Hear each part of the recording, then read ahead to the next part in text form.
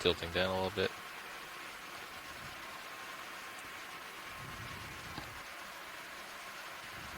IT2 altitude 40 meters. Cirrus has not picked bottom up yet.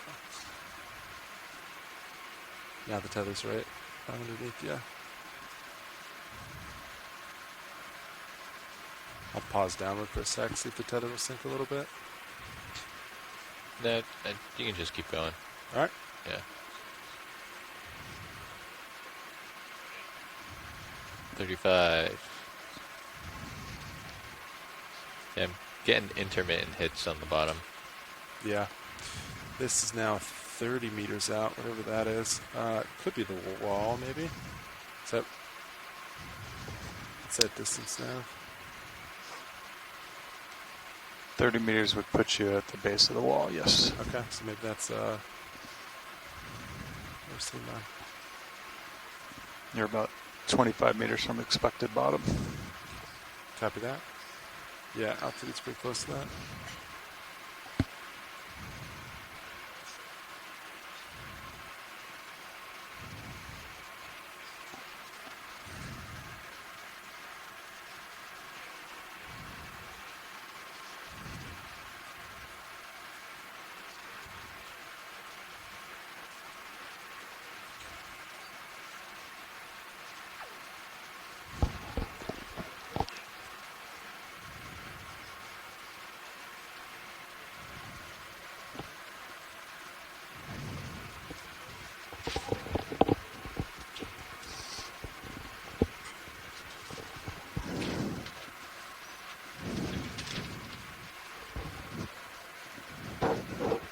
Altitude 25 meters. Sirius is showing 50 meters off bottom. Intermittently. Copy that. Seems about right.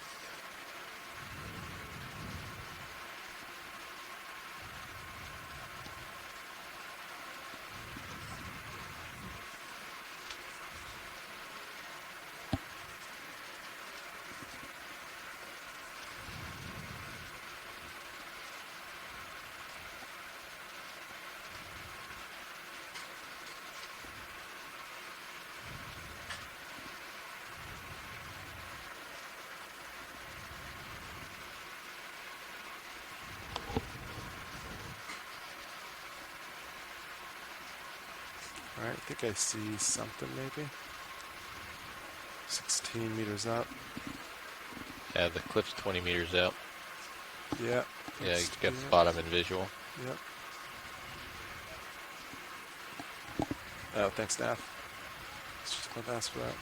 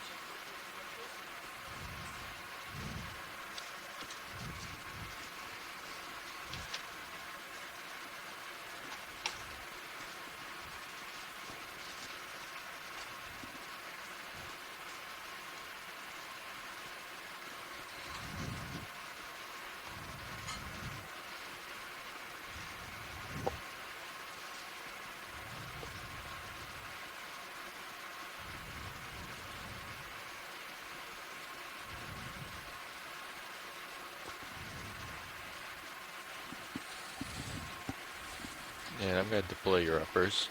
Yep, sounds good. I'll start messing with the Z-bias. And video, when you get a chance, the D2 main looks a little hot. And we have bottom in sight. Wow, the starboard upper is super slow, huh? Super slow, but it's very nice on the opposite, going back in.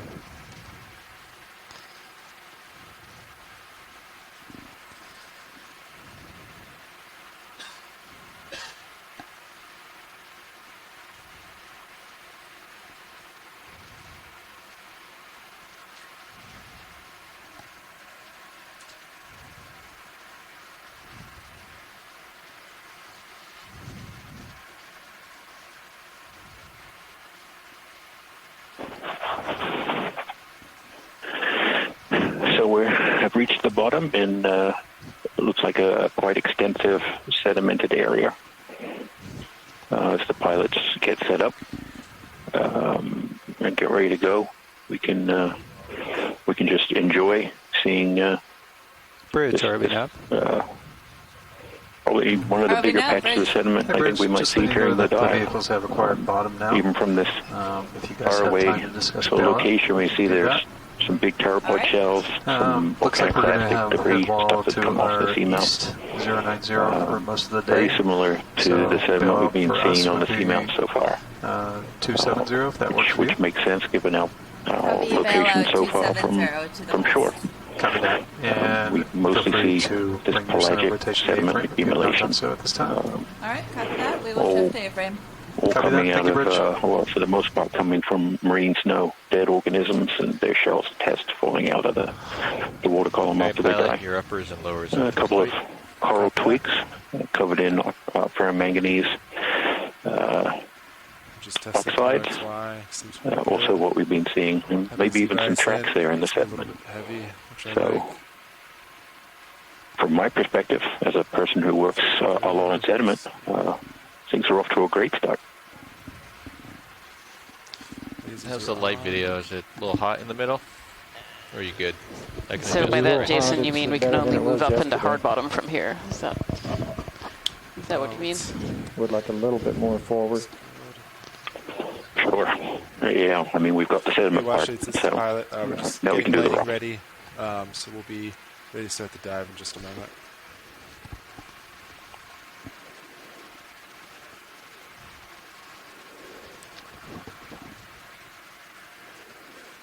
Yeah, understood. Video, when you're ready, if you just want to snap zoom on the sediment, we'll take a peek before we start. Copy. Looking at sediment, you want to tilt straight down. Yeah.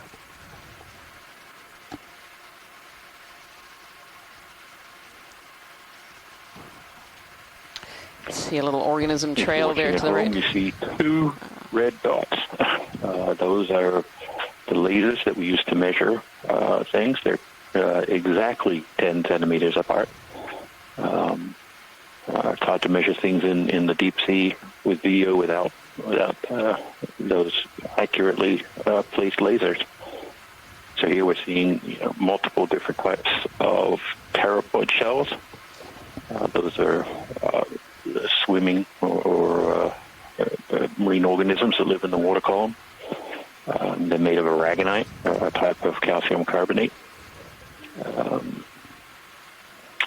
And that co-pilot. I'm looking at tend to dominate the larger fraction of the sediment we see on these seamounts. The black thing in the top left corner is a twig, as we've been calling them, pieces of dead coral skeleton that have fallen off what we presume to be rocks above us, Heading around. coated in this ferromanganese oxide, suggesting it's quite some, it's quite old. That's great, pilot. Thank That you. watch it. that ferromanganese crust accumulates at about 1 millimeter Yes, per that's great. million Thank you, years. pilot.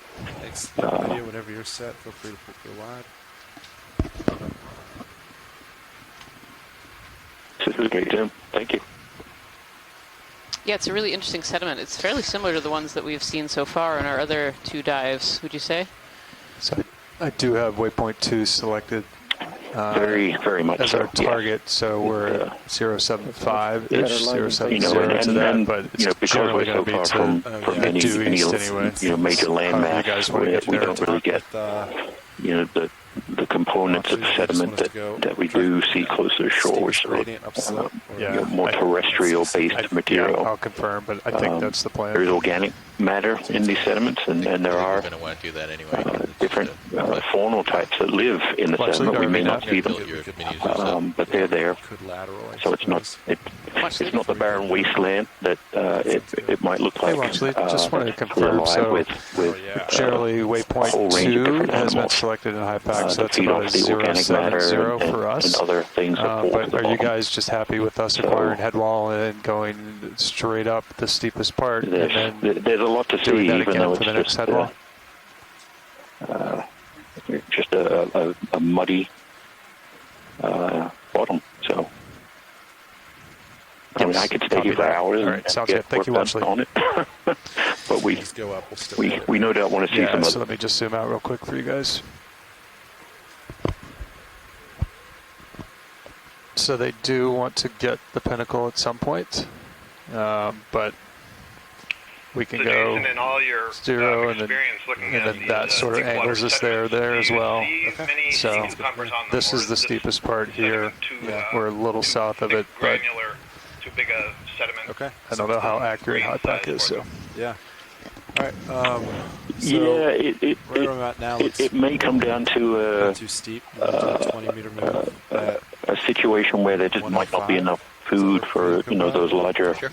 fauna to Gonna just successfully out, see what survive we can see here. and reproduce. And we're not often we you want see a decimal lot 2 or of decimal brittle 3? stars as Decimal well. Copy. But on these dives, All right, watch we just haven't seen We're getting the those ship to start moving us. Bridge massive Army now. fauna living So we're going to start our and normal. and surviving on these Bridge sediments. Go ahead and put our first move in, please. So the Thank you, pilot. probably what is 105 alive in the sediment speed 0.2 is knots. the infauna. It's the stuff that lives down in the Copy sediment. position move for 20 Perhaps meters, filter feeding or bearing 105 degrees being able at to survive off 0.2 the knots. quite Good copy. Thank you, Bridge. limited organic matter that's reaching the bottom. Okay, we're on our way, gentlemen. Certainly not seeing any significant tracks in the sediment that shows that things like sea cucumbers are moving around. It looks like these features we're seeing on the bottom are perhaps current generated ripple marks rather than from an animal moving and feeding. 50. Yeah. You went back down to 50? Or are you happy where it's at? What's that? I'm just going to keep adjusting it. Oh, copy. Yeah. I'm just saying we don't see any cliffs or anything So we've 50 just meters begun out. our As transfer far as here across moves the bottom. go, So the ROV has we started can- moving.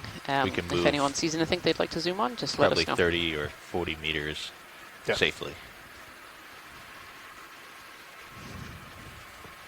I think this, we're actually going to see this for quite a while. Yeah.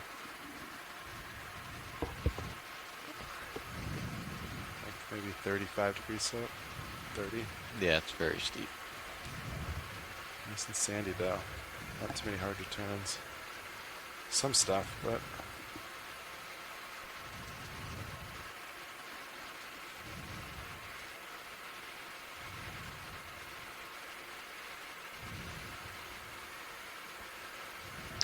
Watch lead pilot. hey, watch it. Go ahead. We have a snap zoom on that little hard bottom there. Yeah, It's like dead a ahead. rock or something laying in the sediment. Thank you. Yeah, video. You want to snap? Dead ahead. It's a little out of my reach, but I can zoom from here.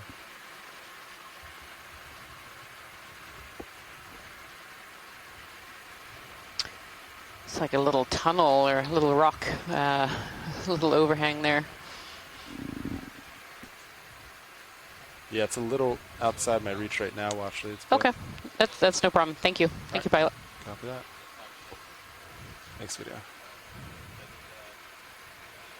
Continue on our way. Sounds good. Some tracks.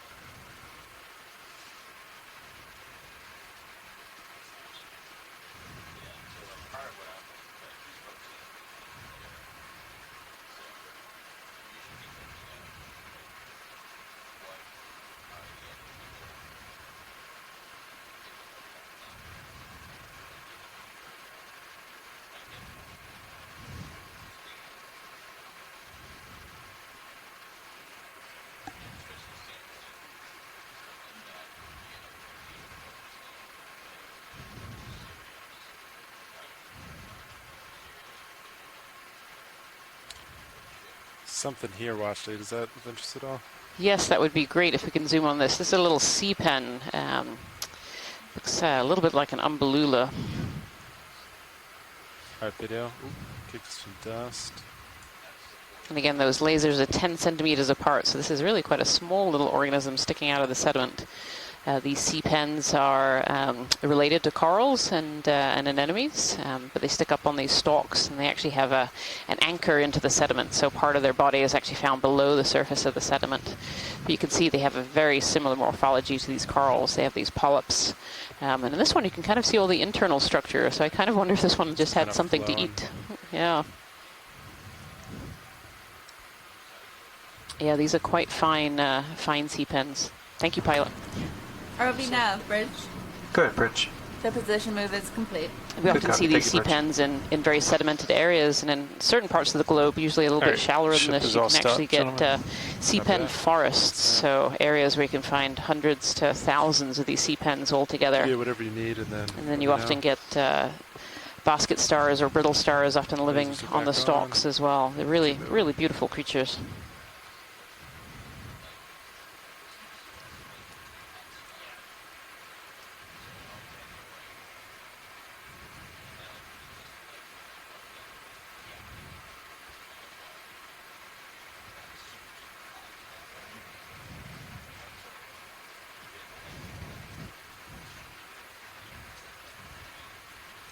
I would say there definitely seems to be some tracks in the sediment here. Yeah. Used to be a lot. Little organisms that have been wandering around. Yeah, definitely it does.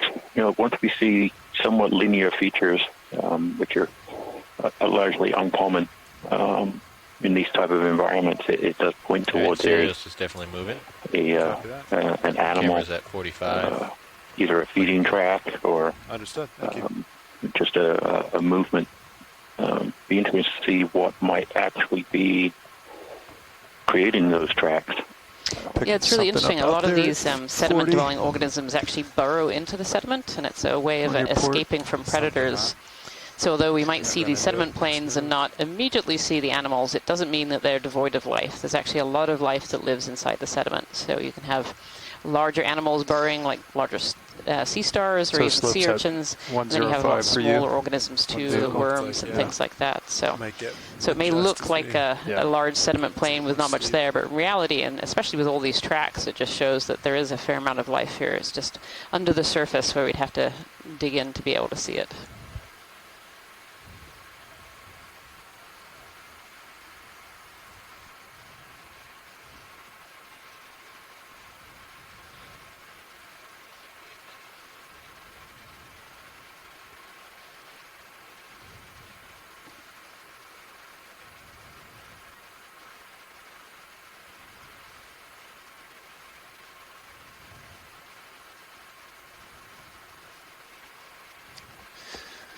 Another 20.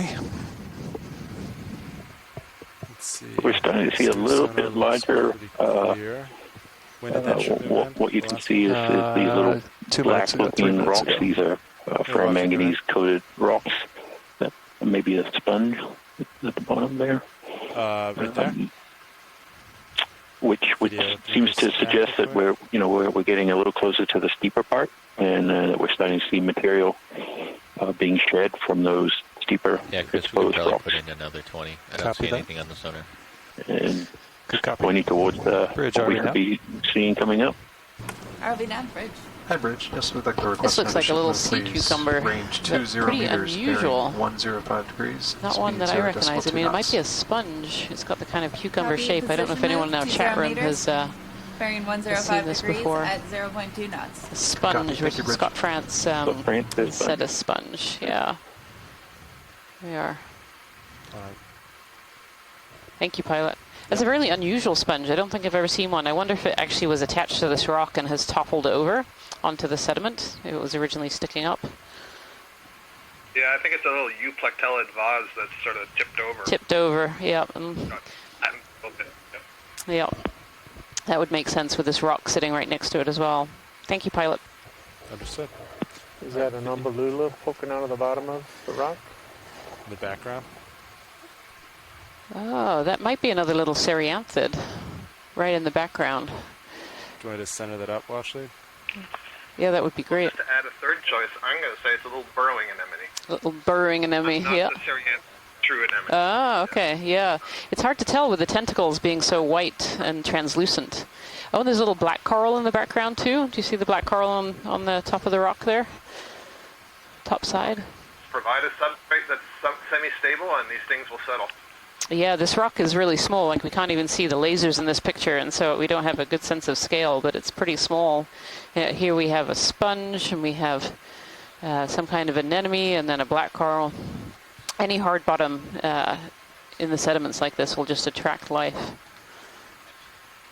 Actually, if we could back out a little bit, Pilot, just so we can see the scaling lasers, that would be great. Absolutely.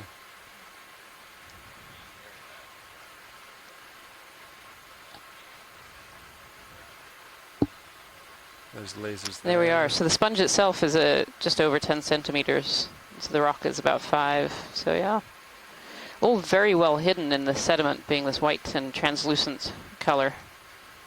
Right. Thank All you. set. Thank you, Sirius Pilot. is on the move again. Understood. Thank you, Copilot. Thanks, video. Nice job. It was a good spot.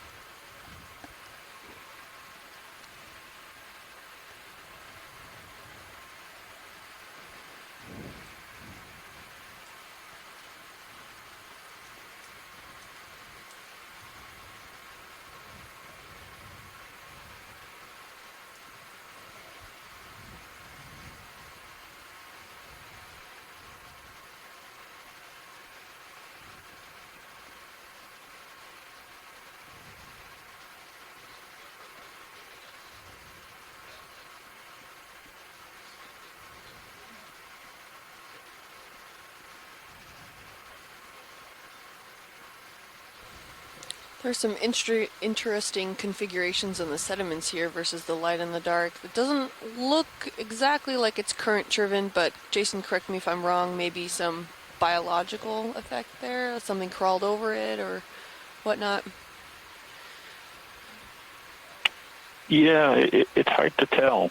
One thing that I don't think we know very well about these relatively or completely unexplored seamounts is how the currents actually work. And so my first guess, or what I would see coming up on that is a slow turn biological.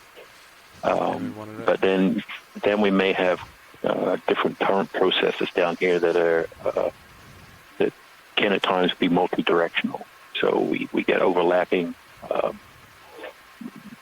features, ripple marks, and other things that can sometimes make it less clear about which way the current's coming from. Usually when we have ripple marks, they're very well defined in a particular orientation, which allows us to better understand the dominant current direction and allows us to estimate something about the strength of the currents. But if we have multiple current directions, sometimes those diagnostic features aren't as easy to Copy. Thank you, Bridge.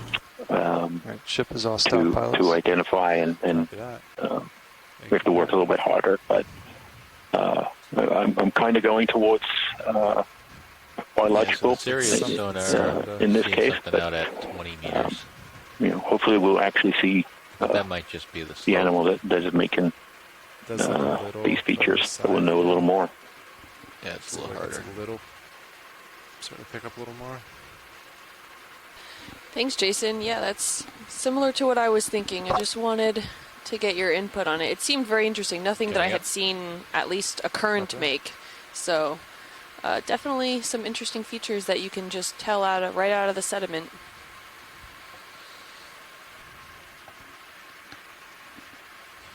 So which way is this sediment blowing? It's blowing. And we're actually seeing quite a bit of marine snow down here. Really Perhaps more than we've seen on any of our previous dives. The marine snow is kind of the name we give to those particles in the water column that are really reflected by the light coming from the ROV. And it's a mix of alive, organisms that live in the water, but also those particles that are falling to the bottom and generate this thick sediment cover that we're seeing. We're now starting to come up onto, as expected, some of these bigger ferromanganese-coated rocks that are being dislodged from what I'm sure we'll soon see is some pretty extensive rock outcrop. Maybe 50 centimeters wide. And they tumble downslope at different rates. The bigger they are, usually the harder it is for them to move, unless the slope is really steep, and they can move pretty fast. Do a so, snap on rock. We're seeing this. Hard to tell what the actual rock is. This ferromanganese crust really does alter the surface texture of the rocks. This one is maybe covered. Yeah, it looks. Sponges. Yeah, sponges or tunicates, but in the center there, I think there's actually a little cup coral. Yep, that looks like a little scleractinian cup coral. So this is a hard coral with a hard outer skeleton, as opposed to the sea fans that we've seen before. Is that all you needed, Washley? Yes, thank you. It's beautiful. Understood. If we could have a kind of pan around this rock as we go by, that would be great. Yeah. Thank you.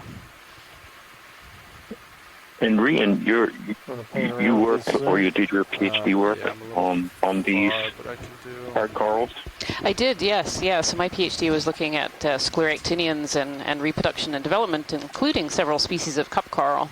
Now, unfortunately, it's very hard to tell what species cup corals are unless they actually retract their tentacles, and you can actually see the skeleton on the outside. This little one seems very happy on the rock. He's got his tentacles flowing and is pretty happy. All right, video when you come wide. Yeah. Thank you, pilots. No problem. So that's the first scleractinian that we've seen so far on this cruise. So scleractinians, particularly these cup corals, tend to be quite abundant on seamounts.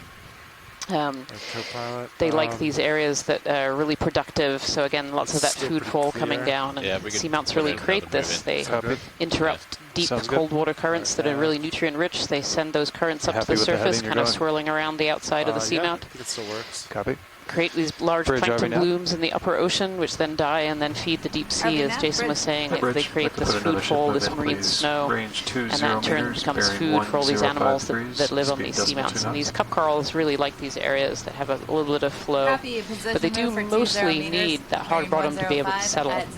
So the larvae are really looking for outcrops of rock. Sometimes even a pebble in the sediment will do for some of these cup corals, and then eventually they'll grow large enough to kind of get their tentacles up into the flow. Copy. Stand by. So it looks as we continue our transect here, we're starting to see a lot more of hard bottom returns. How's that? Particularly in the sonar. So I think we're starting to come into areas where we're starting to see more of the rocky outcrops and rocks in the sediment here. Might start seeing a little bit different both geological morphology and biology as well.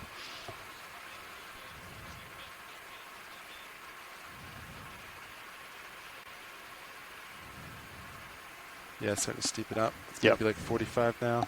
Yeah. Probably start at 30, 35. Getting some harder returns on the bluegill. Yeah. More outcropping starting to pop up.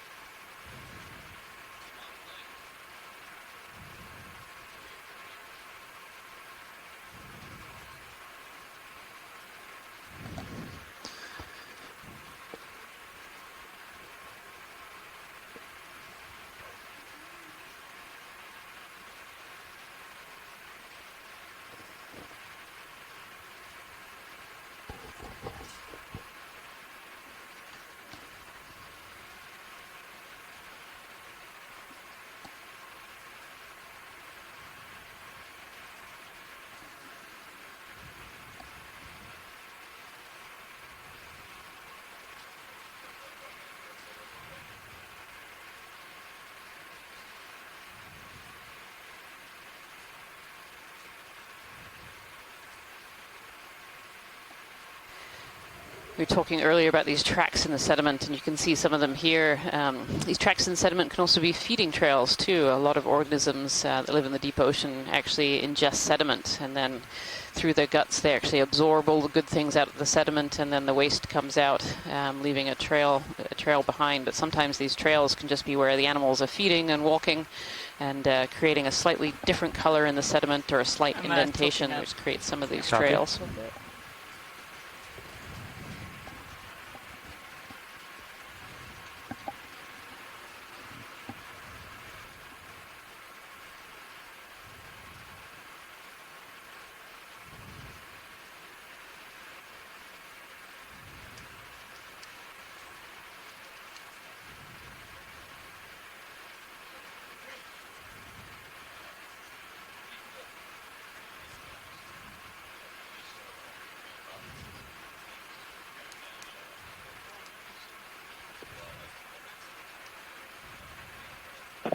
Starting to see some more substantial outcropping of substrate here, so below the sediment, which again we're slowly moving up this slope.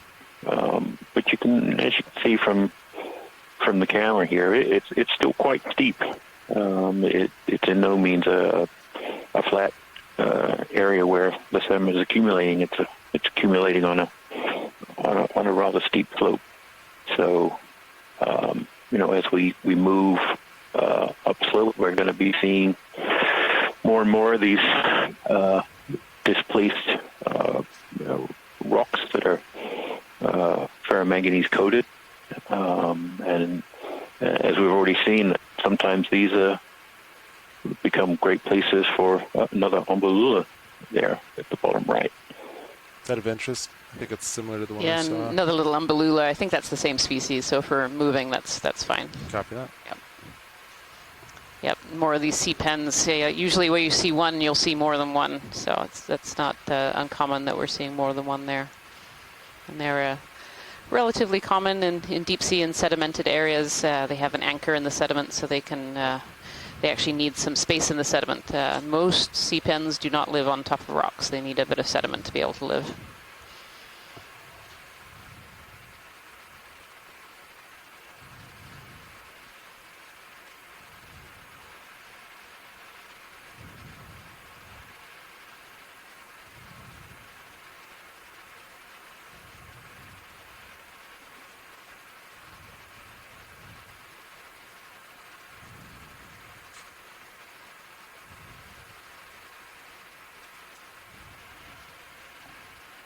Oh, Nav, I think my drawer is out a few inches. Or I'm sorry, not Nav, Copilot. Do you want to work with Josh and intros in? Yeah. ROV nav, bridge. Go ahead, Bridge. Position move complete. Copy that. Thank you, Bridge. All right, ships all stop pilots. Copy that, thank you, Nav. Put drawer in.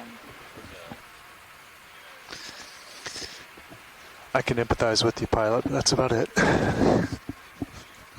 Sometimes that's all I need.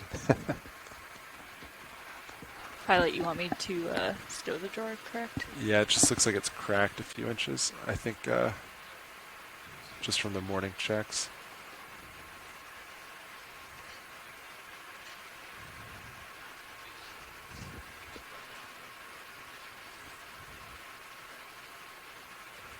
That's more than a few.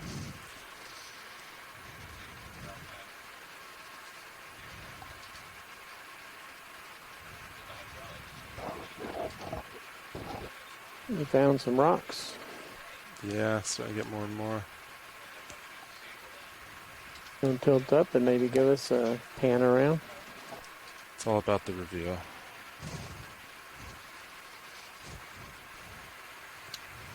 Pilot watch lead. Hey, watch it go. Can we snap zoom on that sponge? Pretty central on the camera right now. Yeah, of course. Thank you. All right, video. Let's get a little closer. You can go for snap. So this looks like Nice snap. a hexactinellid sponge, so a glass sponge. With another small sponge in the background there as well. So these sponges are it's very common to find sponges on seamounts. Again, these are filter feeders, so they actually bring in water, extract the particles and the nutrients that they need, and then and the water flows through and actually comes out the large holes often found in the top. This one seems pretty firmly attached to this rock. The camera's sitting A little at about shrimp go by in the top 23 corner degrees there. right Copy that. Slow tilt up. Slow tilt out. Thank you, pilot.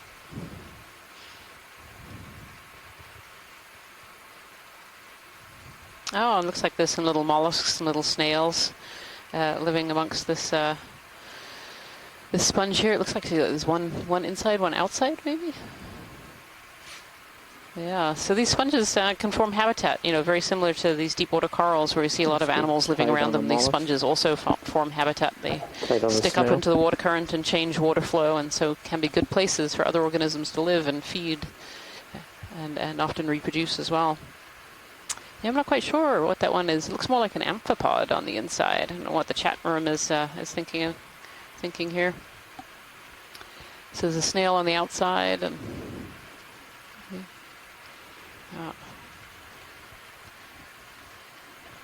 some of these forams again, living on the outside. These are single-celled organisms. They kind of look like tiny little branches there. Yeah. Oh, do you just want the interior one? No. That's a... yeah, I don't think we can identify what it is, sadly. It looks... It definitely looks very amphipod-shaped from here. But thank you, pilot. Yep, understood. Let's get in final shots for video. Tilt down. Get lasers off for full shot. Hold that. Holding.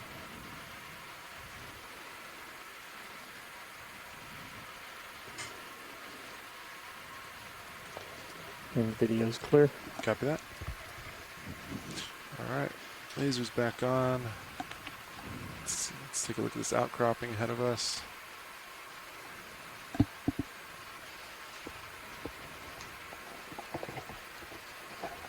In the foreground there as well, to the left, pilot. To the left. Kind of bottom center screen right now. Right in the sediments. Kind of Understood. wondering what that is. Am I centering it? Is it coming? Yep, it's coming right down. Yep. All right, video, you want to snap real quick? Yeah, just a real quick. It could just be where sediment has been deposited there. Yeah, not quite sure what that is. Accumulation of something. Thank you. Copy that. But yeah, any snaps on the rock as we go by, that would be really helpful.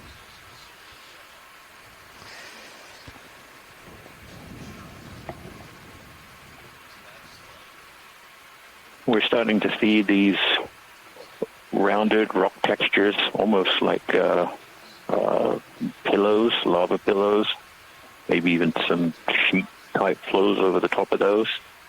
You know, one of the difficulties in identifying these rocks visually is this ferromanganese coating crust that I've been mentioning as we've been traversing up the slope. You can see that there are these very grape-like or bumpy sort of textures on the rock, and that is the ferromanganese crust. So it really alters the original appearance of the rocks that are underneath. So we do our best to try and look at the morphology in general of outcrops like this, where we see that kind of linear area at the top. You know, that could be a deep flow morphology, or it could just be a thicker crust that's sticking out. So, you know, we're on the hunt for rocks that are hopefully going to tell us when they get back to shore and into the laboratories that what kind of rock is this seamount is composed of. You know, we believe it's probably basalt.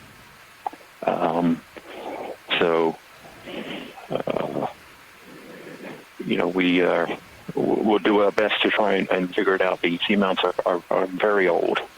even at the youngest estimation. Some could be young, and in this case, it could be 30 million years old, or much older, towards 70 to 80 million years old. So there's been a substantial amount of time for this crust to form and grow thicker, hiding the original textures. If you see any, or anyone in the chat sees one, I think this is a pretty good spot to stop. So just, let me know. If I see anything that looks loose too, I'll let you know.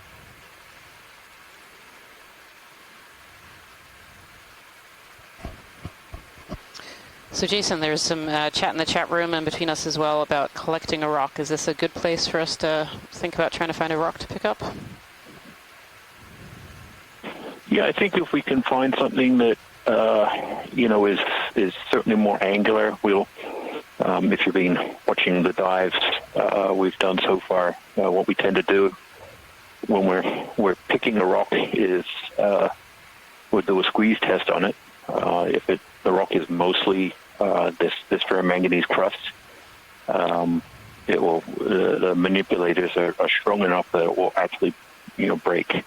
The crust is precipitated in layers, so it isn't an extremely strong binding. Whereas a rock that is predominantly basalt will be it's crystallized, so it's a very strong rock. And actually here you can kind of see that crust. This is a really great shot. That there's this outside layer over this rock, and it's quite thick. Can I watch it? So it's hard to find a rock that is always good. Lasers on it now, but we'll keep looking. I don't know. Is that I can see if it's loose. Coral stone right there in the center? Yes, the pilots are just going to set up here and see about this rock that the lasers are on right now. It's got a bit of angles, a bit of crust. Let's see if it's actually loose from the seafloor. We'll give it a squeeze. and yes, give it a squeeze. For anyone who saw our dive yesterday, the very first rock, the pilots went out to reach it and just tapped it very gently with a manipulator, and it kind of exploded into a million pieces. It was actually quite hollow and fragile. So. And I take it those are not the kind of rocks that you're looking for, or the geologists are looking for. Well, some geologists are. Yes. They are. They have the crust. The crusts are really important. They tell us a lot about water chemistry and history and mineral accumulation. And then you still have your view there. And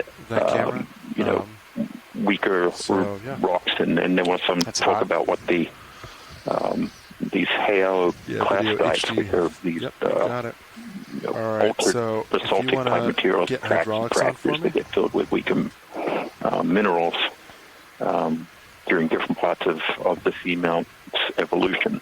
So, when we're on land, we tend, as geologists, we tend to always have a rock camera when we're out looking at rocks. Fortunately, we don't have a rock hammer on D2 right now. I'll activate so the squeeze test is the next best thing. Yeah, surprisingly, we don't tend to do the squeeze test with the biology, Jason. Just the rocks. Arms coming live. 3, 2, 1. Yeah, it's probably not a great idea with biology. They tend to not like that so much, I would imagine. No, they definitely don't. Center that up right there. Alright, well, actually, first I'll just see if it's loose.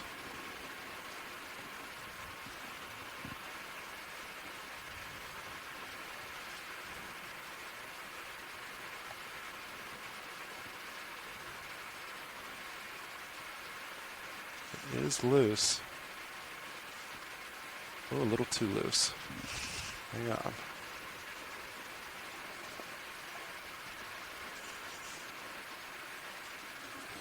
Just going to back up for a little bit. Looked pretty thin, but now that it moved, we can get a look at it. All right, Copilot, I'm just going to back up a little bit so I can reach it. Good copy.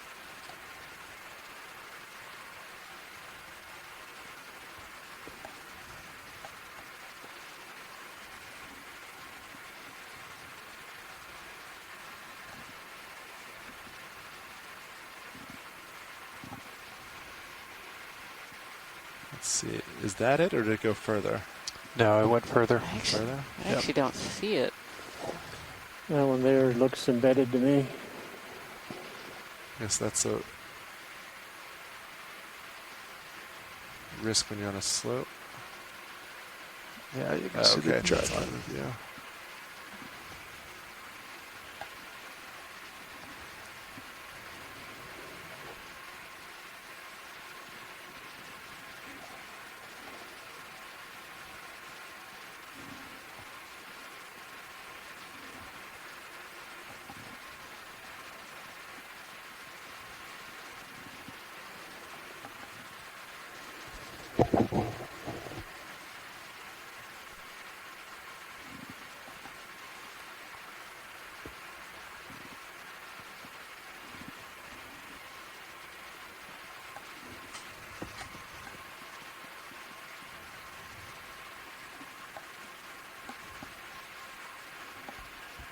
All right, so watch it. You want me to squeeze it?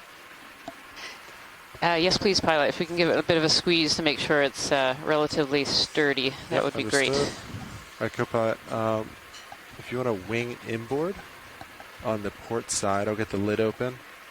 That way, in case we like the rock, we're all set to put it in the bio box. Oh.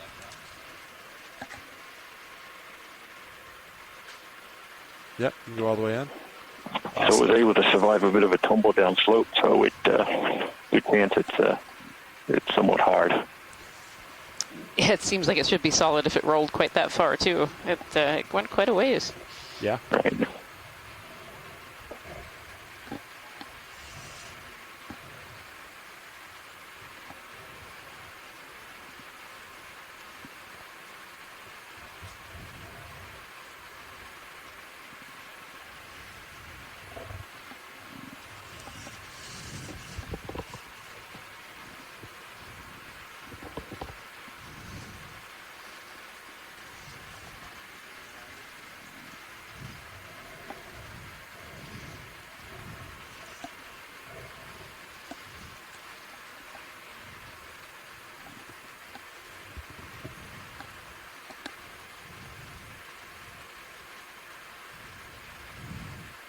Oh.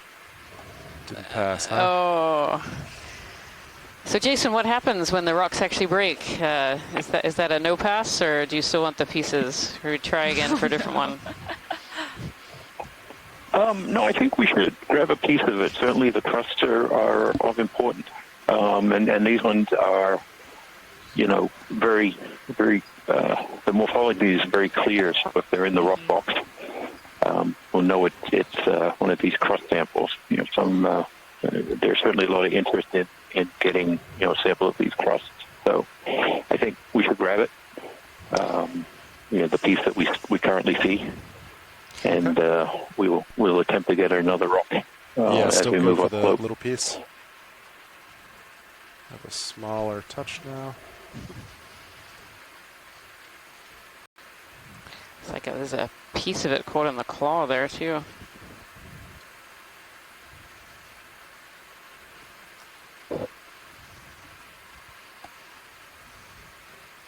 All right, co-pilot, can you just tilt the mini Zeus down a little bit? Yeah, it's I feel like we perfect, work so hard for it, we have to take. Yeah.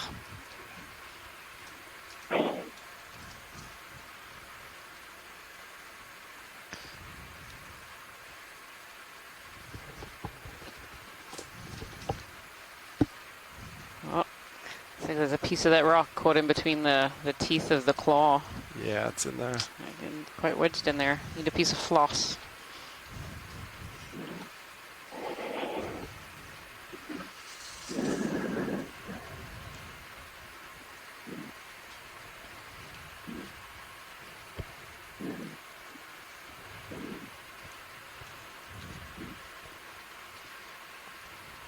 All right, co-pilot, you can wing outboard.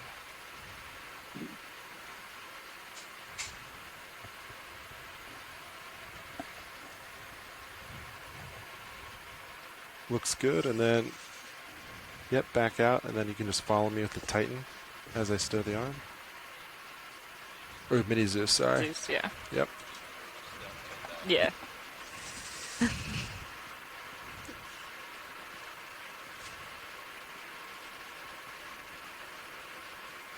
Looks good there. Inboard. Alright, arm is off. Thank you, pilot. Right. Looks good, thank you, co-pilot. You can, let's see. I'll give you your camera back. Looks good. You can ramp down hydraulics. Alright. And we're all set. Hydraulics are off.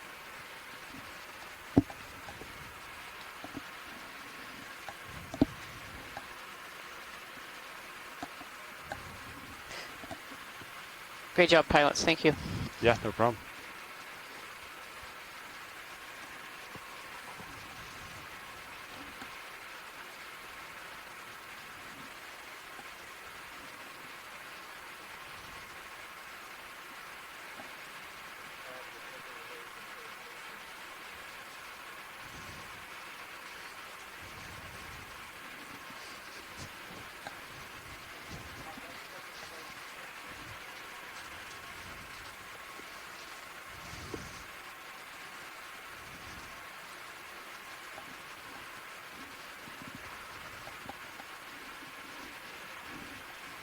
Any interest on this whip approaching? Yes, please. A snap zoom on that would be great. Yep, sounds good.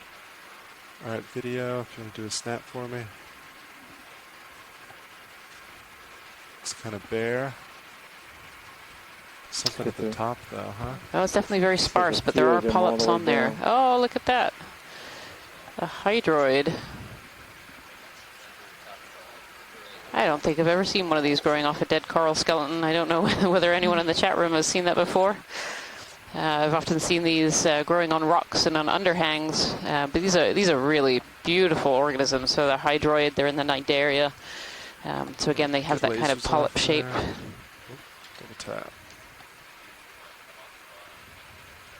So remember the first time I saw one of these as a graduate student from ROV video, and they look very alien-like.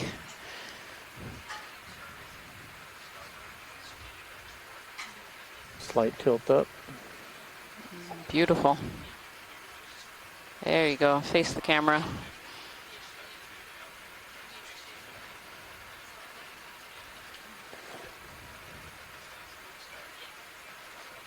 Hold the shot. Holding. Really beautiful.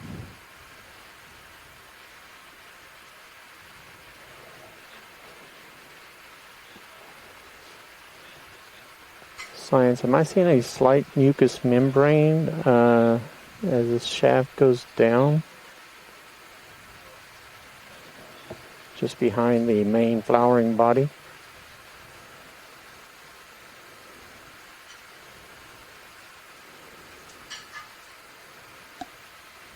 So I'm not exactly sure I heard Roland there, but it does have what's called a perisarc. It's kind of like a tube, a proteinaceous tube that it lives in, so the soft tissue is coming out of a tube. And you can see there's two rings of tentacles. There's the oral tentacles, which are the deeper red-brown color, and then the more pale outer tentacles. And then between those, you see that sort of bubblegum-colored mass. Those are the reproductive cells, so those would be giving rise to the equivalent of little jellyfish. Alright, watch it. Anything else on this you're interested in? If we could actually just go all the way down to the base of the coral, kind of zoom all the way down, and then we're good. Video ready for that? Thank you. Go ahead. I did see some more of these down below.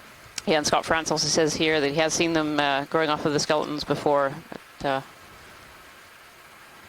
yeah, as we go down this old bamboo coral skeleton, we're kind of seeing a lot of life living at the end, and then there is a little bit of live tissue, though it doesn't look terribly healthy to me. I don't know what you think there, Scott. Hold there. Yeah, I'm delayed. So far, all I'm seeing are the hydroids and a different kind of hydroids. Different hydroids, yep. Yeah. Yeah. Much of a bamboo yet.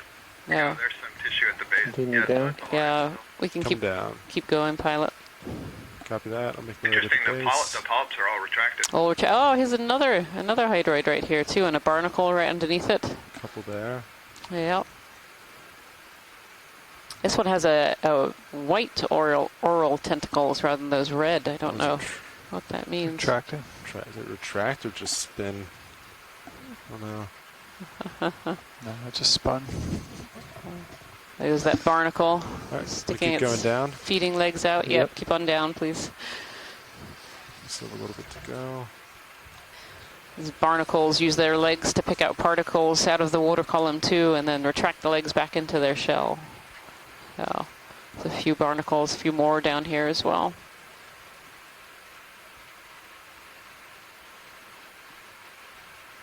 Oh no, those are interesting. Can we Right there? Yeah, can we zoom in there? Yeah, of course. These little crinoids? They are. They seem to be little, very small stalked hydroid here. Sorry, crinoid.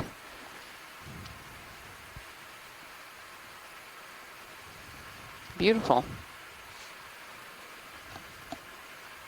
Yep, and then more of the bamboo All right, I'll keep polyps going there as down. well. You can see all of these different organisms using this one bamboo skeleton as home. Not just the coral itself, but for all these other organisms as well. Yeah, here are some mollusks and some more barnacles as well. All right, there's the attachment point. And there's the attachment right on the base of the rock. Thank you, pilot. That's great. All right, great. So, Rianne, Get lasers are they back taking on. advantage of the areas where there Get at isn't the base tissue, there for reference. or are they creating the areas where, you know, some of these are clearly filter feeders? It's a really good question, but generally the thought is that most of these organisms at least are just landing on areas where there are not tissues, so they're waiting for parts of the coral. They call it cenosarc. It's that tissue in between the polyps. So if there are cuts or tears in that, or where it's starting to die back, then you'll start seeing all these hydroids and those zoanthids, those beautiful zoanthids that we saw yesterday as well, and the barnacles. So they don't, the general hypothesis is they're not actually predating on the coral tissue itself, that they're really waiting for that coral tissue to die back, and then we'll have somewhere safe to land. That sounds good to me. But you're right too, most of these are also filter feeders, so those filter feeders are really looking to get up into the current. The further up they come in the current, they can catch more particles out of the water, they get a bit more flow than right on the bottom. So they're just really good places to be if you're a filter feeder. You might have to offset it a little bit. It just depends on what current's doing. Interesting follow-up question to that is, well then, what is it that's causing that tissue to be lost to allow these other suspension feeders to settle on it and grow? And that's something we were talking about quite a bit yesterday. There's various hypotheses. We do know for sure there are different predators like sea stars and aplecopheran mollusks, maybe some fish. But then, Les Watling rose the issue that, well, maybe it's just old age, you do 15 meters at when they get 95. old, Copy. perhaps they Bridge over now. I don't know how old that has to be. We know some coral colonies live Rovina, for bridge. decades, Bridge. if not Active hundreds of request years. ship move, please. Range So I don't know if that's 15 totally the meters, case, bearing but 095 we haven't seen degrees, a whole lot speed of decimal 2 evidence knots. of predators. We did see a Copy, picnic on a sea position spider move yesterday, at which 1 definitely 15 will meters. feed on polyps. Bearing And we did see, 095 I think at on dive 0.2 one, knots. those worm-like Take a bridge. aplecopheran mollusks, and we did see one sea star feeding on a sponge. We didn't see one feeding on a coral. Is But this something ventures, is clearly Ashley? moving tissue. Sure, let's take a snap zoom as we go by. It's a sponge. Yeah. Did you want to snap this? I'll center it up to get closer. This looks like a sponge that's been growing off an old stalk of a coral, so there's probably a rock under there somewhere. The sponge is covering it over. Oh, and a little hermit crab right in front of it. We got a little surprise from from D2. All right, video, you want to just make your way in there?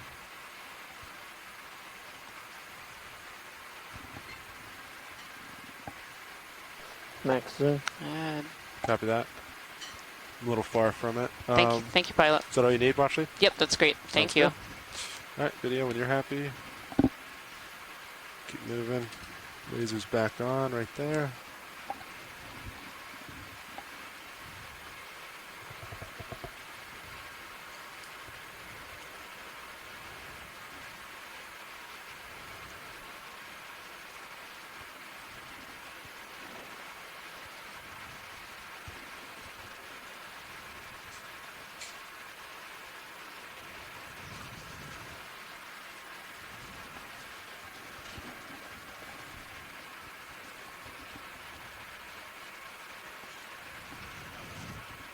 Nap, how's it going over there?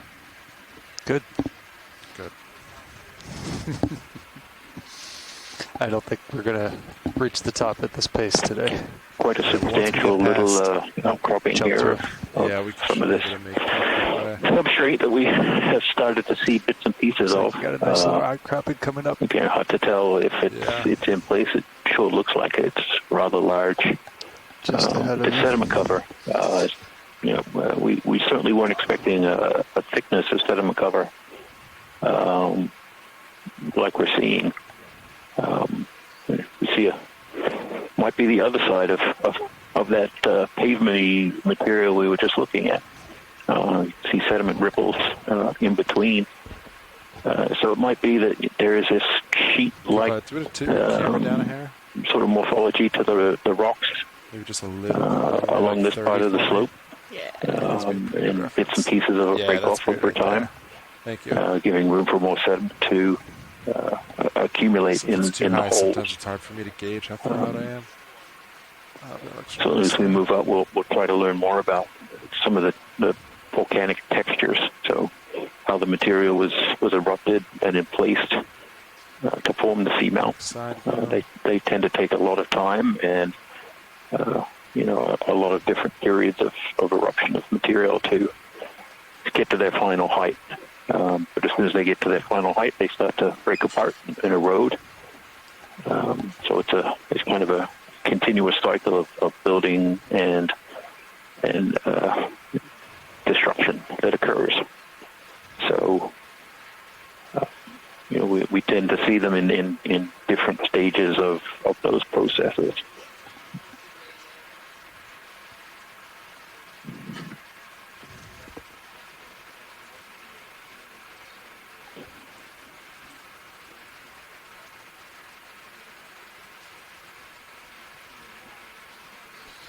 Jason, so you mentioned volcanic material. Is that due to these potentially the seamounts that we have dove on and this one as well qualify as being built by hotspots, or are there other theories that could have potentially formed these seamounts?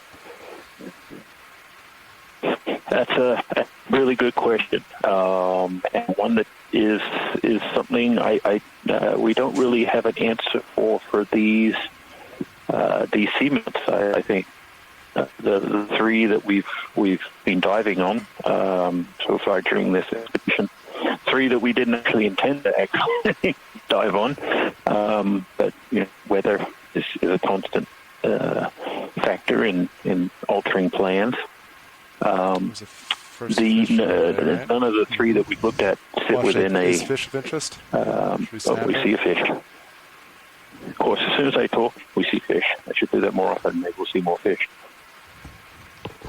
We actually haven't seen too many fish on any of our dives so far. And looking for experts in the chat room to get some idea, and then we'll move on. See if they could come up with a tentative identification. Or maybe if they'd like to chime in on the Fish is about as far as I can go. That's right. So Halosaur is what some of the more expert folks are saying. Yep. We have pretty good agreement on a Halosaur. This is actually the first fish we've seen today.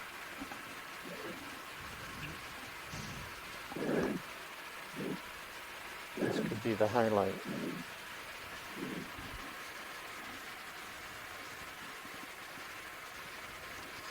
Get tight of the head. Copy. Energy conservation at its finest.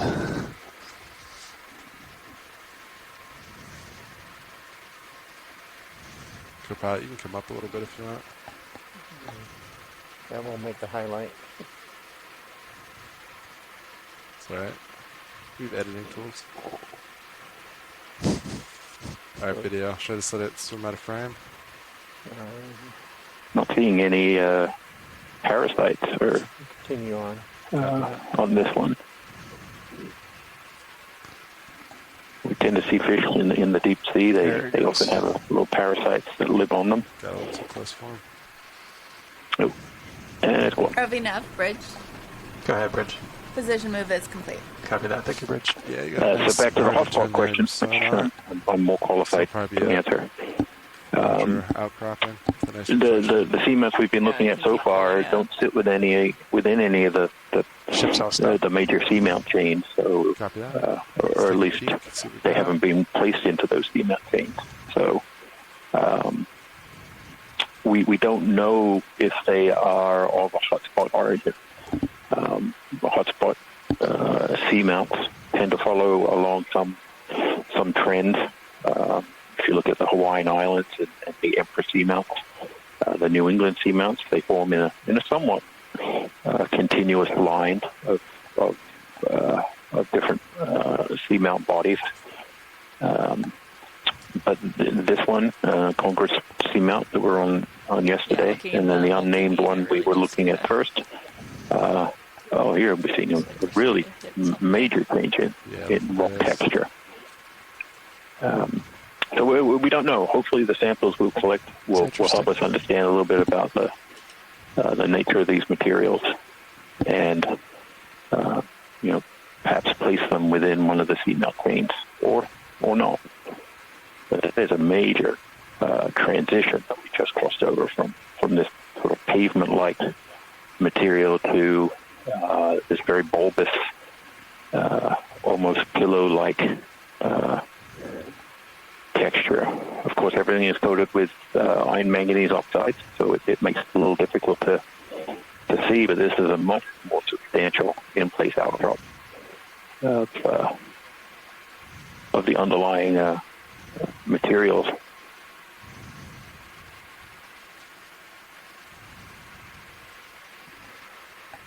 We certainly changed out of the sediment cover that we've been seeing. Last move in?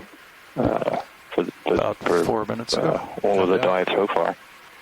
And we're currently at a depth of almost 2,600 meters. We started at around 2,641 meters when we landed. So we've been steadily moving upslope and have been predominantly on sediment terrain. But here we're now seeing these fantastic, rock outcroppings. Interestingly, not a lot of coral attached or other sessile fauna attached to these. I wonder why. We saw them attached down lower on individual little boulders that had fallen down slope. Nice wall there. Oh yeah, well, I definitely think we're here seeing something. You can tilt your camera down a little bit. Related to the eruptive style, the emplacement of the volcanic rocks here. These seamounts are built up of multiple flows erupted over long time periods. So the way in which those happen is it kind of changes over time depending on the chemistry of the lavas and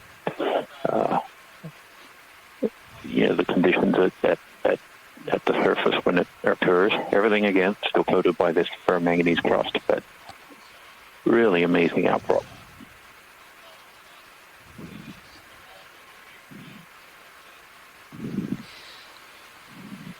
I agree, Jason, and let me see if we can get some measurements on this. ROV nav, this is watch lead 2. Go ahead, watch lead. Can we potentially get the slope angle and any sort of measurements or predictions you have on this feature? Sure, stand by. Pilot, could you zoom in right in the middle of that screen? There seems to be something quite interesting there. Dead center? Yes. Yep. Yes. Vida, you want to snap that real quick? A little bit away, but...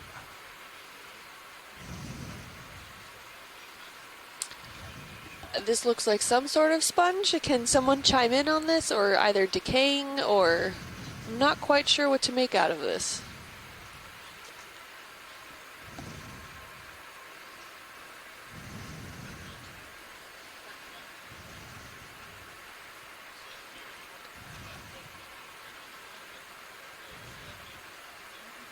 Interesting. Almost looks like there's a piece of coral. It might be part of the sponge, might be a coral fragment there. Two different sponges, Scott Prince said. Coming back. Yeah, I think From out chat room. there's some manganese old coral base. Probably off that, and then there's a much smaller good one. Scott, I can barely read you. Can you repeat what you were saying?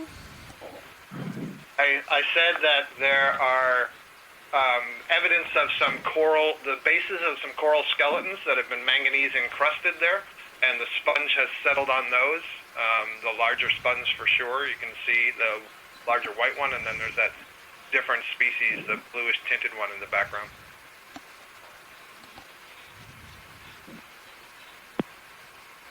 Here we're getting a really good view of this petroidal, this grape-like bubbly texture that these ferromanganese crusts can generate as they precipitate out of the water. These minerals are in the water, and they over long periods of time, at about a rate of 1 millimeter per million years, they precipitate out on the rocks, usually around some sort of nucleus, which in this case maybe a grain of sand, about 25 piece meters of out. coral skeleton, or something. Doesn't have to be too much. Do a 10-meter move to get you a little bit closer. And they form this really complex, sound good? but very sort of ornamental. Yeah, I was just going to follow up on your slope. It's the the morphology, the underlying 25 to 30 degree slope here. Somewhat like these pillow still happy with basalts 095 that we see when lava's erupted out onto the seafloor. So the crust, the cooler water forms the crust. Something hanging off, yeah. While the center remains hot and can grow, and they kind of inflate. You don't have to lay that move. Forming what is known as a pillow. What is that? Hopefully we will. No, we may see some of the internal structure of one of these pillows as we go up. If we can find an area that's exposed. I'm going to turn towards you a little bit. Okay. It's up just a little above your nips. Oh, I thought I saw something on the... I think it was just... it's the rail cam on the starboard. Yeah, it's right there. I think it's just a little above you. Oh, I thought I saw something on the vehicle. I think it was a shadow. Oh, gotcha. The lighting, though. Yeah. All right, co-pilot, let's rise a hair. Looks like a good spot. Keep it out for overhangs as I come up. Best way to look for them is the lack of light pool. The nice shadow should bring that to your attention. Looks like we have some few stray corals. Another 10 meters, or you want to hold for a second? Branched. Oh, there's a sponge. One sec. Copy. Is any of this of interest, Washley? Just a snap zoom on the sponge. Yeah. As we continue moving on. Our video as it comes center, go ahead and snap.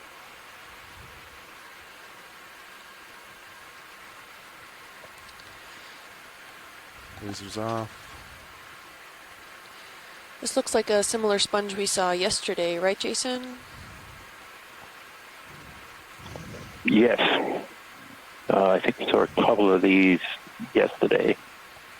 Scott says they're potentially hyalonema sponge, or possibly related to that. Sorry, video. Bring it back center. Really interesting. I'm not seeing any organisms on the inside. I'm not familiar if there are organisms that generally hang out on the interior structure of that sponge, but it would be a great spot to hang out for a shrimp. Looks like you got a little shrimp in the water column there, just off to your right. All right, Biddy, if you're happy, we'll keep moving. All good. Thank you, pilot. Copy that. Lasers back on. All right, let's come up a little bit more. So, Jason, that petroidal texture that you were talking about, are those little knobs on top of these pillow lavas formed by the ferromanganese crust, or is that formed also when the lava can cool? Yeah, I think in this case it is the ferromanganese crust. We tend to see that when these are erupted, the surface is smoother. So it really is a secondary kind of texture to the rock. You're not hiding what's beneath, but certainly here we're seeing very complicated, I think, flow textures. So grab this one. That haven't been completely erased by the ferromanganese crust. We've got another bamboo coral here, perhaps.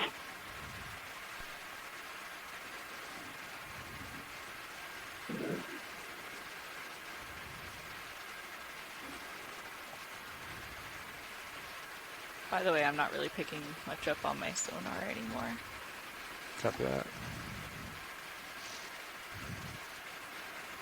2 for 1, lasers off. The polyps look to be facing almost in all one direction here, and I'm not sure if that's significant of the species or if that's because of the currents. Yeah, Kim, that can be species informative in some cases, but here I do think it might be the current. They seem to be curled around. I was just noting in the chat that there's a couple of other corals behind and to the left of this that are branched. We don't need to go for a zoom. They're really tough down in there, but I don't think we've seen any branched ones yet, so let's just note it in the chat room. Pan up to the left. But I'm not even sure they're alive. But this is definitely a bamboo coral. A little quick, but we're getting there. Could be similar to the one that we saw earlier that had all the hydroids growing on it. But that one was not in as good shape as this one. I think Les Watling got a better view of that. He didn't think there were many sclerites on that previous one, and there are definitely sclerites in this one. Sink in, coming back.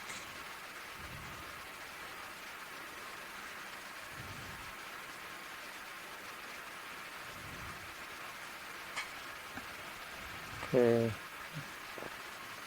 Want to push into that dark node at the bottom of the screen? Copy.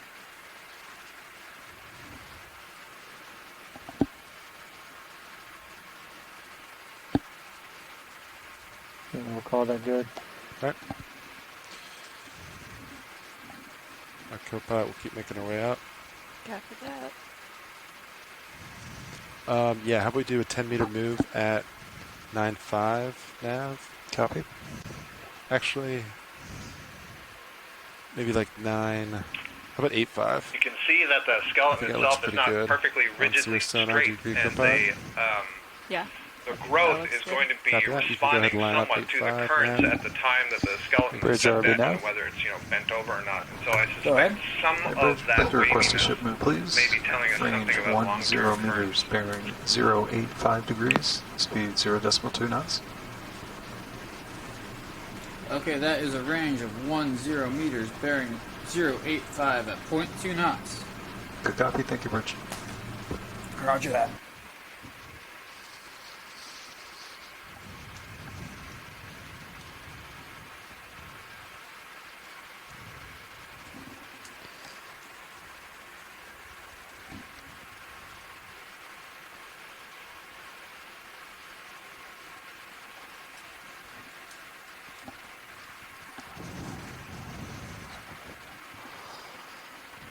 Yeah, there's a good reference too for slip right here. Side view to the port side. So this is fun. I just came back from my lunch and I left. We were on a sediment plane and now we're on a rocky face. So the bottom morphology has definitely changed a lot just in that short period of time. We seem to be going up this kind of blocky wall. Lots of these little lava pillows and that bamboo coral we were just looking at. A very different habitat for different species.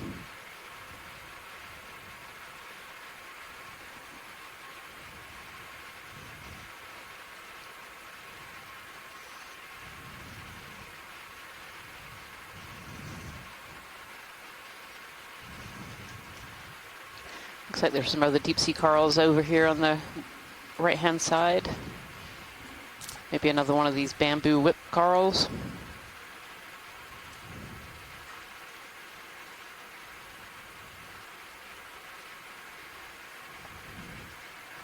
Still seems to be a fair amount of sediment in the water, and in between all these different pillows, these different pillow lavas, just seems to be a lot of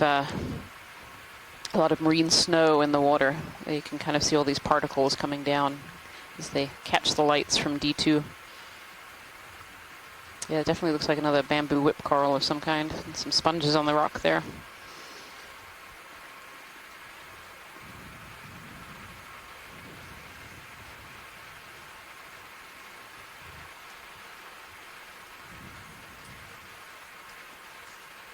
Pilot watch lead.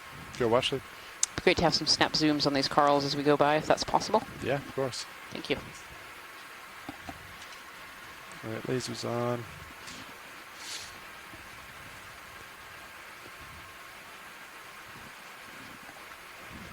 All right, video 1 second.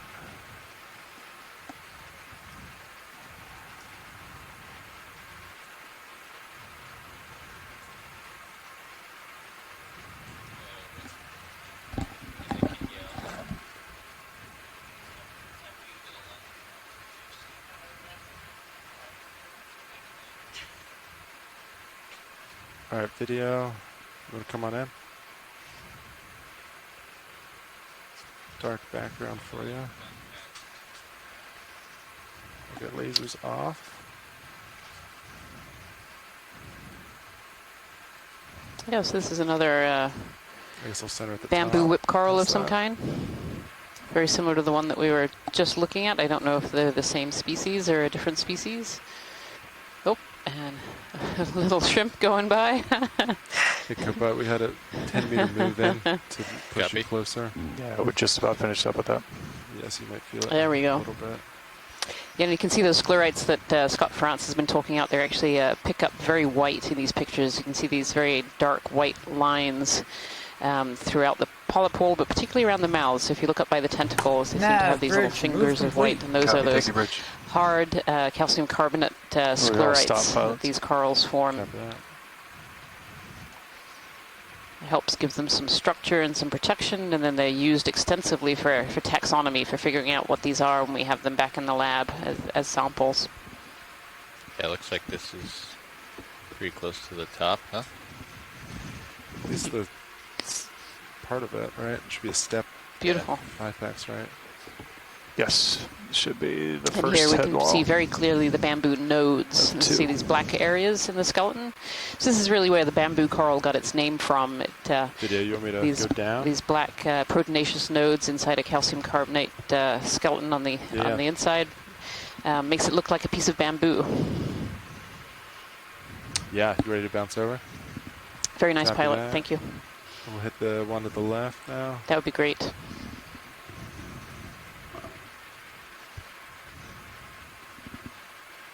that. Do a little hop. And this again looks like a different species of bamboo coral as well. Kind of have a very distinctive Zoom in morphology real even quick. before you zoom in on them very often to see those black Yep, hang on. nodes.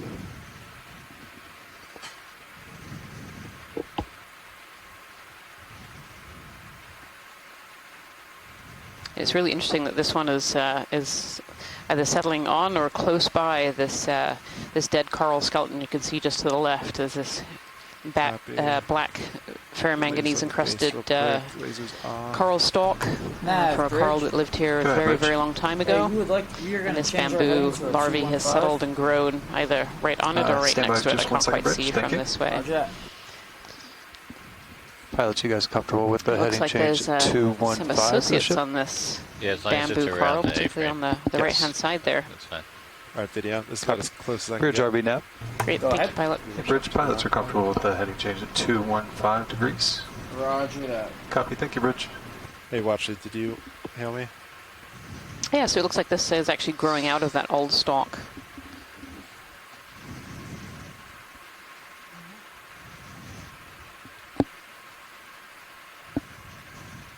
Yeah, beautiful shot there.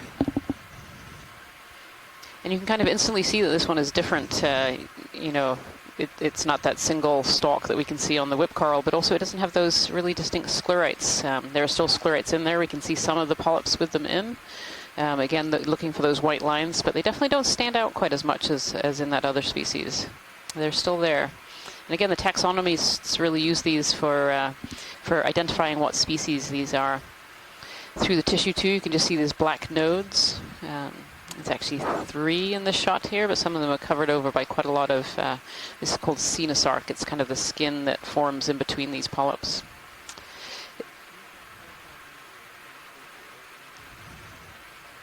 Absolutely. So, so corals really come in 2 different forms. You can have solitary corals. So if you remember that cup coral we saw earlier was just a single polyp sitting on the rock. And so that is a single genetically identical individual. And then we have corals that form colonies. And so this that we're looking at here, this bamboo, this is a colony of different polyps. And each of these polyps is genetically identical to one another. So they form this large colony on the skeleton. They're all working together. But each polyp is responsible for reproduction and feeding and getting the energy it needs to grow and then growing that skeleton. Oh, I think we can see in the top there's a little orange worm. It looks like a polynoe maybe, or is it... oh, Scott France is on the line.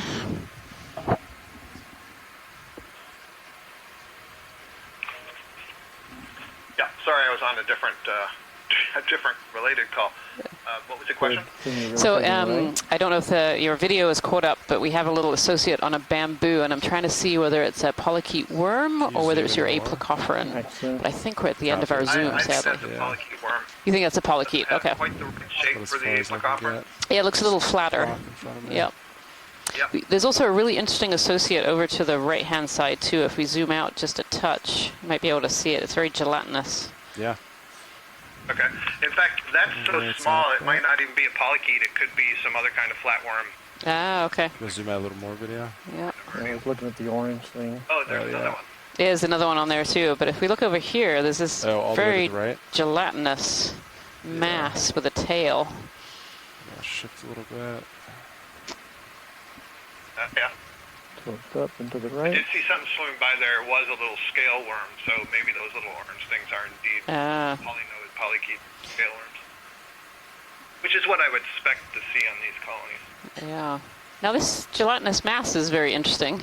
I'm not sure I can... I'll bet it's anemone that's not in good shape, maybe, or would it be an old egg case? You know, it does look a little bit like an old egg case, still with kind of mucus and slime in there, which helps them stick to some of these corals. Another possibility is, you know, it was just something that was drifting by in the water column, one of the many gelatinous organisms, and got caught up on this coral. Full specimen. Yep. Copy that. Lasers are off. Pseudomorph of a, I guess, a squid.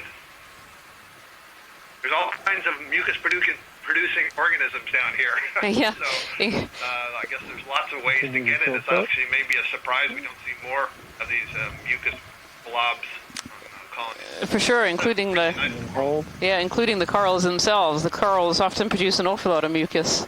When we collect these small pieces and bring them up to the surface to preserve for future use by scientists, they're often very gooey. Go for the 2-shot. Yeah.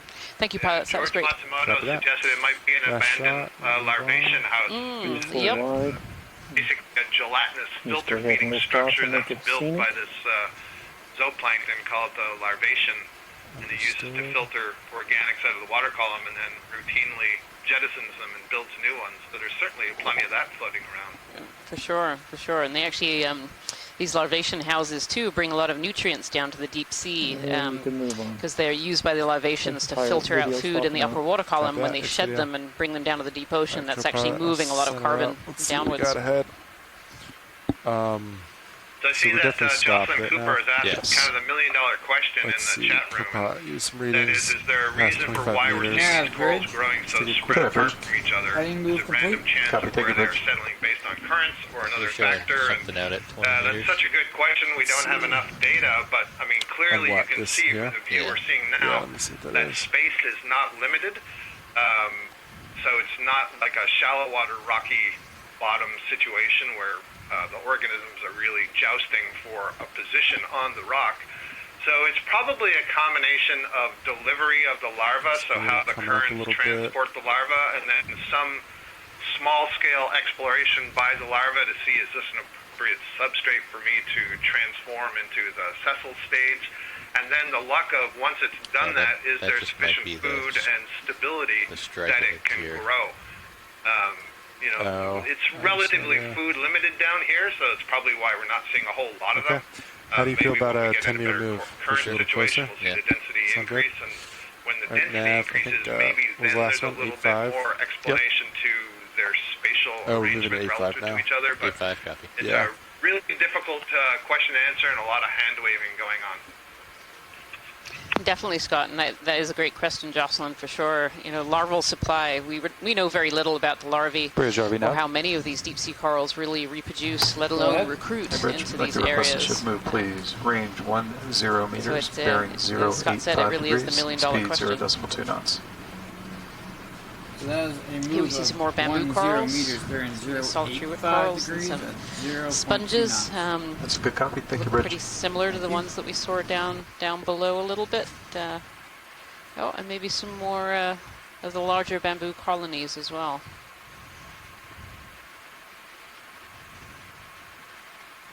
On the edge of this little feature, we seem to be kind of coming over the top of.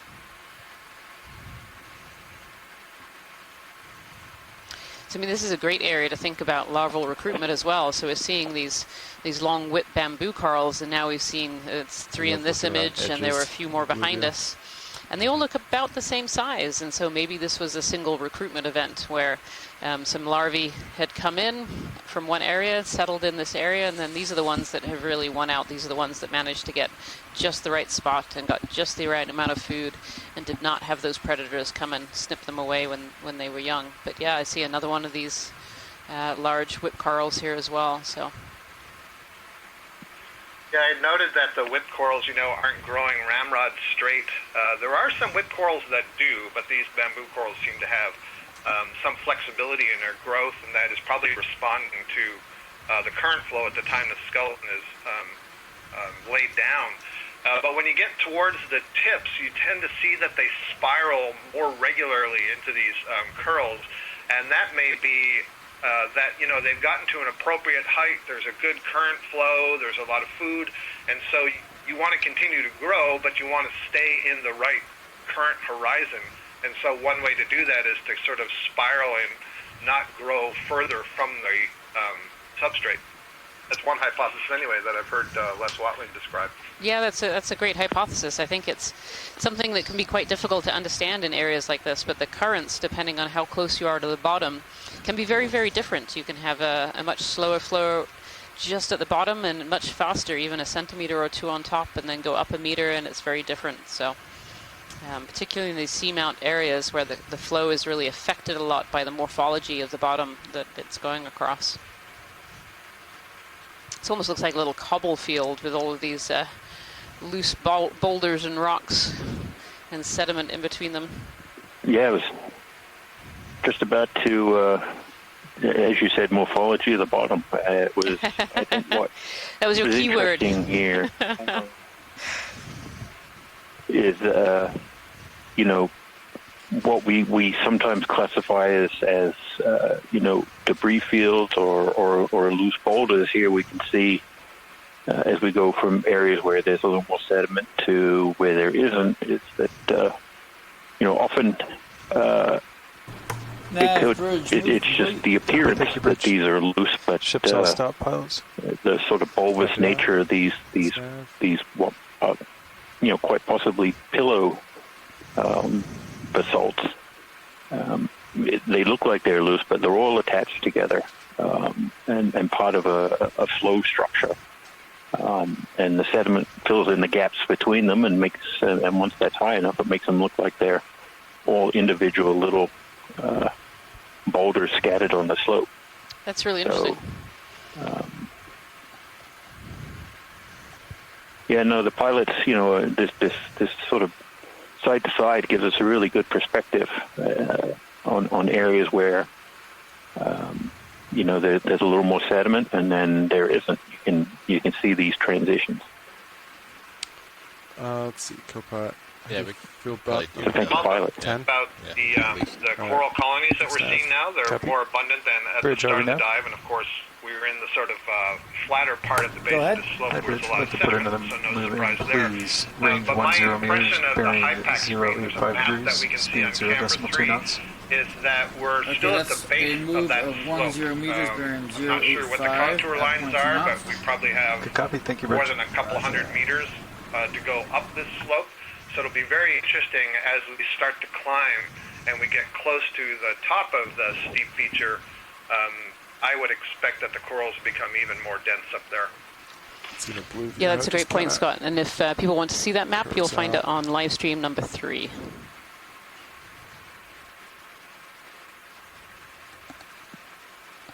So, Rian, are you or can someone on the team remind me what is the height of this steep feature that we're going up before we get to the sort of broader part just before the little bump at the top? Before the little peak there, I can give you an eyeball for it. So it should be about 200 meters or so before you kind of reach that saddle before the little nose that sticks out. So is that's 200 meters horizontal or wanna vertical? I'm thinking of the depth change. Come up and see what you see. Vertical. So sorry. the whole dive is about 400 meters depth change. 400. Okay. Say again. Come Yep. up. Thank you. We could pop up, then you could range out the sonar, and you could see if there's another cliff or if it just sort of continues like this. Yeah. 'Cause then Watch we lead, could probably are we do now? Bigger moves. The only danger is if you see something really cool. Hey, Watchley, just want Can't to reach it. confirm, is the top of the mound a hard target, so we definitely want to try to get there today? Okay, good copy. Thank you, Watchley. Coming up slow.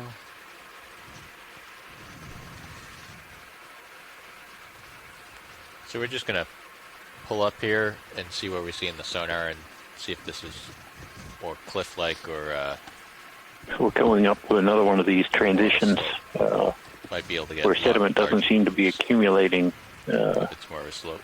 as much in between the rocks there. Perhaps this pavement is more continuous, or we saw a change in flow structure. All these kind of subtle changes as we're going up, up the seamount, really giving us a lot of different morphologies to the substrate.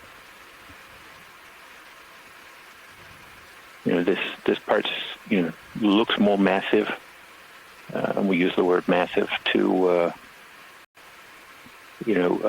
describe a feature that is it seems more continuous, more one Going up a long ways, solid piece rather than scattered RV Bridge, move complete. outcrops or different Copy that. layers. Thank you, Bridge. Ship's all stop, pilots. That's a really Yeah, we're really looking good around shot there. 15. Just how rugged Yeah. and complex, but really not a lot of sediment cover. 9585. Yeah. Copy. That's part of the Bridge, are we seamount, now? and then as we Bridge, approach put a this ship move in, steeper please. section, Range I 15 expect meters, we'll see bearing even less sediment 0.85 being able to degrees, accumulate. Speed 0 decimal 2 knots. As Roger, we I have move a up, 1.5 meter probably move at we'll cross over 0.85 a degrees slightly flatter at 0 piece, decimal 2 so knots. maybe there'll be That's a good copy. sediment, Thank you, Bridge. band of sediment that accumulated there, but You got a little bit if you want to push out. Yeah, I just don't really impressive. These are probably the most maintain my side-to-side ability. continuous outcroppings we've seen on the dives so far. Not much to look Haven't at. seen much in the way of the somewhat dense coral skeleton debris that we've seen on the previous two seamounts. Yeah, very true. And maybe again, Jason. we tended to. Yeah, we saw some of that mostly at the end of the dive on the last two seamounts. We did. That's right. Yeah, and there's really been not much at all. There's been an occasional old coral skeleton, but it's been very occasional. But look how steep that is. Yeah.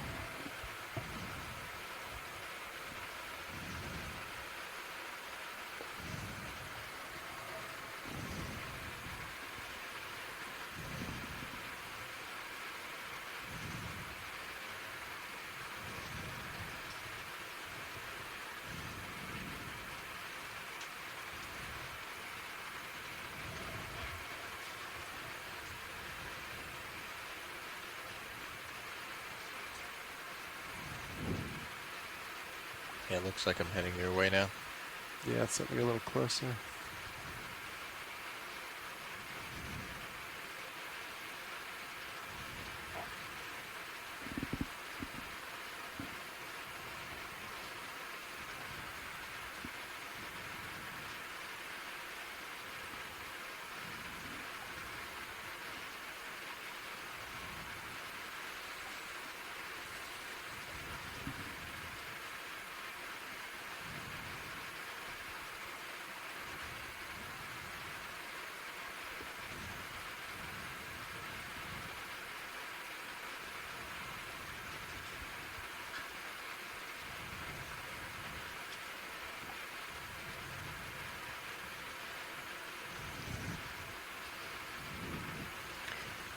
This is a really impressive feature here, Jason.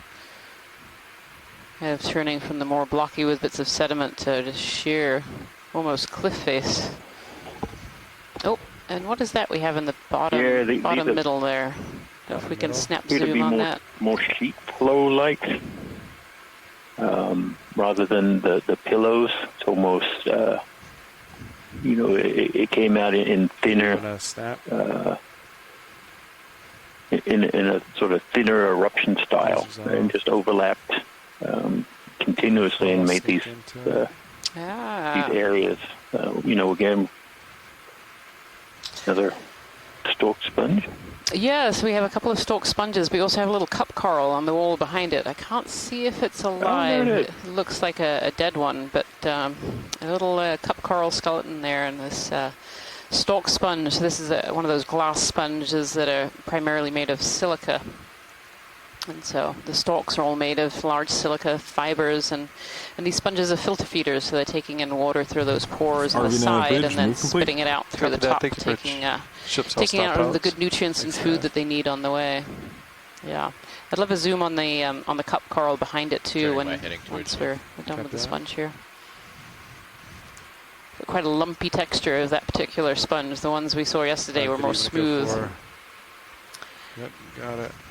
Oh, yeah, yep. Coming back.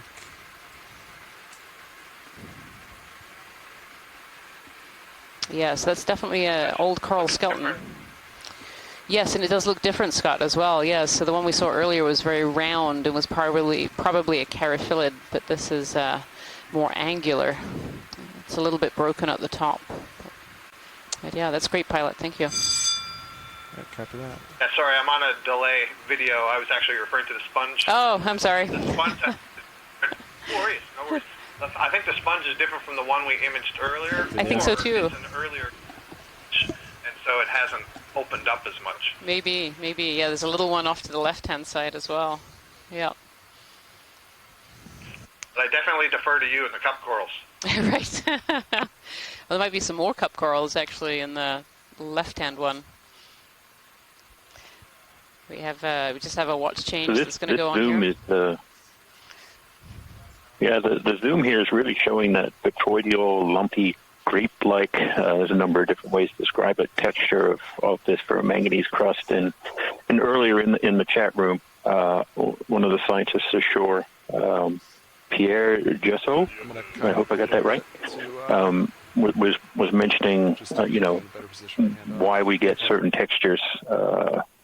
And why some are these kind of bumpy, lumpy type versus more smooth features, and it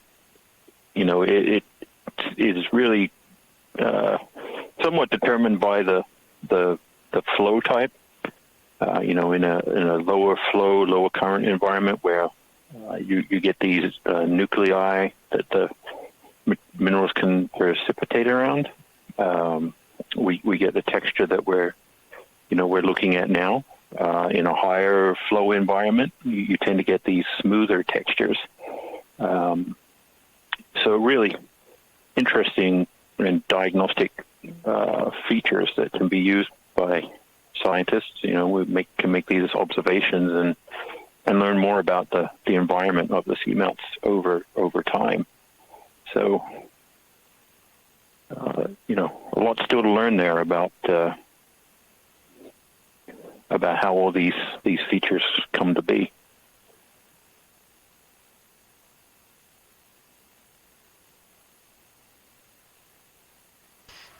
We can see that this feature too is definitely a bit of a haven for sponges. We have lots of those sponges that are stalked and some different morphologies of glass sponges I've seen in here as well. There's definitely an area where there's probably pretty good flow going over it. These sponges like to be in areas of flow. They don't like really to be in areas that are heavily sedimented or have a low flow because they need that flow to be able to survive. They have specialized pores inside them that have little flagella that move water through them to be able to pick out all the particles that are good and nutritious for them to be able to eat.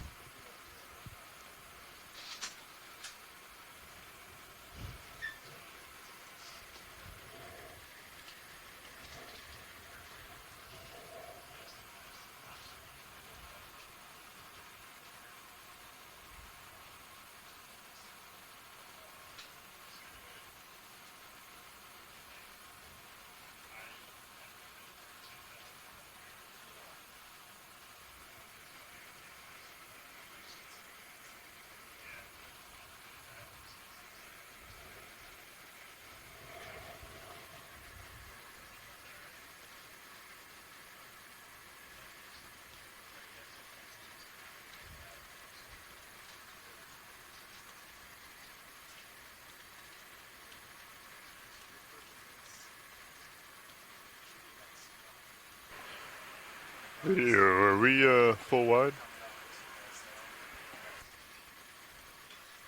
Copy that, thanks.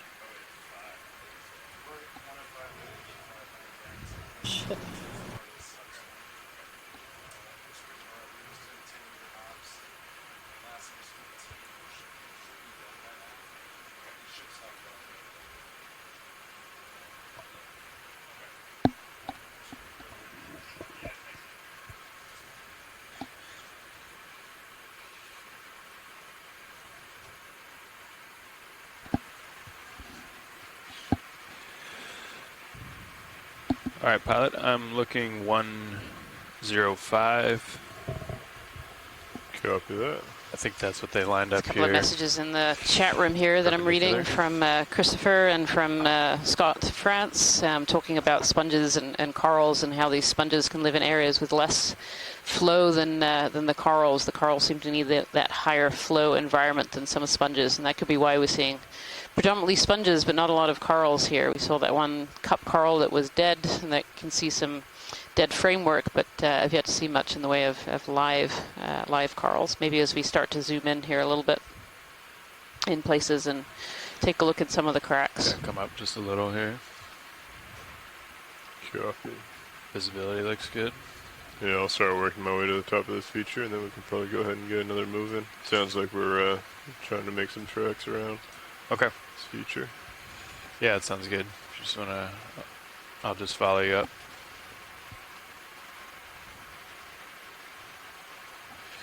This might be the very tip top of it there. Yeah, I believe there should be 2 steps that we're going to come across. I think this is the end of the first one. Okay. Looks like we got a big sponge coming up, or relatively large. If you want to do a snap zoom as we come past this sponge video, feel free to let me know if we've already seen. Thank you, pilot. Specimens of this nature. Ooh. So here we have one of these stalk sponges. You can see all that structure on the inside there, all these different lobes to the sponge, and very often there are little associates that live inside it. It can be little amphipods or sometimes little worms or crustaceans are in there.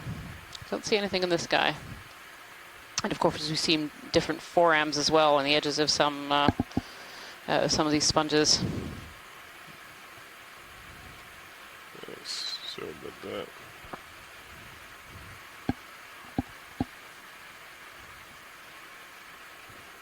There should be another one right up here, up to the Yeah, there's a different morphology there. This whole cliff face seems to be really covered in sponges. This is obviously a great come to a partial video. Great place for those sponge larvae to settle and grow. Thanks. Oh yeah, look at that. There's a really big one there.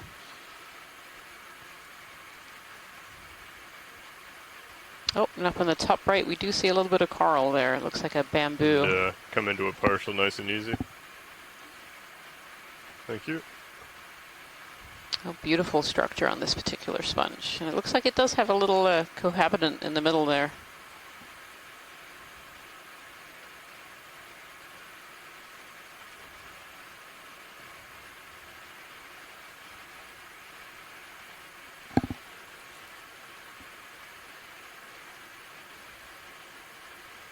Thank you, pilot. Yep. Well, it's clear on video, it's clear. See some smaller sponges there too. If we could snap zoom on the coral on the right just to confirm ID, that would be helpful. Sure. Just as we make our way up.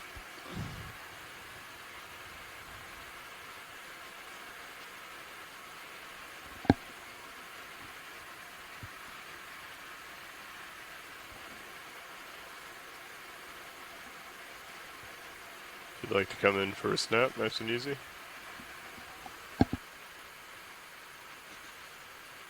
I wonder if these are our zoanthids that we saw yesterday. It's looking a bit suspicious. Yep, I think it is. So this is a bamboo coral, and on the right-hand side we can see that there are polyps of the coral that are still alive, but on this left-hand side, the old coral skeleton seems to have been taken over by these, they're called zoanthids. They're relatives of the anemones and corals, and they form in these colonies and tend to take over some of these old dead skeletons. And we saw a lot of them in Dive 2. Dive 2, there were many. There are some on the front as well. But there are still a few live places of this particularly fine bamboo coral that we see here. Very, very delicate looking skeleton in the middle. But actually on some of those polyps you can really... Another way we can identify these, zoanthids from a distance is that the polyps tend to be larger than the coral polyps, and they just appear to be more rugged when you look at them closely.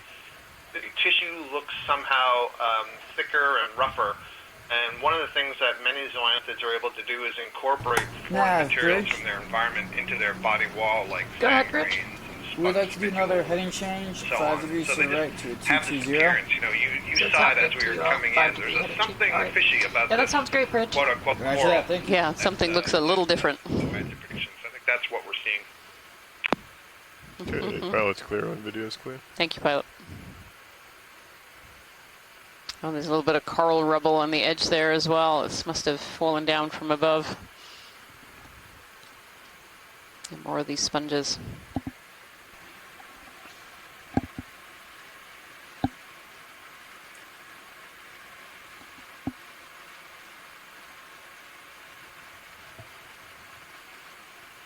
There's a large sponge, it appears. Looks like we're getting near the top of this feature. Oh, yeah. Yeah, almost looks, not sure that one's alive. Be worth having a quick zoom as we go by. Copy that. Thank you. Another piece over to the right-hand side, too. Yeah, it's hard to tell if this levels off or if it yeah, keeps doesn't going. quite seem to be leveling off too much. Yeah. Once that heading change goes through, do we want to get another 10-meter jump? Yeah, I think it might be worth checking out the... Oh yeah, you have me top at up there. 3.7, right? So I'm already getting Yeah. pretty stretched out. Okay, we can put in 10 if you want it. By the way, I think the mini Zeus is pointed pretty down, or like the multi-beam. I don't know if we're trying to... Oh yeah. Feel free to use the mini to scan around Copilot if you'd like. Okay. Yeah, I'm good with the 10 Yeah, so this meter looks move. like a sponge skeleton. So You wanna this do a sponge snap once of lived this further up video, the slope sir? here, and then had fallen down and died. They very often take on kind of this brown color when they die. And so what's left behind is the silica matrix, and you can actually see kind of the Almost checkered, like fiberglass. yeah, the fiberglass kind of checkered look. Around. And that's just the skeleton of the sponge that's been left behind, and there are still forams on it. You can see these little branched organisms on the top there. These are single-celled 105. forams. Okay, Yeah. that's great, pilot. Thank you. As long as pilot's good with that, which I think he is. 10 meters. Yeah, 10 meters at 105, I believe you said. Yep. Yep, sounds good to me. We could just Bridge assume RV that the nav. sponge has fallen down from Go above ahead. somewhere. Yeah, we'd like to make a ship move. We're looking at range 10 meters, bearing 105 degrees, speed decimal 2 Actually, knots. we're just commenting on not Okay, that seeing is the a coral ship skeleton move of debris. 10 meters, bearing and there it is. 105 at Yep, it's 0.2 appeared. knots. You know, we That's it. seem Thank to you, be Bridge. And just so you guys are seem to be aware, we did transitioning finish into the a head. slightly more sedimented area. I think based on Great, the copy, map thank you. on V3, it flattened out just a little bit, but it's enough to allow things like this to accumulate below the steeper section. So, you know, we're hopefully going to continue to see more corals as we go up. I mean, overall, this seems like an extremely stable environment. The ferromanganese coating over the rocks is pretty continuous. You know, we would tend to expect to see a lot more corals just because you know, the environment is not as unstable as some of the ones we've seen so far. And of course, as I say, that here's an outcrop covered with, I don't know if they're all alive or some of them are dead, but stalk sponges and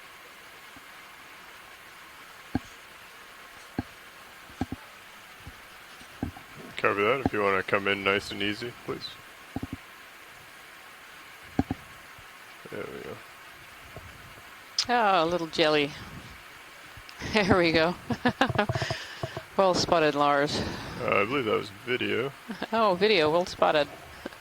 Can't see over my screen to see who that is. Very nice.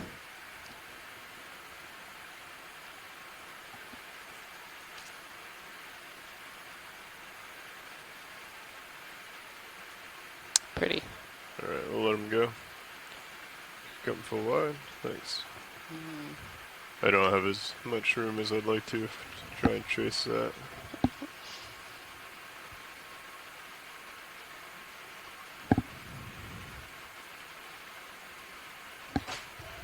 Oh.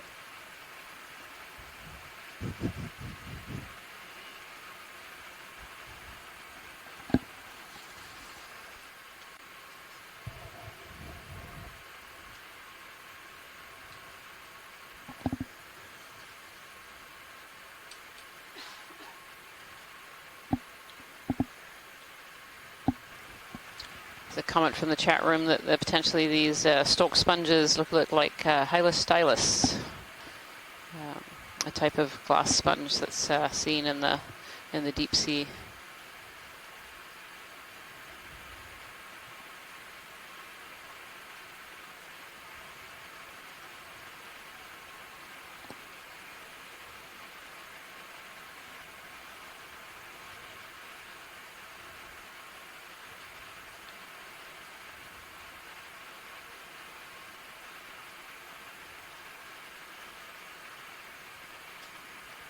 Yeah, it looks like we have quite a face here to climb. Pilot watch lead. Go ahead, watch lead. Could you zoom in on the? It's kind of on the edge of the rock. There's three things that are sticking out, kind of Sure. just right of center.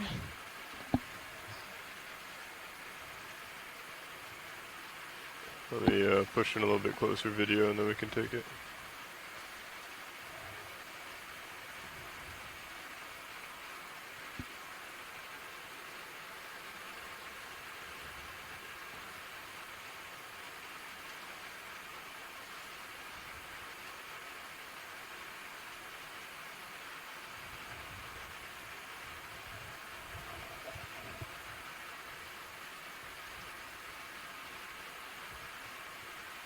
Okay.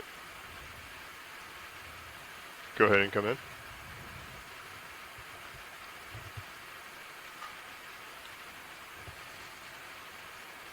This looks like some dead coral skeleton that's been covered over in that ferromanganese coating, and then some sponges that are living on top of those. Thank you, pilot. Yep. Pilot's clear when video is clear. Again, slightly different from sponges, at least the top one there was, than than other sponges that we've seen so far.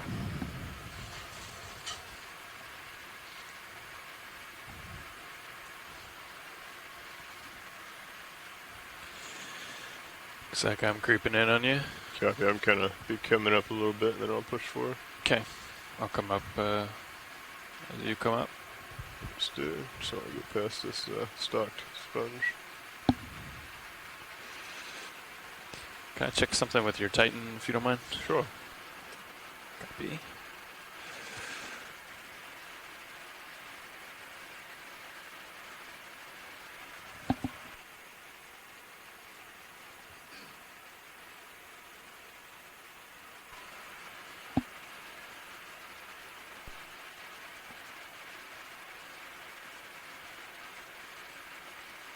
Go ahead.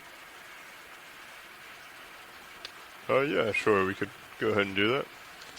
More of this coral debris and, small amounts of sediment is trapped in the spaces between these pillow.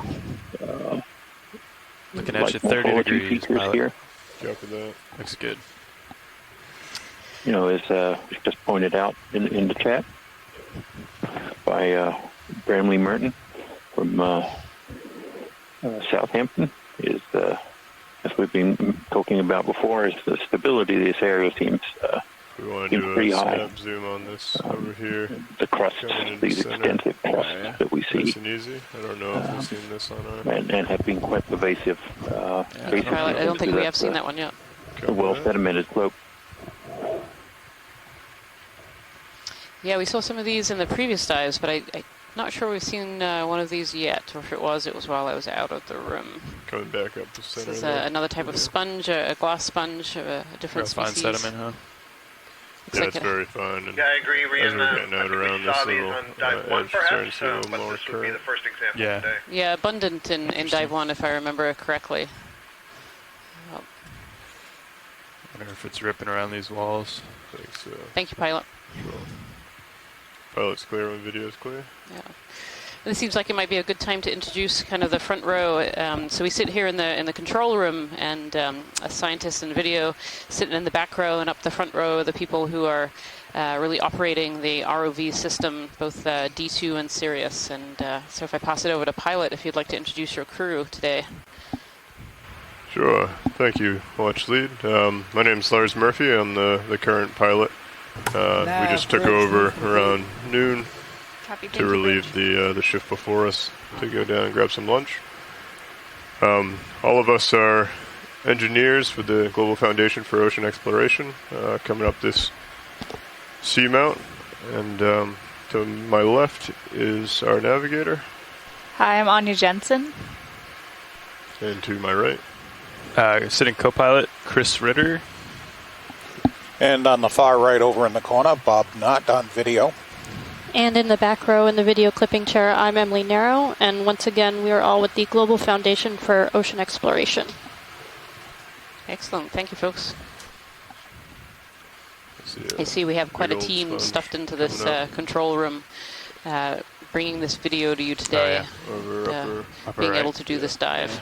we also got one here coming out, pretty significant.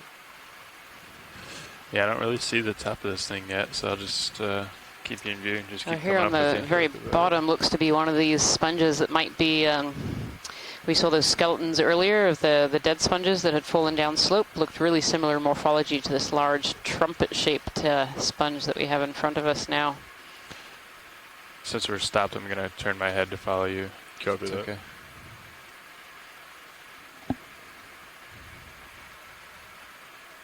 You want to do a nice and easy snap of this as we come by video?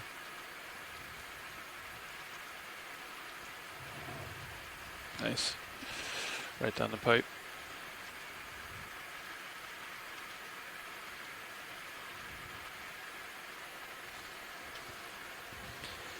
Nav, what's the next waypoint?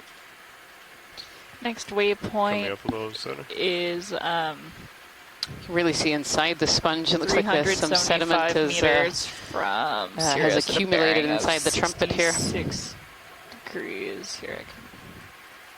Up here. Okay, great. Thanks. Yep. Excellent. Pilot's clear and video is clear. That's a kind of neat view, Rian, and you had said earlier there has to be enough currents to keep sediments off of the sponges, or else they will also die eventually. The tissue would die underneath that sediment, so that's kind of an interesting thing to see there. Yeah, that's right. A little bit of sediment accumulated in the center there. Would that be what possibly made it fall? If enough sediment Would it builds get up? too heavy? If there was too much sediment, that it would essentially either parts of it would break off, or the whole thing would come loose. Yes, both of you just said the same thing there. I mean, potentially, if enough weight was on that tiny little stalk there, you could imagine that it would let loose and fall for sure. Yeah. Yeah, so it's a good question. How tight is the connection to the substrate? Some of these are glued down there pretty good. I suspect it would be a race, I suppose, between the death of the cells and the weight of there is some way to get rid of some of those sediments. There is some current flow coming out of that sponge, and I suppose the sponge could continue to lay down more spicules and attachment to the substrate as it grows larger and gets heavier. Mm-hmm. Yet another reason why we need in-situ cameras all over in the deep sea that are recording long-term so you can see these changes. Absolutely. Doing these exploration dives is always really fascinating to us as scientists, but start lifting in concert with the exploration one-time look and see what's there, we also love having temporal data as well, so seeing what's changing over time. I think many people think of the deep sea as being relatively stable. The temperature is always pretty cold, it's always dark. Oh, it was yours? But there are actually sometimes seasons in the deep ocean too, particularly in things like food fall. So as we have plankton blooms seasonally up in the upper ocean, those seasonally die and then create large food falls at certain times of the year for organisms that live on the bottom. And that can really influence a lot of these species' ecology as well. Things like, in particular, reproduction is heavily affected by these food falls. So these animals get a sudden pulse of food, a pulse of energy, and then they're able to put that energy into reproduction. So, coming off. There's another type of sponge here. Just do a quick snap on it just for identification purposes. Yeah, Rena, I was going to say, we do these dives for a first look characterization of these areas, and yet we always come away with the dives with far more questions than we had before we didn't know anything about the place. Absolutely. Especially on a dive like this where we know nothing. Actually, Lars, if it's possible to get a snap zoom just above that sponge, I think there might have been a black coral. Sure. Right there. Yeah. If you want to come back in video, I'll bring it over to center. I know you're close to the end of the tether, but you have a quick look.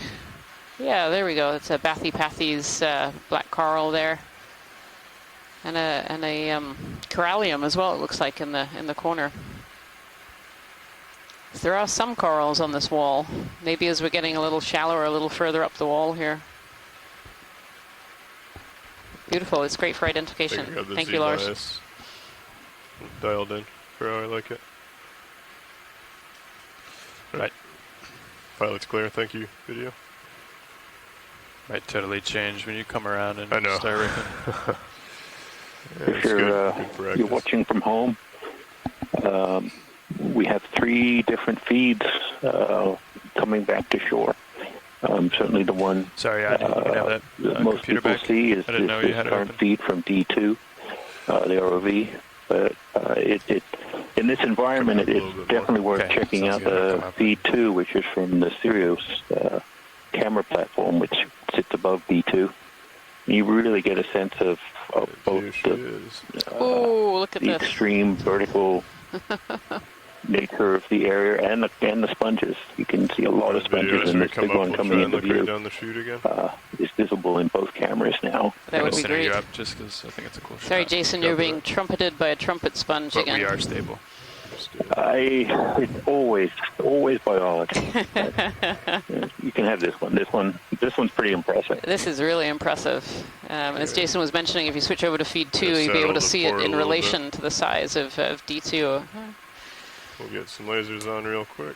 Yeah, that would be great. Oh, there we are. Wow, look at that. So those Quite large. lasers for everyone at home there, those 2 red dots are laser scales, so we can measure what's on the bottom of the seafloor, and they are 10 centimeters apart. And Coming so off the video. you can see how big this sponge is. This is a big sponge. It I'm going to come up a little bit, and then I'll look down into it.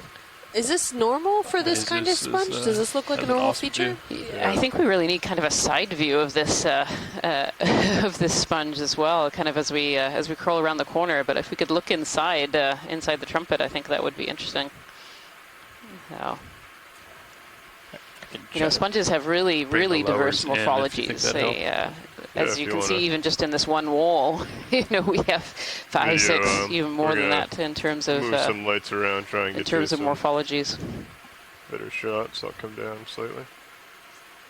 It either looks like it tore or something took a chunk out of it. Yeah, in the top right-hand corner there. And I'm actually looking inside the trumpet here too, and it looks almost like the base actually might be dead. It's got that very characteristic kind of browny color, which is what happens when these sponges die. There we are. We have it a wizard hat sponge, but we'll have to look at it from the side to know if it's really a wizard hat, Scott.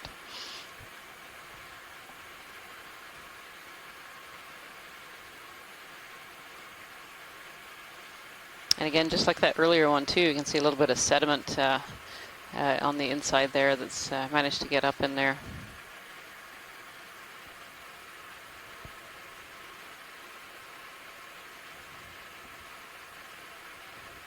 Maybe a little. Yeah, Christopher on the Christopher K on the chat room here says that the older the vase of these sponges are, the more curled the edges get, and so he hypothesizes that this particular sponge is really quite old, and certainly from the size of it. I mean, we don't know a lot about growth rates of sponges, but growth rates of most things in the deep ocean is relatively slow. You want to come in a little bit video as I come out? We'll try and get a shot right down the center.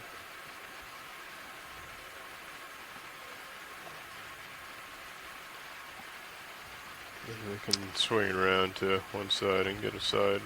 Yeah, I would say it very much looks like the base of this sponge. I suspect if we can get a side-on view as we come around the side of it, we might notice that the base of the sponge is actually died, and it's really just this outer portion that is alive. Yep, I had agreement from the chat room there as well. There's some really nice texture I saw when we zoomed in, like that lattice structure of how it was built. Looks really nice. Yeah, they were saying, the pilots up front were mentioning it looked like fiberglass, and it does very often. I'm gonna come around to the side video. Copy that. Looks like I'm clear if I come back and then in a little bit. There is a little. Yeah, you look good, and your lowers are stowed, so don't worry about those. There we go. There's the side view of this sponge too. It'd be great to have lasers on at some point, pilot too. Lasers are on now. Thank you. See how much this sponge is sticking out, but you can see that entire base is all dyed. And so as they die, they definitely get more fragile. And so I wonder if this particular sponge will make it to the bottom of this cliff in not too short order here. Looked almost a meter long. That's huge. It's a really big sponge. Very impressive. Thank you, pilots. That was great. Right. Well, it's clear on videos. Copy that. Coming back to center, co-pilot. Sounds good. Yeah, we turned our head starboard 50 degrees or so. I'll make my way port. Come back to the local Follow you high. over.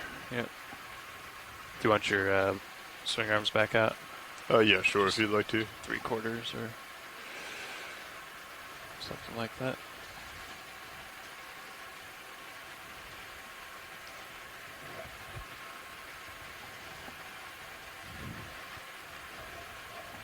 Pilot watch lead. Go ahead. So there's been a request to be on the lookout for any loose pieces of angular rock, kind of as we get to the terminus of this steep part at all. Copy that. Maybe we'll keep an eye out. come up with you. Nav and co-pilot, if you could also help me out in that endeavor. Got it. Looking for sharp, angular rocks that are loose. Everything looks pretty well secure here, though. It does look very secure. So we can continue on our line, but if we can just keep an eye out.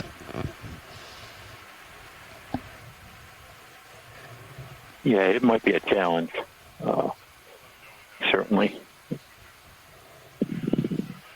These rocks are very stable, it appears. We don't see a whole lot of evidence of pieces breaking off. Little bits here and there, like in the center of the screen, maybe some of the crust has come loose. But overall, this kind of pillow lava type morphology with this crust material is very pervasive.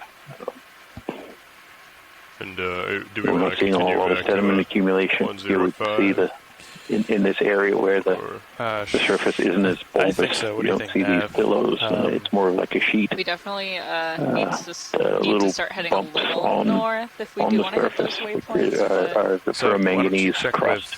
Watch lead to see Acting to if kind of we like riffles absolutely to want to hit trap the waypoint 2, sediment, or and you we get a just little want to bit of go uphill. accumulation, and it's captured check some in. of those coral skeletons. But at some Watch point, lead nav. those will back at continue their 105. journey downslope. As the ability to hold on to those, you I think accommodate we This can is stay watch here lead until, watch lead fairly one went limited. stepped out for a second. until we hear otherwise. Yeah, I just wanted to check in and see how hard these waypoints are. As in, Certainly seeing a lot absolutely more, I necessary think, to hit. sponges than we've seen on the first two dives. We're trying to get as far as we in terms of can. the It's density. not paramount, but it would be optimal to try to reach that secondary ledge of waypoint 2 at least. Okay.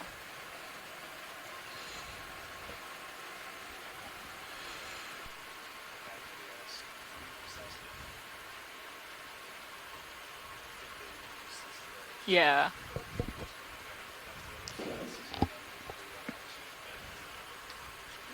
Ooh, there might be an overhang Yeah. over there to my starboard. Oh, sorry about that. We can keep going. I don't think we need to be on a fast track, but I think at the rate we're going is pretty good. Just keep trekking on up. All right. Yeah. So we it can sounds do like that. the plan is to just follow the local high until we get to a flat spot. Yeah, I think that sounds good. Sounds good. Sorry about that, Go Jason. for it. I thought I had turned off my mic for you and to let you keep going. My So I bad. think maybe 110 makes sense It's there. good to hear how it all works at sea. Right? 110. You know, Yeah. down to the, Yeah, does that work? Yeah, you know, the job of the Ooh, scientists wow. Yeah. Okay. Yeah, working well, with the might take a ROV little scoot team over there. to, you know, develop and implement the You can plan reach it for, on your tether, so I'll just come up with you. Copy. you know, getting the swing vehicle arms are, up the slope. Back to where Absolutely. Good to hear It's how all the pieces work. I'll make definitely my way takes over a village.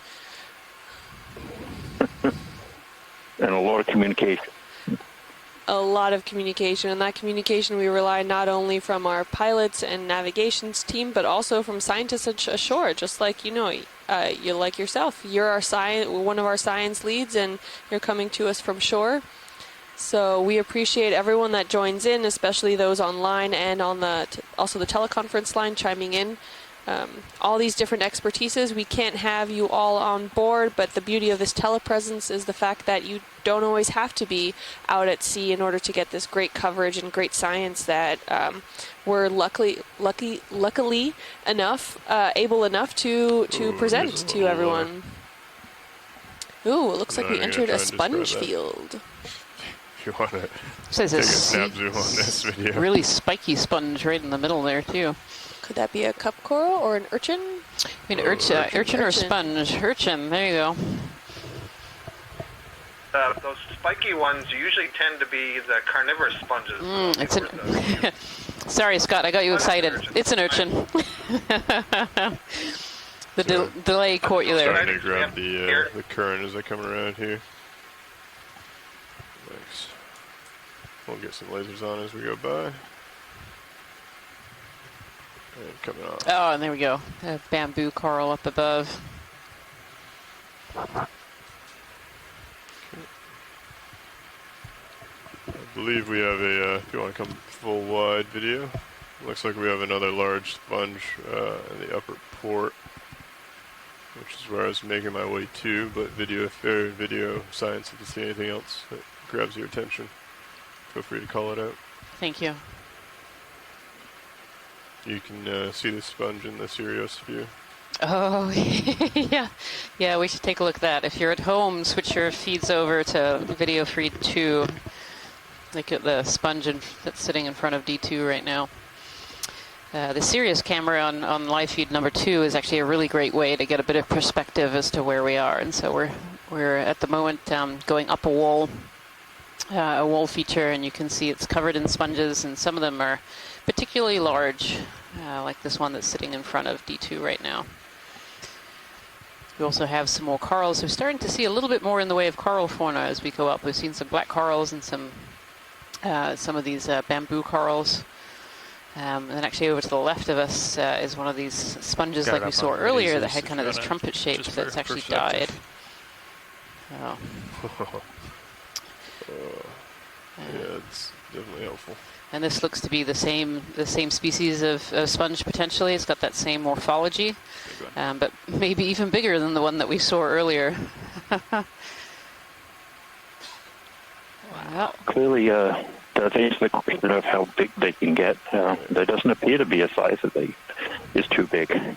It's amazing. I assume that they get lasers that are on, as big as they can until they drop off their stalk and then die. I mean, that it's looks really amazing. Oh my goodness, yes. Seeing this large one makes me think earlier to Jason's comment, I don't believe a little sediment in there is going to cause much of a problem. No. I mean, look at those lasers. So those lasers are 10 centimeters apart. So those are what we call laser scales. They're how we tell what size things are on the seafloor. And video. My goodness.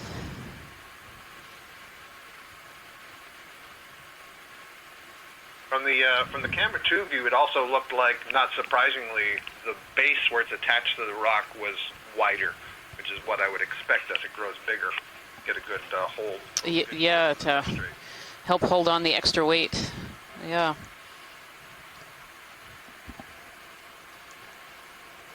Just from a quick eyeball with those lasers, the height of that sponge appears to be well over 1 meter. If not closer to 1.5 meters. And it's really such beautiful structure too. Look at the intricate waves and structure this sponge has as well. And these are hard structures. They're not soft, so if you touch them, they wouldn't flex as much. You want to go ahead and come in a little bit, video? I'll try and hold you here. I wonder what makes them go from being the sort of the more tube-like sort of shape to then sort of billow out into this more trumpet feature, or does it do that over time as well and just keeps dropping those pieces off? We'll go for some the different of the, species, I think. Jason, I think these are different species have these different morphologies. Oh, look at that. So you can actually see in the live tissue this time that matrix, as one of the pilots commented earlier, looks a little bit like fiberglass sheets. And that shows you really clearly the pores. So in each of those pores, there are specialized cells. They're called choanocytes, and they have these flagella that make water flow through them. Like 1,000 micron. And so pretty close to our fine filter. And so the water goes through them and filters out all the particles that they want to eat. That's what it looks like, yeah. And then the water without those nutrients comes out the other side. That's really spectacular, pilot. There's a video. There's a really good. That's a really good shot. Okay. Pilot's clear when video is. So Jason, I wonder if part of the answer to your question is that at some level there is an optimal current flow to be in, much like I was saying earlier about some of these coral colonies. Oh, look at these little... Do you want to do a quick snap zoom on these features? That would be great, thank you. Or not features, but... little critters. What are these little guys? Are they little mollusks, little snails?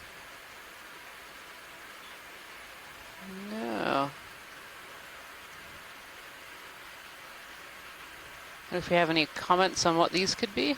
They're quite small. Or is it They're pretty almost long like one? little up flatworms. Full wide, left please. a Sorry, little. I'm getting pretty close to it now. The last thing I'd want to do is... You can see a longer one on the edge. I don't know what it is, but... Okay.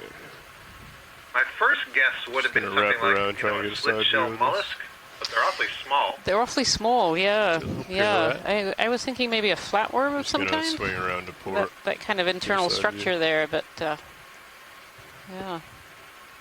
There's a few more on the other side there. I think they're just going to set up and try take a closer look on the other side.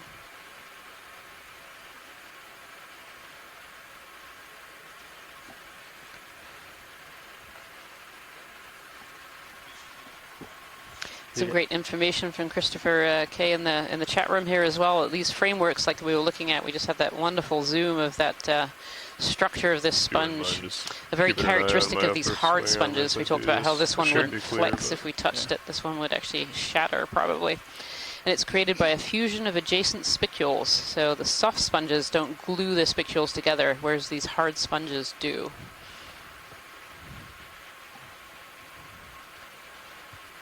And then also another comment from the chat room from Les Watling that says that these sponges here must be more capable of handling very low food input that we see in these deep sea areas than the other octocorals, which we're seeing much more sparsely. Though they seem to be a bit more common as we're working up this wall. Wow! Look at that side view. That huge sponge attached. Yeah, go ahead and come in if you'd like. Seemingly small stalk. If we could get the We also lasers have a lasers couple, on there, that would be great. Lasers are on now. Oh, there they are. Painting it. Thank you. Yep. And then lasers off. If you want to come in a little bit tighter, video. And again, look at that structure of that base there.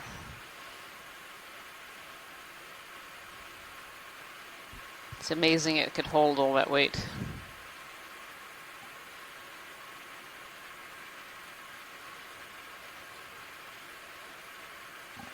Well, it may not actually weigh that much in water, right? Depending on what the... Yeah, it's all relative, really. You know, for such a small stalk, it seems like a very large head of this sponge, and they're quite hard. You know, it's not a soft, flexy material. But, yeah. Pilot's clear when video is. Copy.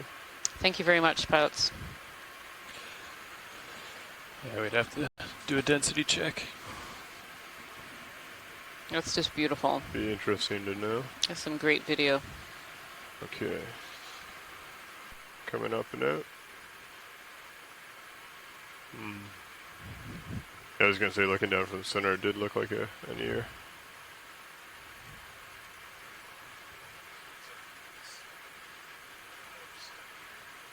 Copy that.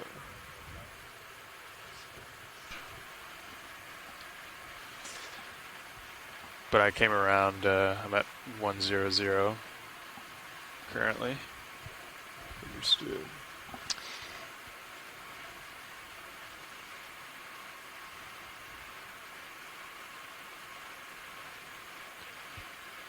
We can come back to 110. Okay, that sounds good. And continue up.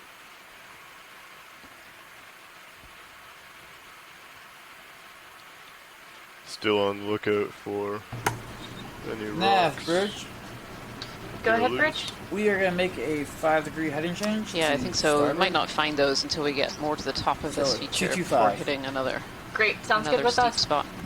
Check that. So we just continue on our line and try and move on up here.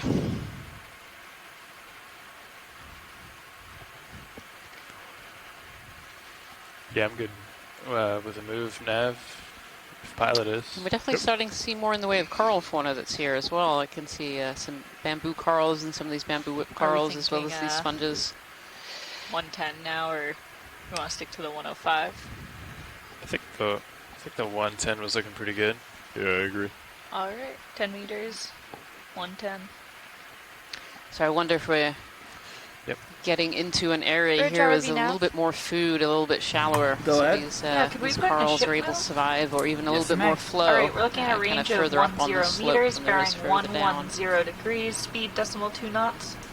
Okay, that is a move of 10 meters, bearing 110 at 0.2 knots. That's it. Thank you, Bridge. Yep.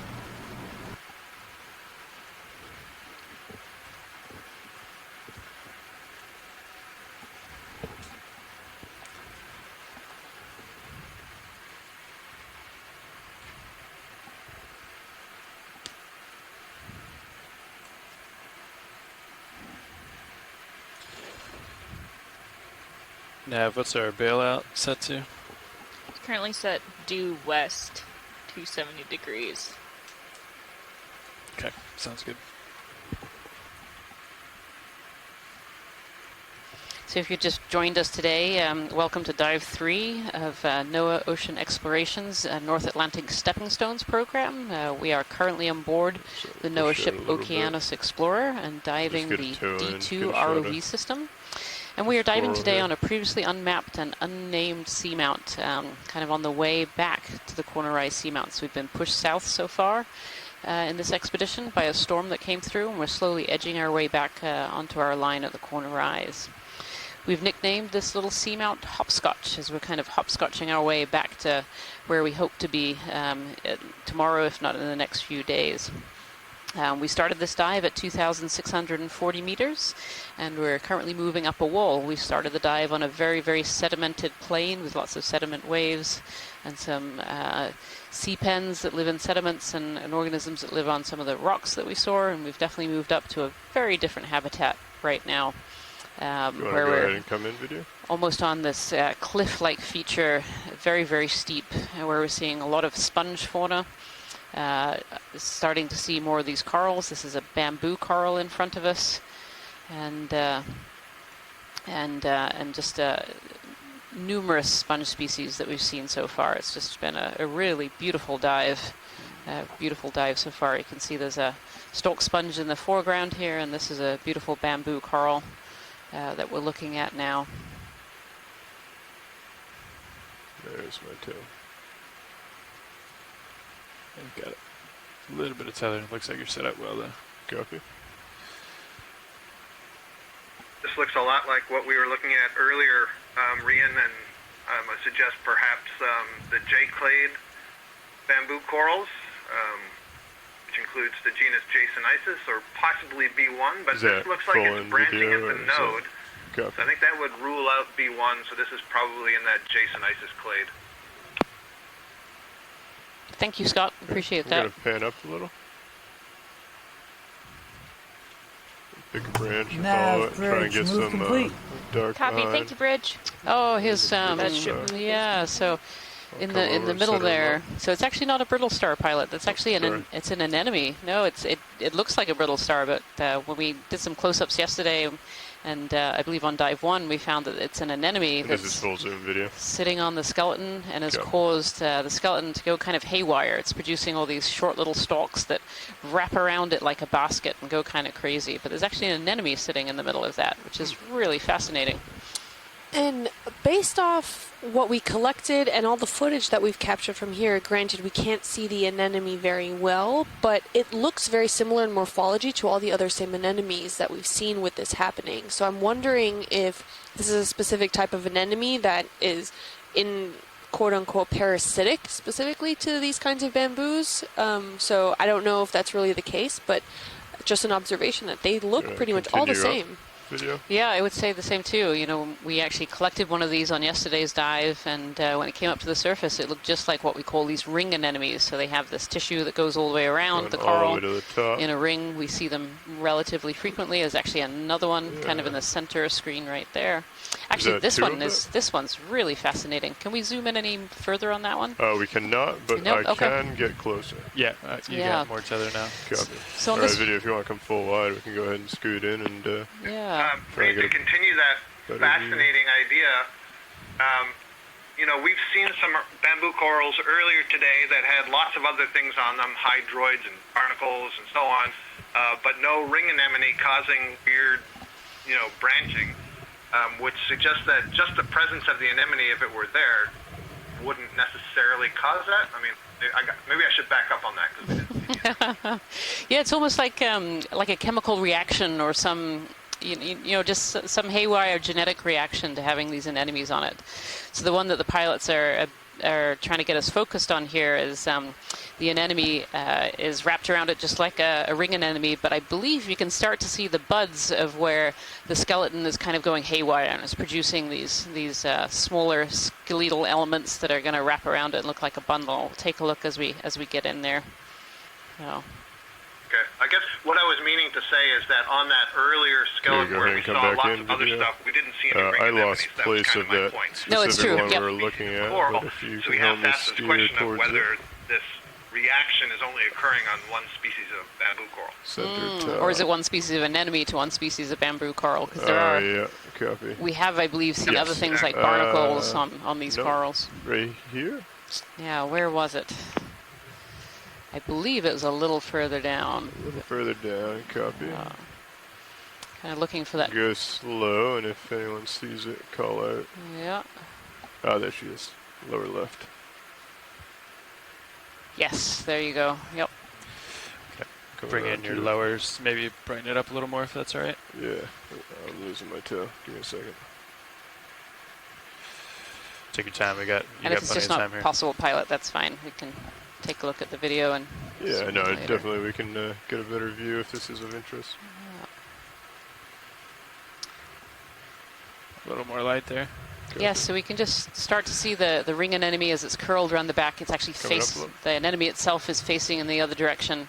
But then we have these bumps of the skeleton coming out from the back of the ring anemone. Copy. It's seeming to be creating these new branches to create that little basket that's enclosing the anemone. And you wonder almost how this affects the anemone. You know, we're looking at the one that we collected yesterday, and it really was incredibly enclosed in this basket, and that surely must limit its food availability and particles of food that could get in there.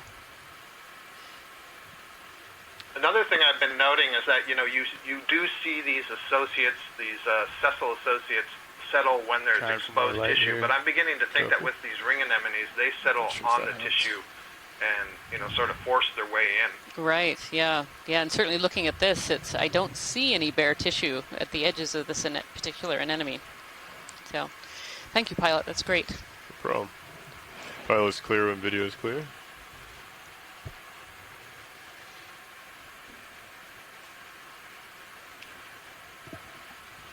Pilot, sorry, be advised, you got a large whip to your left there. Yeah, so that'll come out and whip around towards it. Alright, thank you, video. Taking off. Moving over.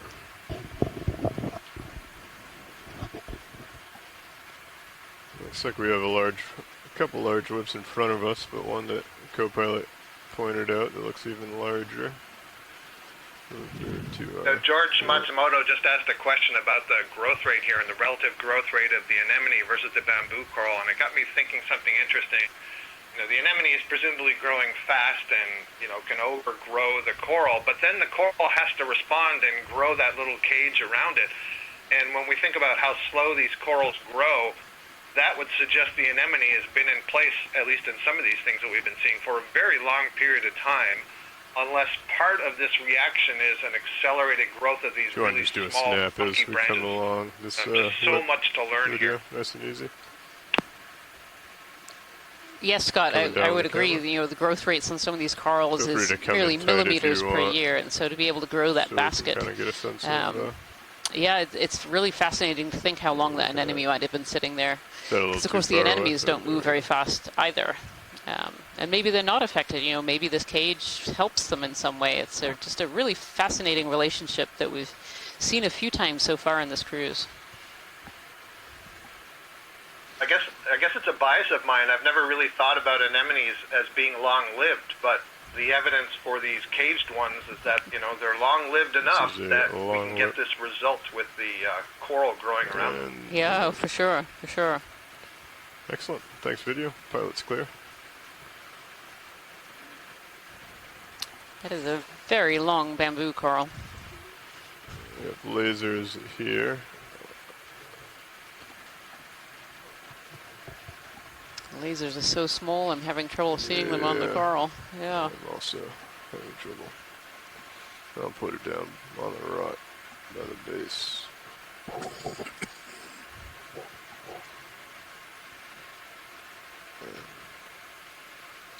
Okay, continue on. Looks like we have some nice corals up above us. Oh, beautiful. Beautiful. Yeah, let's keep climbing. Another sponge. Yeah, we could put another move in that way. But I think we'd want to, if we want to run up this ridge, maybe like 105 again. Go for that. All right. Does that work for you, pilot? Yeah. Yeah. 10 meters, 105. 10 meters, 105. Bridge RV now. I'm Go just ahead. gonna scoot Yeah, over we're here. looking at a ship move, range Oh, yeah, 10 meters, bearing 105 degrees, speed decimal 2 knots.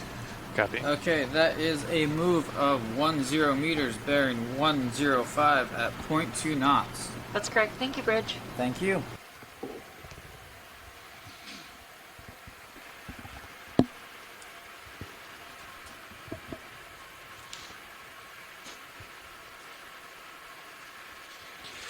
So nav. You know, I don't know whether we have any of our fish people on the line Why don't or in we, the chat room right now, but one fascinating observation I've made so far is we have I'll not wait to seen a watch these single fish during this dive. Even on our first dive, we had 3, and that seemed very, very sparse. Yesterday's was a bit more abundant, but today I don't believe we've seen a fish. Oh, we had a halosaur earlier. One fish, there you go. Must have been while I was out of the room. Just one, though. That was it. Just one, but still, that seems very sparse. We could take a snap zoom on this potential sea star. Yeah, Bersingids. Definitely.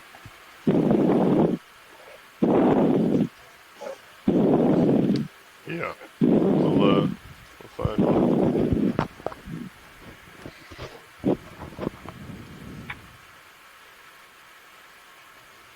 So this is a Bersingid sea star. It's a type of sea star that has more arms. Pilot's clear with videos. We often see them up on corals getting food. This one's just hanging out on a rock, maybe making its way towards a higher pinnacle to be able to feed. Kind of an interesting spot. It looks like it drops down on either side. Yeah. Do you want to try and follow this ridge? Or, because that's at an 8.6, we're looking to go, what, a 110, 105? I think we'll... Yeah, I think if we can just continue We'll our get there, line yeah. up, that would be good. But yeah, maybe on the next move we can adjust, but just uphill. Yeah, now I was going to say if you want to... waypoint 2 is active right One of now, our right? scientists on shore. It is. Okay. Ramley Merton has made the observation that these pillow lava uphill to the east. features here that we're seeing are quite elongated, perhaps suggesting that they were Be a little bit more accurate. erupted onto a steep If they slope, ask so how they much farther into they work to the continue top, to form feel the about- outside crust, Yeah, and the something like inside that, stayed hot and was fed by the the erupting that active and then reference material, that. and they were able to elongate as they Should give moved it a down name or slope. just leave it. You can name it like the top of... the morphology of the seafloor here is Target really top of wall really or something. fascinating. We're seeing almost continuous outcrop with no broken Bridge move no is broken off complete. pieces of rock. Copy that. Thank you, Bridge. Because we're always on the hunt for finding a good sample. Copy that. We're not seeing anything really in the way of another one in, cover. kind of following what Lars is doing. You want to But take we a are, snap zoom video? as Is that a fish will in be the case for distance, or most is of that the seamounts we visit, this it's just the ferromanganese extension crust of a coral. Is that a... covering everything. Might be a fish. So It is moving. You want to come full wide? I don't have a ton of tether, but certainly very dramatic geology with You want another one in? That one I would just say stopped. equally Okay. Let's dramatic and let's do interesting 090. biology on top of it. Just go east. Bridge RV nav. But not much sediment, which RV Bridge, go ahead. it's okay. There was I'd like a to lot put in at a the ship bottom. move. Of We're the looking at a sea, range so. of 10 meters, bearing 090 degrees, speed decimal 2 knots. Roger, we have 10 meters at 090, speed of 0.2 knots. That's correct. I Thank you, believe Bridge. it was one of the ones that we had seen the other day. Forget it, Bathopastes, I believe. That's coral. Is another coral back there? Are you sure? Yeah, that's like a black coral. I think. No, it's swimming right there. No, Coming tight. that's not what it's called, though. Oh, the fish? Yeah, coming tight. Oh, bass season. Oh, it's Snapabranchus. Oh, that's there you go. BS.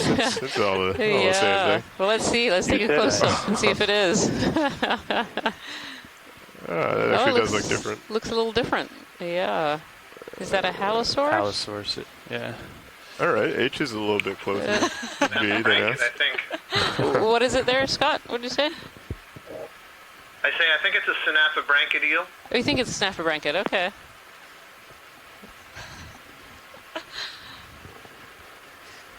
All right. I say that to jolt the fish people into response. I was gonna say we gotta It is pretty far out there. nudge Peter. It's a beautiful shot. I was Whatever thinking it is, it's different from the one that we saw Is that full earlier. wide video? Or full type? different from the Snapabranchids we. Yeah. Celtic fin. Halosaur. There you go. I was right. The coral person was correct about the fish. There we go. They Halosaur. have to let him go. Thank you, Peter Oster. But a different halosaur from what we saw That's earlier. So interesting 2 species, view. 2 fish. There you go. It hasn't been following us, is what you're saying, Scott.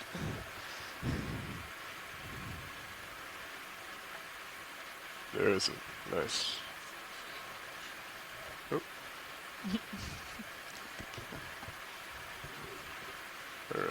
I think that will be good. Oh, there he goes. Scoot it away full wide, please. It's done with its curtain call. Thank you. Well. That's okay. I think we had good video on that one. All right.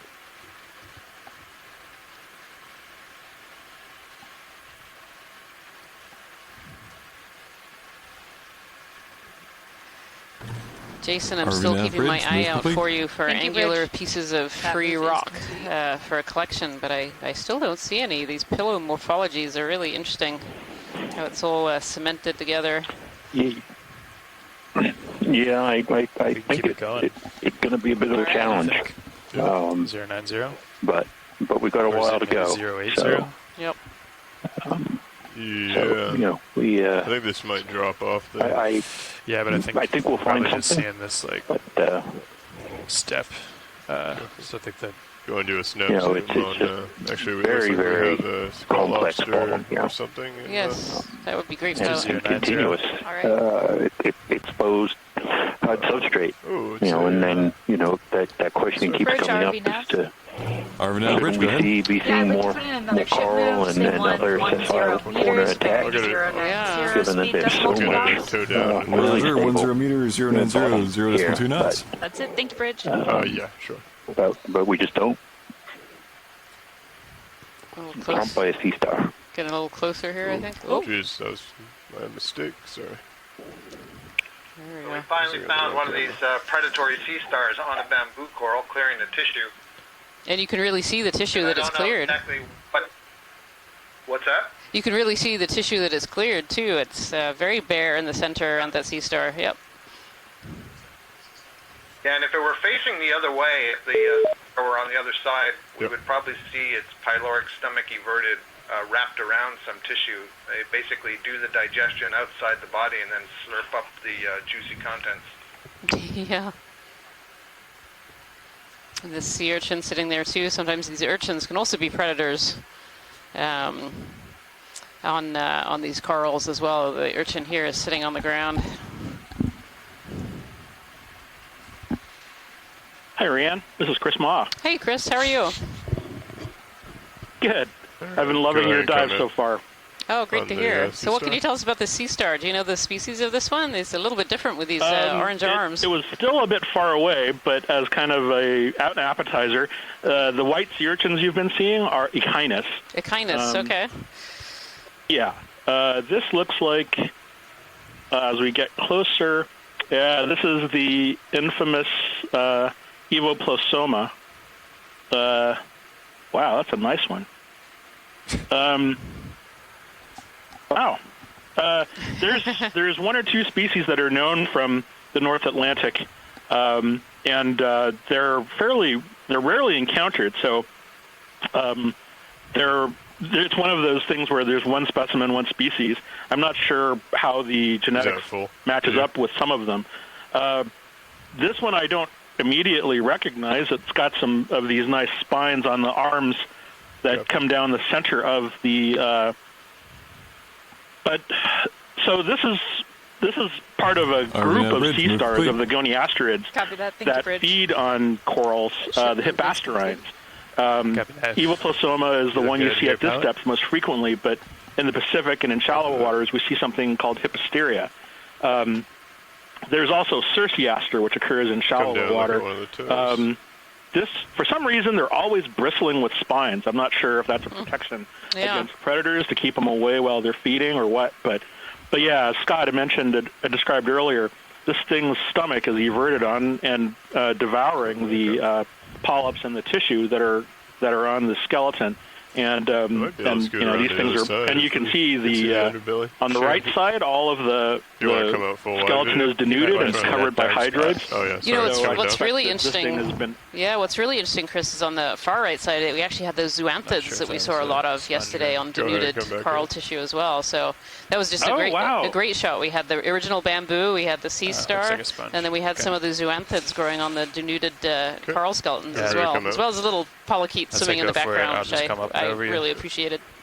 Well, actually, if it's feeding, of life going we'll try on and there. come around to the other side. It looks pretty thin. We might be able to see the underbelly. Well, one of these days we're gonna get when we run across one of these closer to the end of the dive. I'd just like to collect one just to see which one it is. But yeah, I mean it's I'll be honest and say it's probably one of the ones we know already. But I've been proven wrong before when we go in and collect them, and it turns out to be a new record or a new occurrence record for some species that's been known since the 60s or something. Oh, interesting. But yeah, it's very strange how singular they're located. You don't see any of them next to each other, but how are they the same, or at least morphologically, how do they all look the same so far away from one another?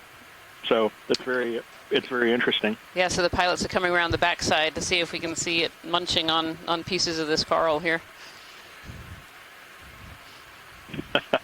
The Pacific shots we have of Evoplosoma are wondrous. I mean, they're just so graphic, for lack of a better word. Okay, go ahead and come in, video. Wow, you can look at all those for everyone watching.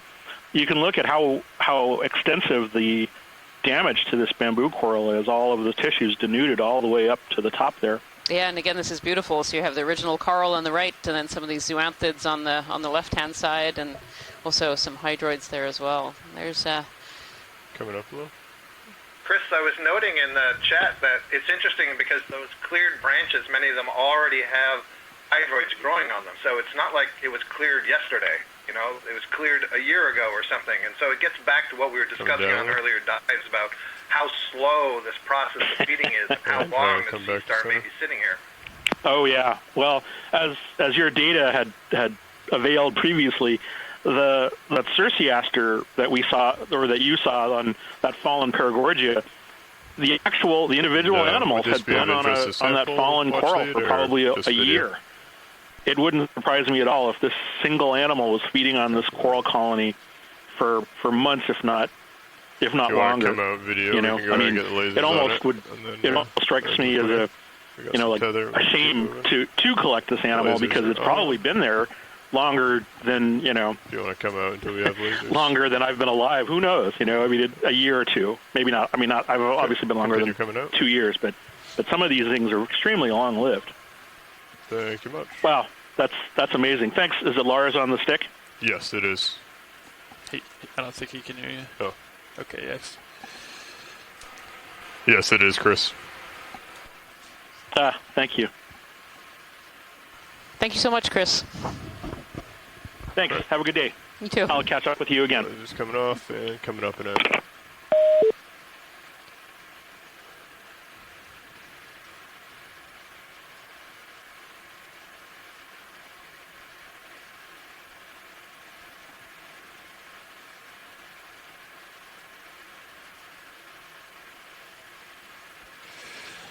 All right. What do you guys think about another move here?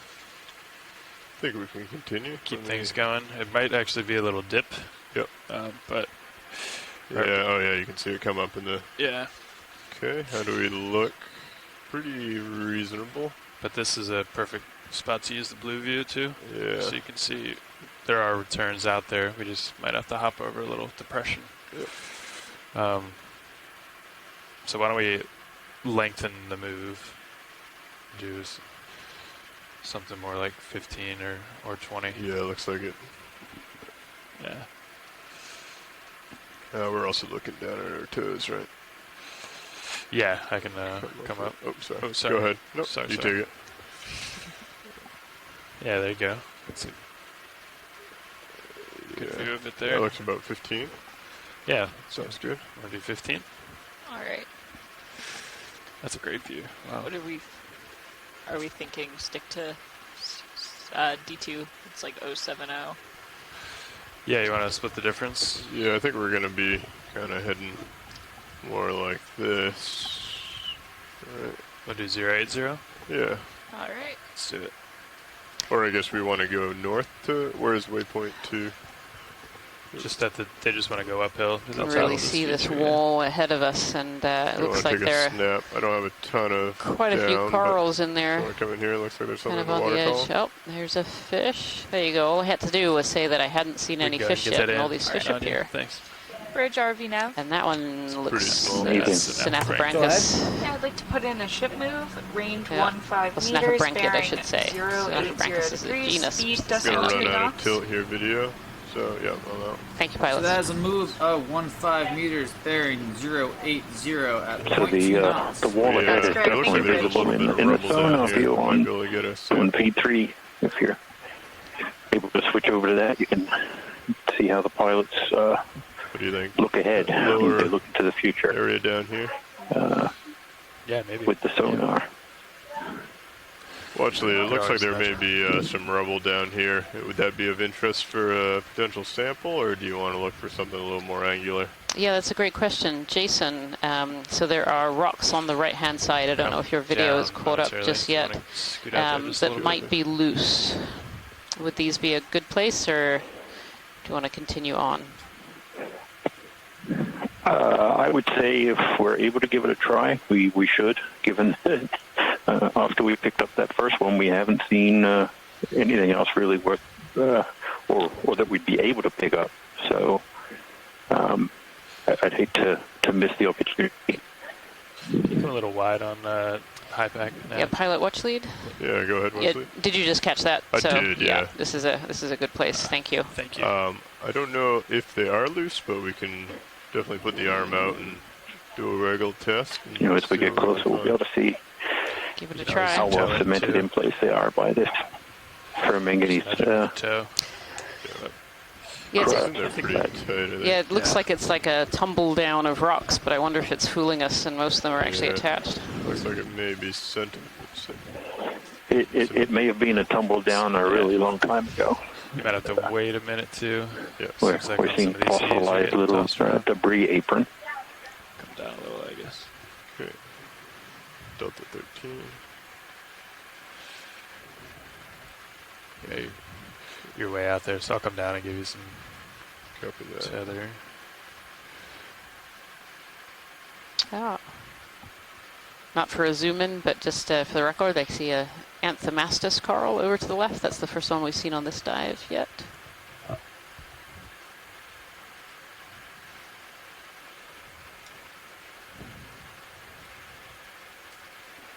that we are a little closer, they do look more cemented than I thought. Yes, they do.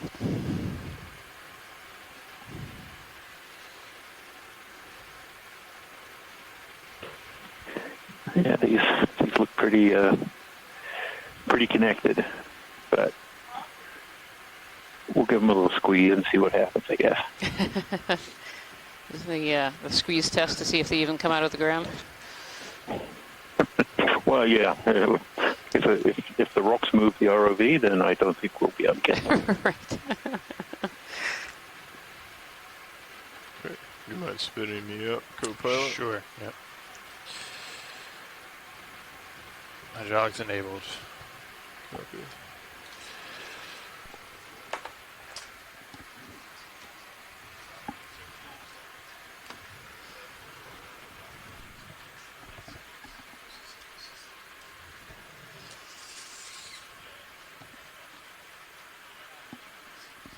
Would you feel comfortable putting Mini on your screen, Copilot, if you don't mind?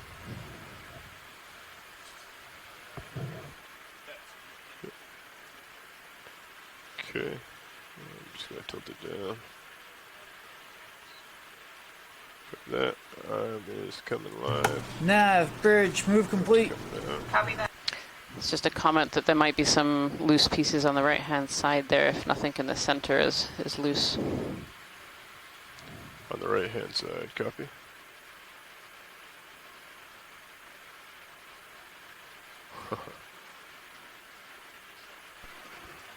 There's still the rock from earlier stuck in there. Alright,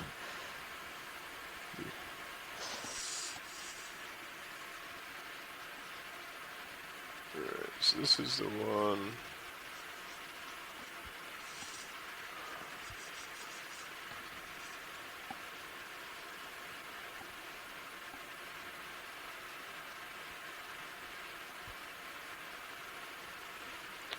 Have I slid a little? I think I rotated quite a bit.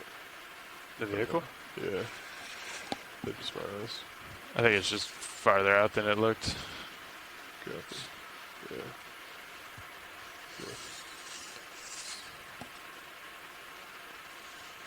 It's hard to, there's like no size reference out there. That, but it would help if you had your toes in view, you know. There we go. That's better. Yeah, there you go. I think I saw LED flicker.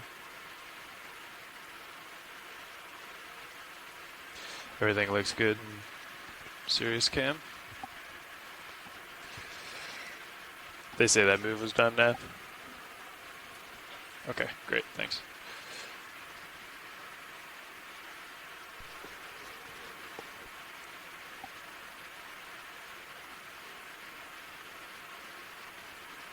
Might be a loose one in there for you.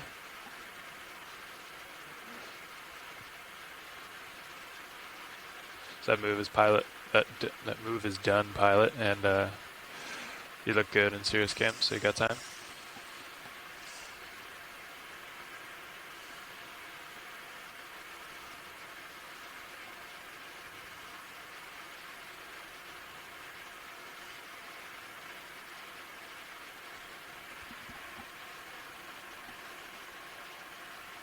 That's in there.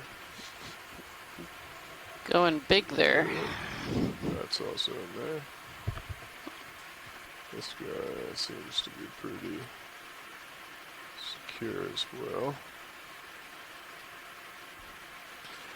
I think we may have been fooled. Where did they? I think Does look a little like that. I think Rian suggested something to the right earlier. Didn't even scratch them. That's in there. You said there was something to the right that may look? That's what the chat room had mentioned. Maybe some in the right-hand quadrant there. I think behind me. Yeah, I think it was back in your first spot. I think these are all cemented. Yeah. Do we want to continue and see if we may find something elsewhere? Certainly, if we can't find any here, then we should continue on our line. But Copy that. Yep. Yeah. They all look pretty cemented.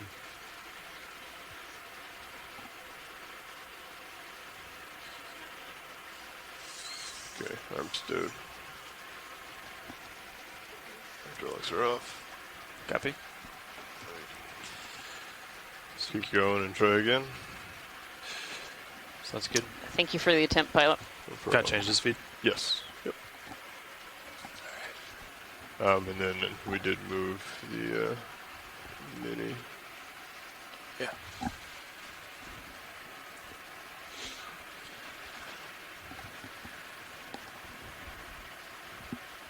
We'll keep an eye out though. Copy.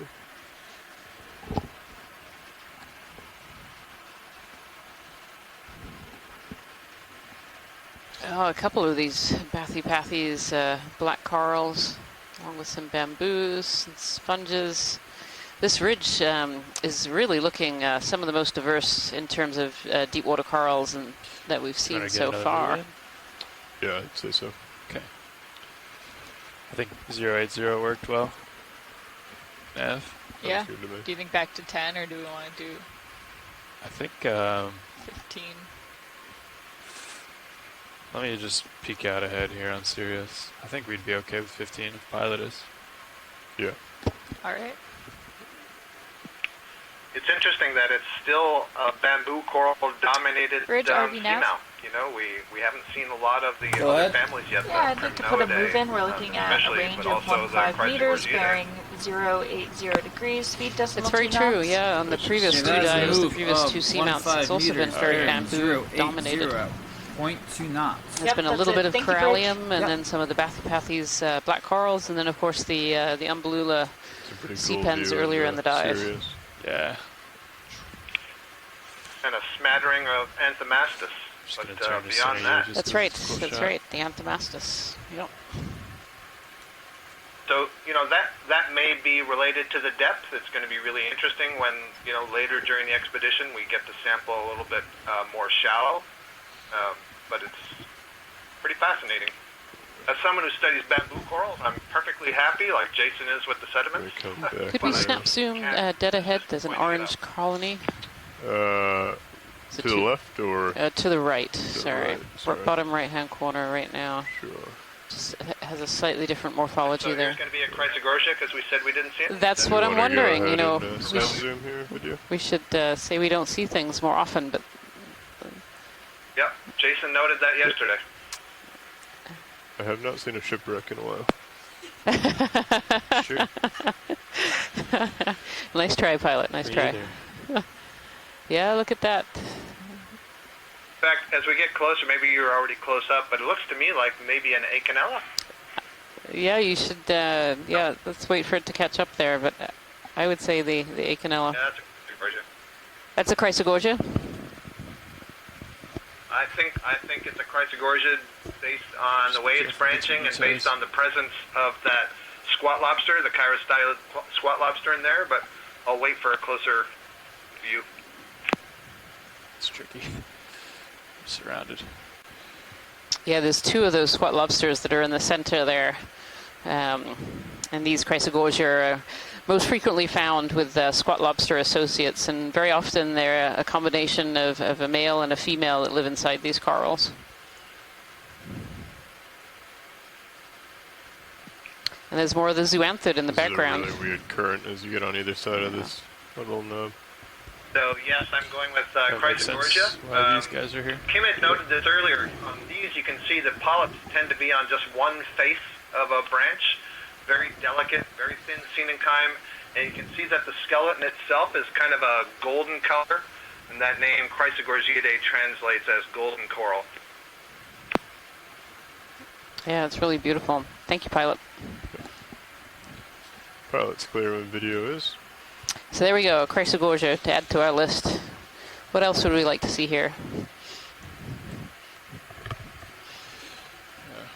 It's a dangerous A loose rock sample? A loose rock sample, yep. From the video team, I hear shark is often most requested. Affirmative. Well, I'm going to throw out then, if we're taking requests, I'm going to ask for rock pens, please. Rock pens, okay. Alright, I am at 080. I have you at 33 degrees. Copy. And this is a really interesting feature, Jason. I think I'm could this have been something where it means we're close to potentially where the initial eruption occurred? I'm looking at some of these morphologies, and it looks very strange, but still sheeted and pillow-like. Yeah, you know, there was a discussion a little bit on that in the chat about, you know, what is the source for, you know, these sort of outcrops that we're seeing. What's the eruptive source? Are there vents? Are there rifts? Or, you know, where did these come from? and it is really hard to tell. It seems to be a lot of overlapping flow here, and whether or not that actual, eruptive source may be buried below its own eruptive materials.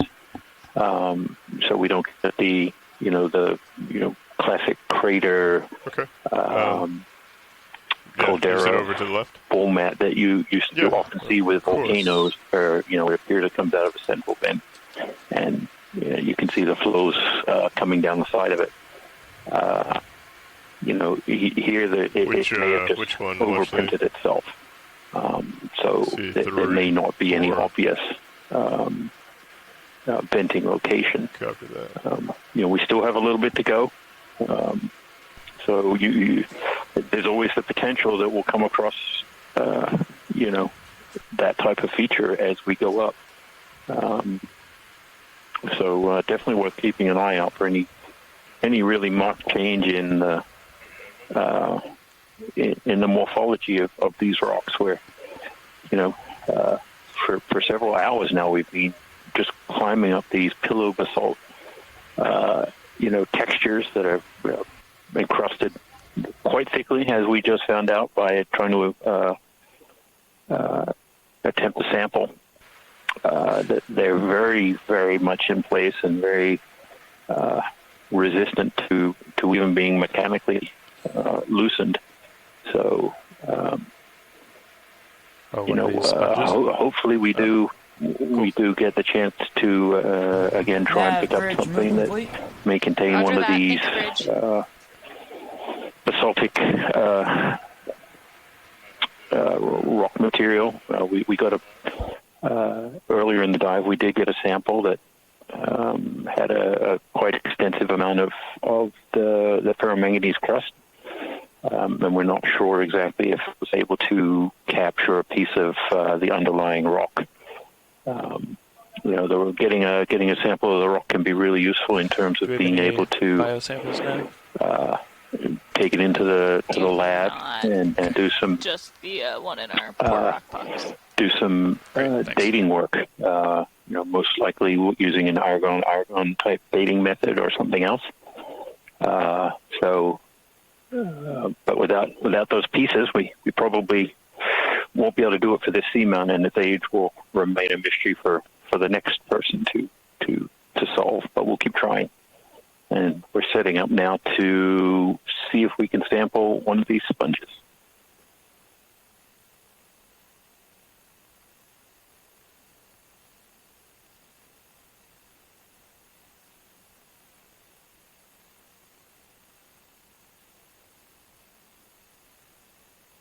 So, video, I'm going to change our big screen, but if you want to zoom on Sirius, that might be a cool view. You want me to zoom up? Yes, please. Got it. I'll keep an eye on the other feed.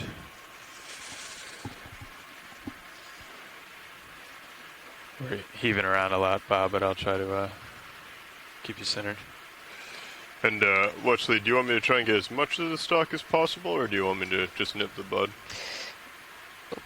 Nipping the bud is just fine, maybe with a little bit of the stalk. So, copy that. Thank you. Yeah, if Chris Kelly is still listening, it would be good to get his input here. If this is the one that we were looking at earlier that we weren't sure about the genus.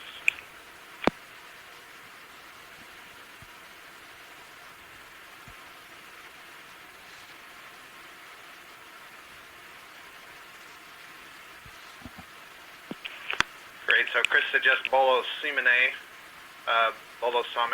which is good because he's identifying it to a subfamily, which means he can't identify it to a genus, which means it's probably new or unknown in the Atlantic. So excellent.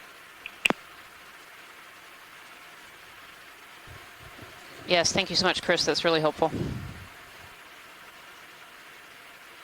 How does that look, Watchley? That looks great. Should be able to get a little bit of the stem and the bud. Yeah, don't worry about getting too close. The stem is fine to collect if it's easier. Just don't want to try and keep that top intact.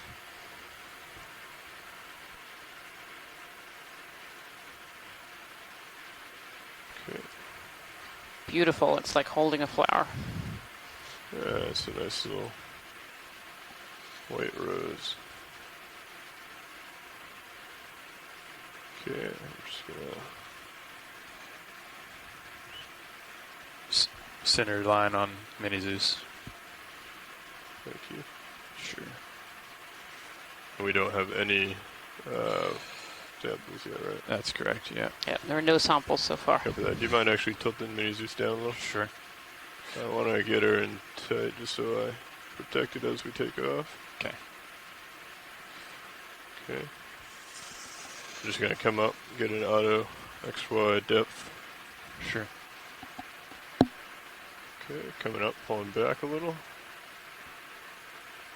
It's clear.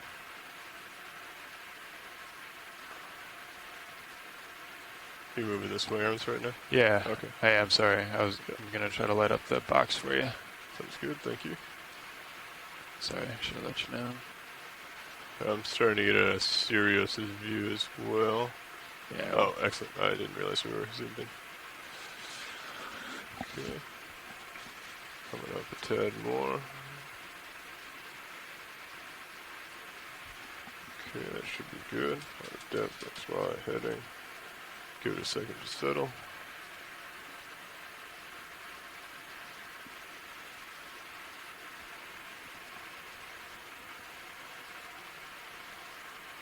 Alright, I'm happy there.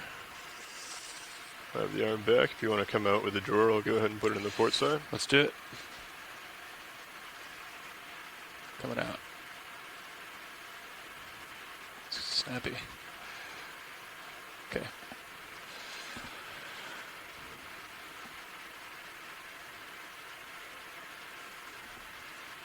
Vehicle looks good. Copy that. Ooh, this is going to be kind of tough. I'll go into the inner. It's a little bit wider. Yeah. And it should sink, but I'd get it down as far as... Yeah, that's what I thought as well.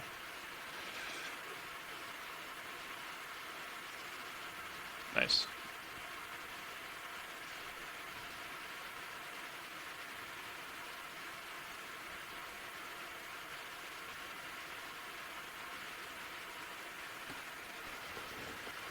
If you could also keep an eye on my XY, every now and again I'll come out. Understood. Yeah. Okay. Yeah, thanks, Nev. Good call on the unit.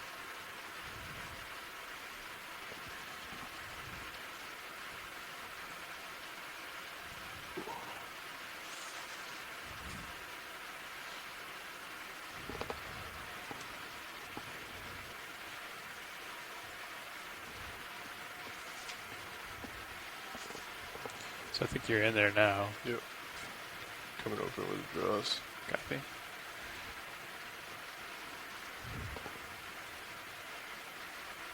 Nice. It's in.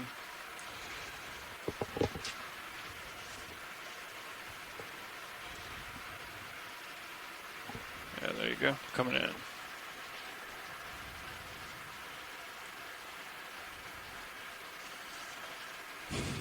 Nice sample. Really nicely done, pilots. Thank you so much.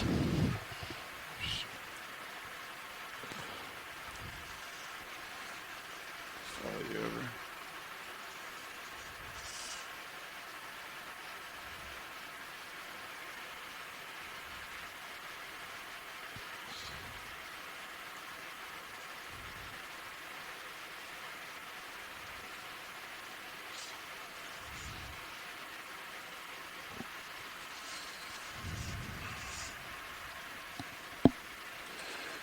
All good? Hydraulic secured. Okay, I've got your toes in Mini Zeus. Yeah. I just want to bring the swing arms back out. Or if you're in autos, you can do that, I guess.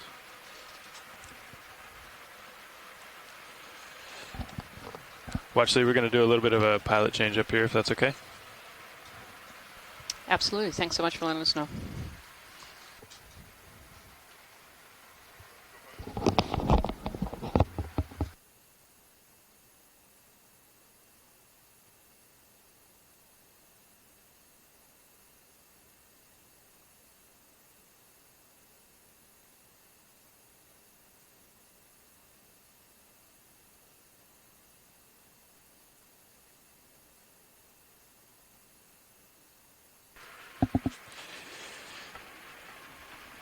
Okay, co-pilot. Your first task is to fix the swing arms that I messed up. I see.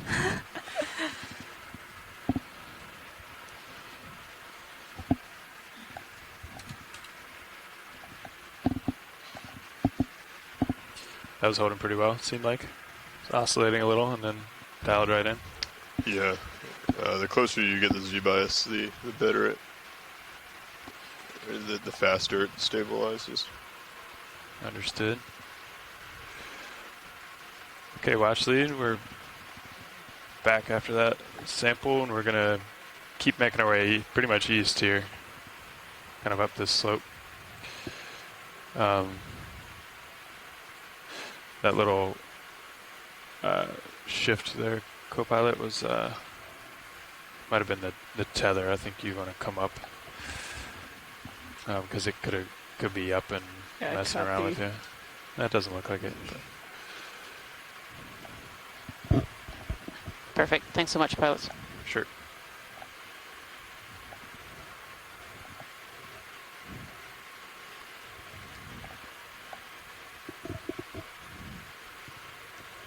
Yeah, let's get you up a little, co-pilot. Coming up. Looks good. Yeah, there's the tether.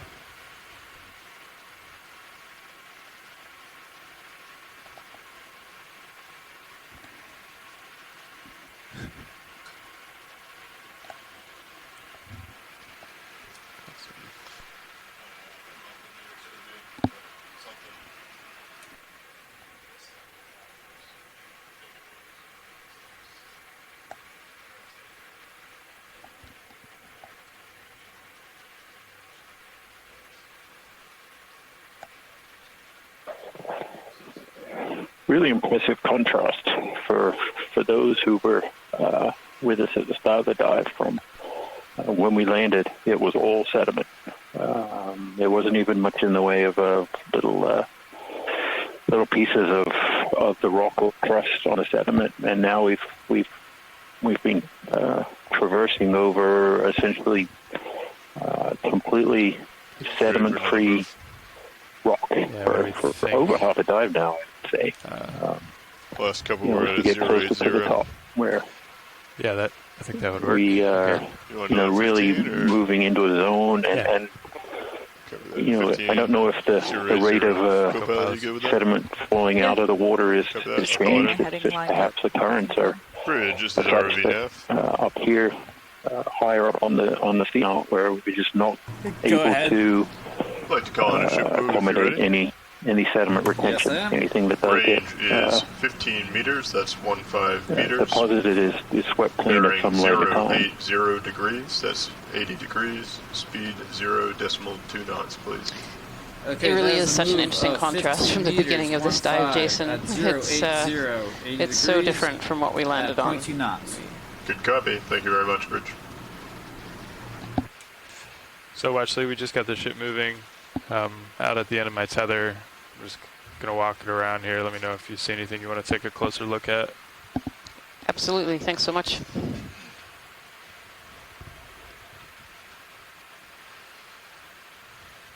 I think we're always happy to have snap zooms on corals.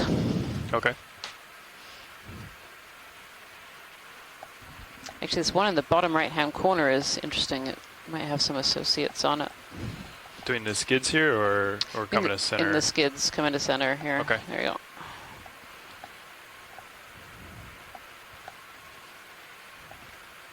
Sorry, are we in the lower one or dead center now? The lower one. Okay, gotcha. Yep. Yep. Thank you. Video, you want to do a zoom here while we're waiting for Sirius? Let's hold there. Oh, this might be interesting. Barnacles. There you go. Barnacles on the end of this this coral, and some of those. Now, are those the zoanthids or are those coral polyps? Yes, I have lasers on. Looks like those might be the zoanthids. Thanks. Yeah, I'm seeing mostly zoanthids on there. Yep, there are. There's a little bit of coral, I think, in this right-hand corner. Yep, there we go. Zoanthids are always easier to spot when you have the contrast between the original coral polyp and then the zoanthid. And for those of us who just joined us, we've been seeing a lot of these zoanthids, especially on yesterday's dive. Yesterday's dive, I think, that was the predominant fauna that we saw with those zoanthids. And they coat these coral skeletons. Keep coming if you got a video. Yeah, this is interesting. This is a bamboo coral here, and it looks like it went through some damage. It's got kind of this thickened area just right at this branch. And they can create these thicker areas for a number of reasons. It could be that something damaged it, and it's its way of regrowing. It will grow more skeleton that will get thicker in these places. Sometimes something has landed on it that it just grows over and creates kind of these nodules and nodes. But it can create these kind of discrepancies in its usual form, these nodes. Beautiful shot. Thank you, pilot. Sure. You say when video.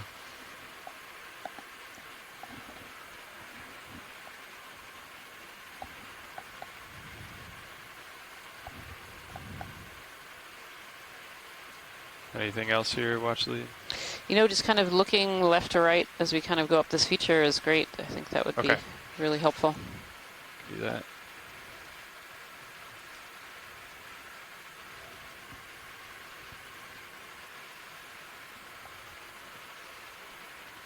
How are we looking, co-pilot? Looking good so far.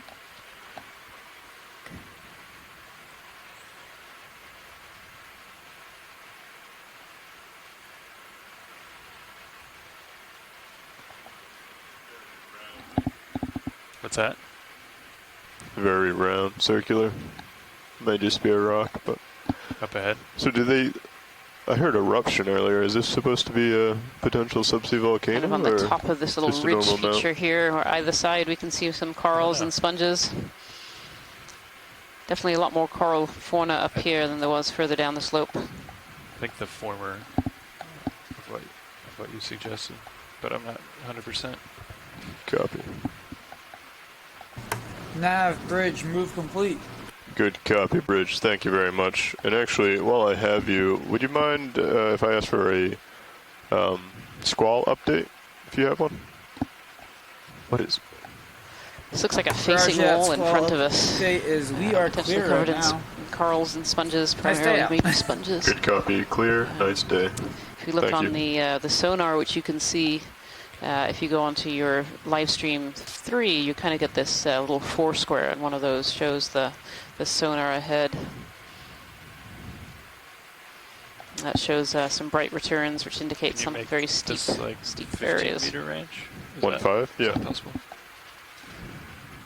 Oh, can we do a snap zoom on a Tina for possible? Little jelly on the left. Oh, there. Oh, there's one there too. There you go. Keep coming. Yeah, so this is a ctenophore. It's otherwise known as a comb jelly. And you can actually see, this is actually a great shot. You can see those are called the combs of the teen rows. And they bioluminesce very often. You got it. I'll just let you there track, Bob. Trying to stay off thrusters.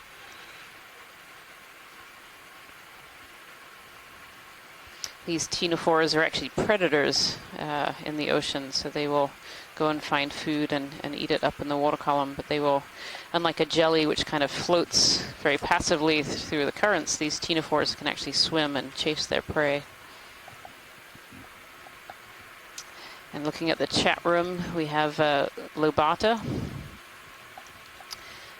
or Balanopsis. Balanopsis, yeah. So Balanopsis ctenophore, very beautiful. You can see those teen rows, which are these rows around the outside that you can see sparkling. Coming in tight. As they move. Yeah. Okay.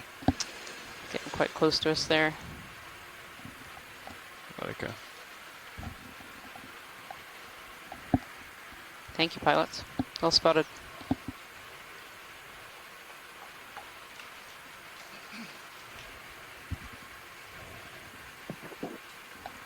So if we're able to zoom in at the base of the not sure if you covered that, pilots, but the ship moved. We may be able to about find 2 minutes some ago. loose rock.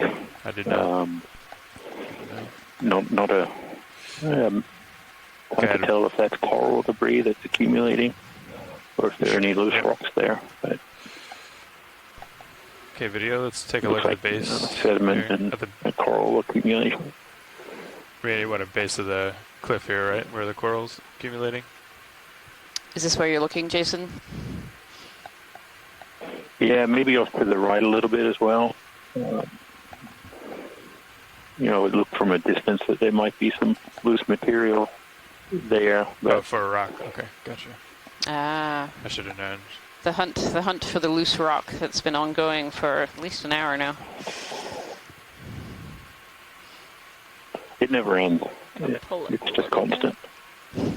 You're good. You're okay there. Okay. Yeah.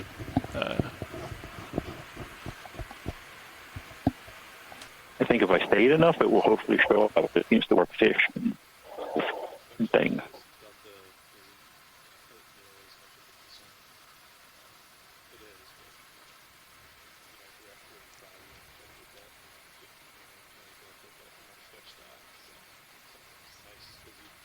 Yeah, I don't think any. We're going to see them here. It just looks like mostly dead coral skeletons that have accumulated at the base of this slope. Yeah, I'd agree. We'll It definitely looks very, very firm. I think we have another chrysogorgia on the wall here. I don't know if we can have a quick snap zoom on the orange coral dead center. Orange coral eye. Quite small. Come on in, video. This is another. Yep, this is another chrysogorgia with its squat lobster friends. Back up. So this particular coral often has two associates living within it, two associated squat lobsters, sorry. Sometimes there are more, there can be 3 or 4, but very often there are just 2. And very often it can be a male and a female pair. Thank you, pilot. Sure, can you come live video? I see something in the If we're still there, Rian, can we get a snap zoom to the left, upper left of the chrysogorgia? There may be a new bamboo. To the upper left. Yep, I think we're moving that direction. Yeah, hanging off with a bunch of sponges on it. Very angular branching. Ah, okay. This kind of mess over here? Yep. Yeah, yep, that one. Yeah, I mean, if you have to move, that's fine. I know I'm delayed. Oh, no, it's right there. It's okay. Okay, let's come on in, video. There we go. All right, we're zooming in now, Scott, so it'll take just a moment. I suspect this will be branching at the nodes. I suspect this is the genus Isidella. Yeah, I do see some nodal branching. It'd be great if we can get a little bit closer, pilot. I don't know if we can. Are we going for the white branching coral? Yeah, the white branching coral below the sponges there. Okay. Sorry, it also tends to have thinner diameter branches, and you notice after branches they have very long extents before they branch again. So all characteristics of that genus. Very hard to find a branch here in focus. Can we come on video? Yeah. Yeah, maybe on one of the ends. On this right-hand side, maybe? Yeah. Yeah. Okay, let's come back in.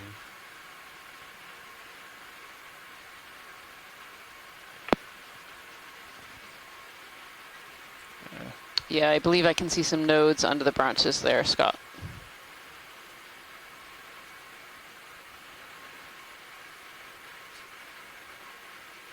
Yep, there we are for certain in the background. Yep. Excellent. Thank you. So.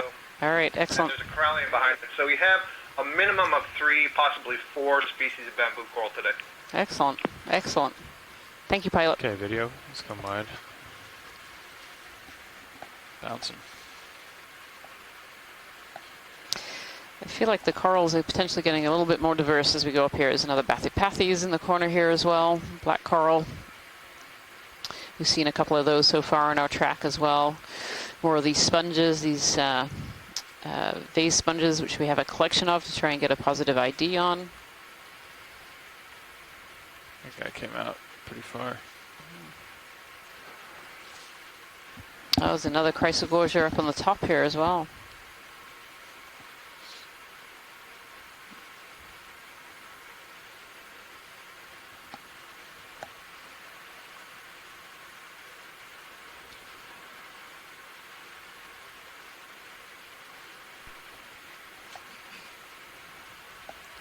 What are you guys thinking? You want to put another move in?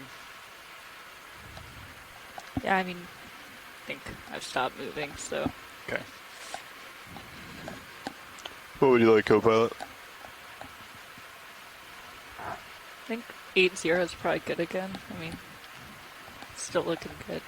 And if any of you at home haven't looked in video live stream number 2 recently, there's a great 15? shot of D2 kind of looking at this pinnacle with coral on top and sponges.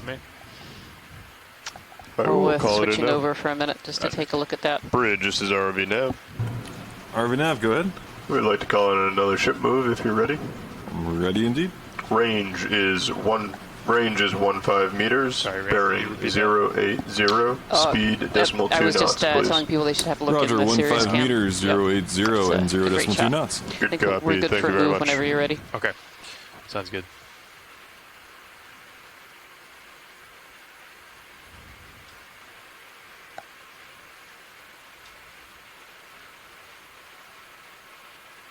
Alright, pilots, that move is in. I'll let you know when it is completed.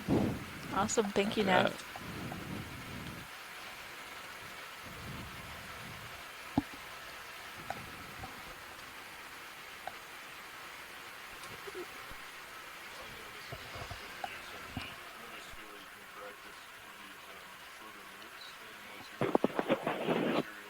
Based on the HIPAC map, which people can actually look at in Stream 3 in the top right-hand corner. Shows a map of the ship, the Okeanos Explorer, as well as D2 and the Sirius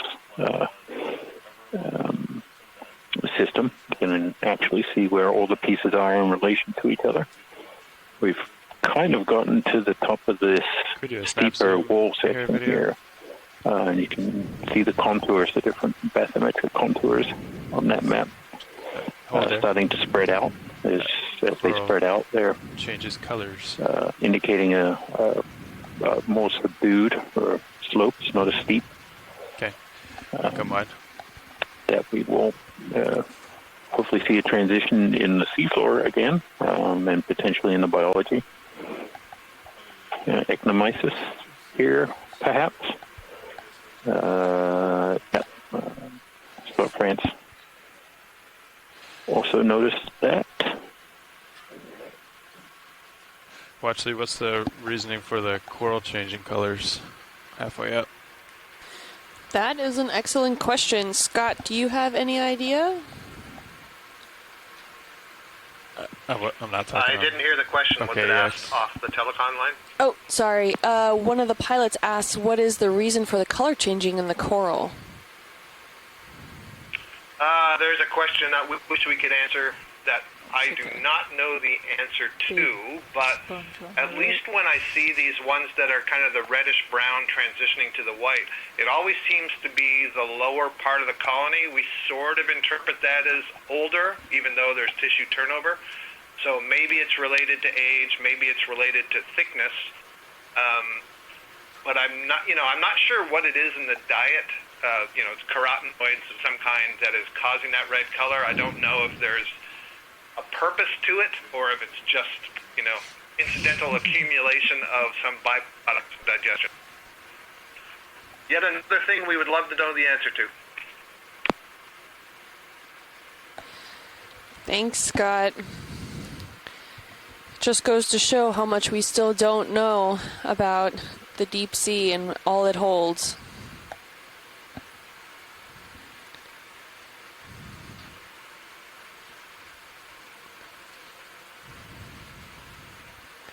There's some great shots here of some sponges and Bathypathes.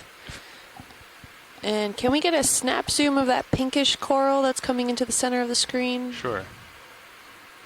Video, if co-pilot's alright with it, you can do a zoom on Sirius as well.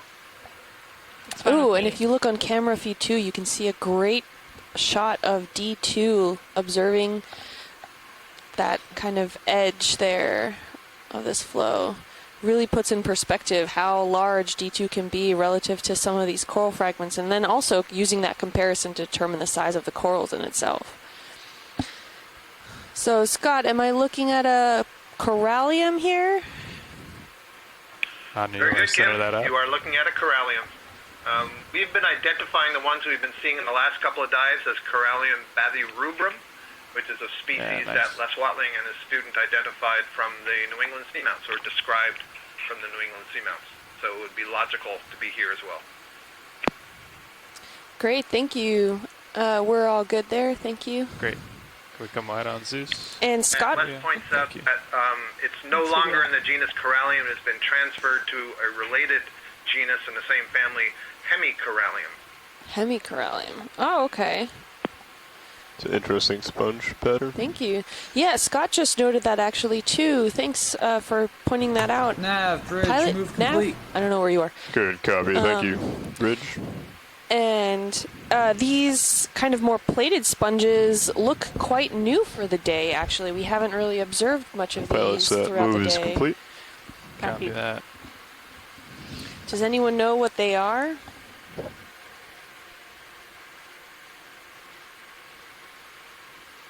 We full wide on Sirius? Someone knows. The good question is there anyone here who knows what they are? Put another move in if you're ready. So too. It's a very good question. Yes. Does anyone on the line or in the chat room another 15 meters, know exactly what these more platey sponges? Sure. Copy. Just keep an eye on this when you come looks over. like a sclerosponge. It looks. You can come up. Of that essence, I'm just not familiar with Well, where I'll call it it is. in now. Understood. Bridge, this is RV Nav. Go ahead.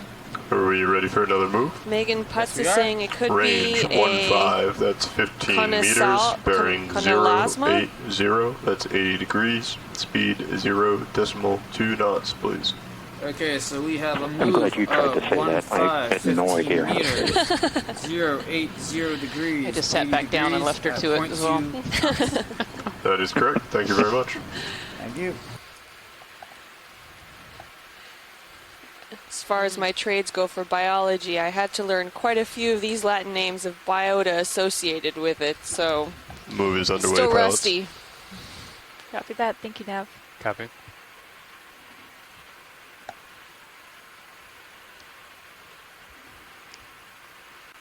There's quite a lot of diversity on this one little outcrop here.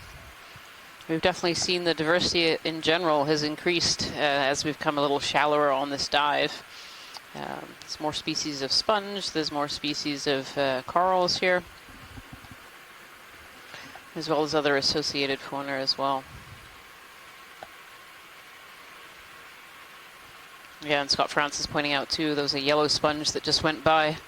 There's also, I don't believe that we saw that further down the line.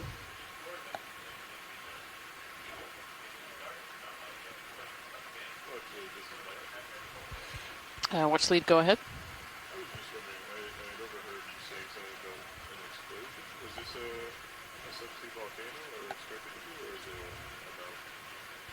That's a great question for a geologist.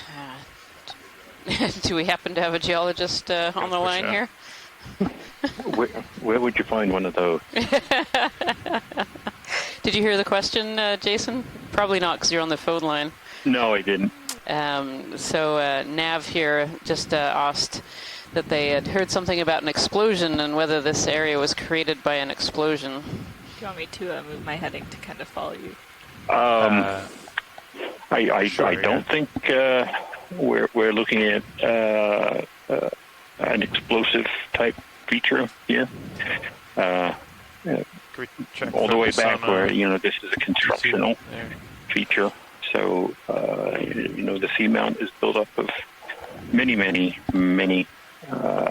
layers of erupted volcanic rock. They do, almost as soon as they are finished building themselves, they also start to fall apart. It's kind of the cycle that we look at. And there certainly might be a type of rock here that we might be able to sample. Sure. Worth keeping an eye out for. So we see a lot of, as we've gone up, we've seen a lot of different features of the construction. These pillow basalts and, sheet flow textures. And, now we're looking at that perhaps parts of the erosional process, it's like some of these pillows have opened, and the crust that has formed has started to come off and break apart and fracture. Okay, I'm not sure if so over time they tend to come apart of either from some external forces, such as earthquakes. We don't tend to get too many explosions out here. Well, actually, do we want to try this rock here? It might be. So, maybe. There's I think if longer-term if that one is loose, I think that event. would be a great one, pilot. Okay, we'll try it. Would ship is stopped at the moment? So we'll have to. Ship is currently moving. I called it in 17:59 4 minutes ago. Yeah. It took about 5 minutes to complete. If it's a nice piece. That sounds good. We'll just keep it. So, a question for you, Jason. Good copy, there's Bridge. Thank you. chatter in the chat room, and I've heard you say it before too, but that you're ship looking just for an completed its angular move. rock rather than a round rock. And why is that? Right. I'm just preferential to angular. No, it's the angular usually implies a certain level of alteration or physical abrasion to the rock, or as we see that there's a lot of these ferromanganese crusts. Please. We can see at the smaller scale there's a tendency for those to form circular, concentric type features. Bring up the hydraulic an angular piece may be more likely to contain some of this fresh volcanic rock material that we're after. It's not 100% diagnostic. It just is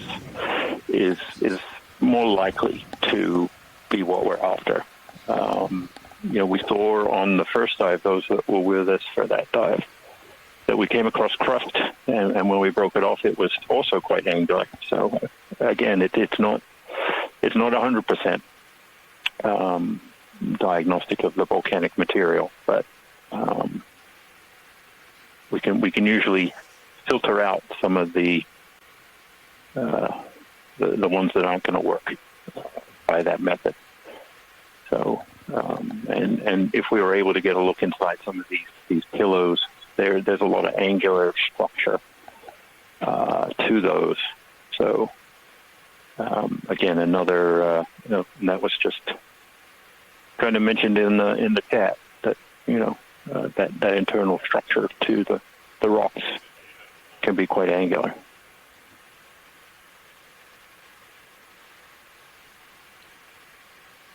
So we see that with basalts. If you've been to Eastern Oregon, I saw it wiggle. It wiggled. They got it. Pilot, be advised you have a rock sample in the port at the moment.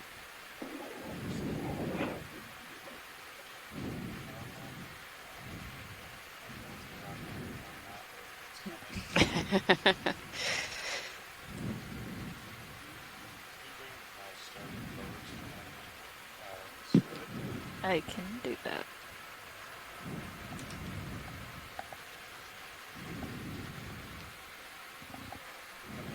It looks great. It certainly looks solid, that's for sure. And see how much of it might be crust. Yeah, it's solid. Yep, everyone sounds pretty excited about that rock, pilots. Thank you. Yeah. Hard to tell if go it's outboard all before crust stowing. or if And once it's stowed, you can bring it inboard a little bit to get some light right in the center. Right on the what he's trying to show Is that off. a good thing or a bad thing?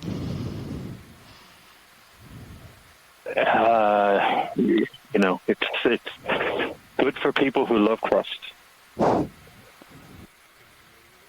So we'll take that one. You're also at negative 33 right now on your rotator, so it might be a little low and out of the light.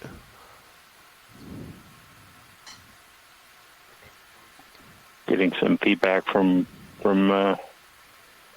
onshore that folks are thinking that it probably is all crust.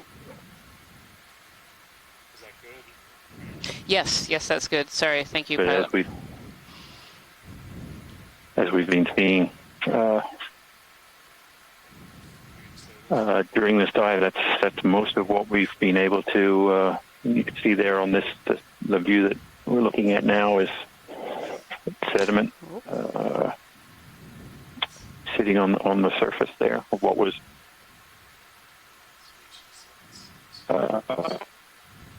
in the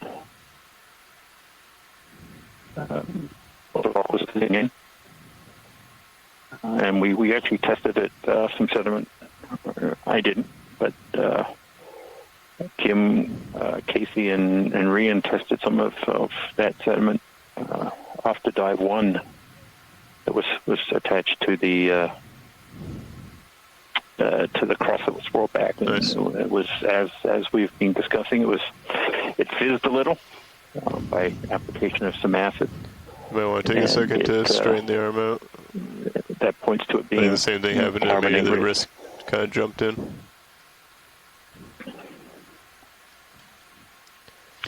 Actually, when we That's saw been stuck there the since rock that sample 1, pulled up, pilot. that there was this the sediment looked quite fine, kind of billowed, and we're seeing it now very much just sitting in the water column. It isn't falling out of suspension very quickly. So there is a really fine-grained component to the sediment beyond those large pteropod shells and coral fragments and things that we can actually see. Some of the sediment appears to be perhaps clay-sized. Ooh, it's an interesting crack over there on your starboard in the rock.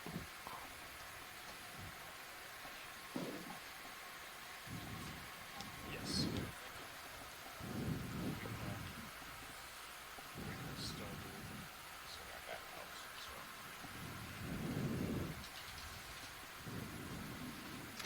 Great job, pilots. Thank you very much.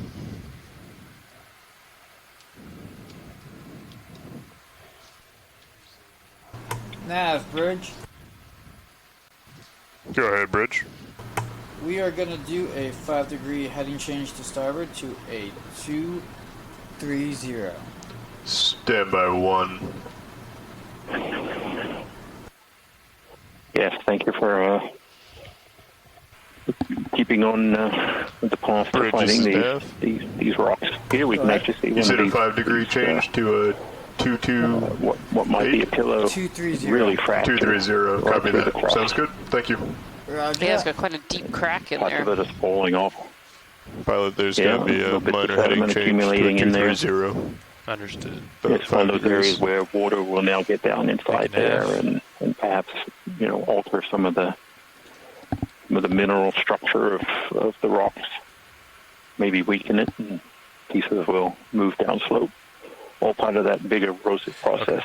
Sounds good. You came over then. That starts attacking, the seamount as soon as it's finished building itself.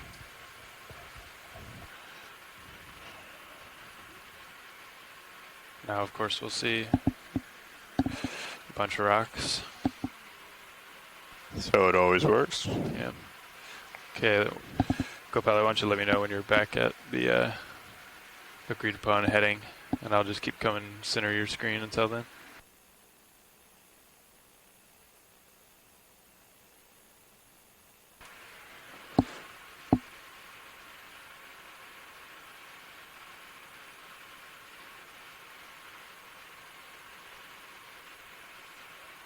Great.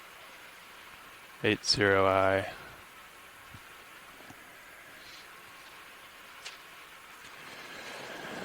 Okay, well, I'll if you want to come up with me, I'll come up and stretch out, and then we can get another move in.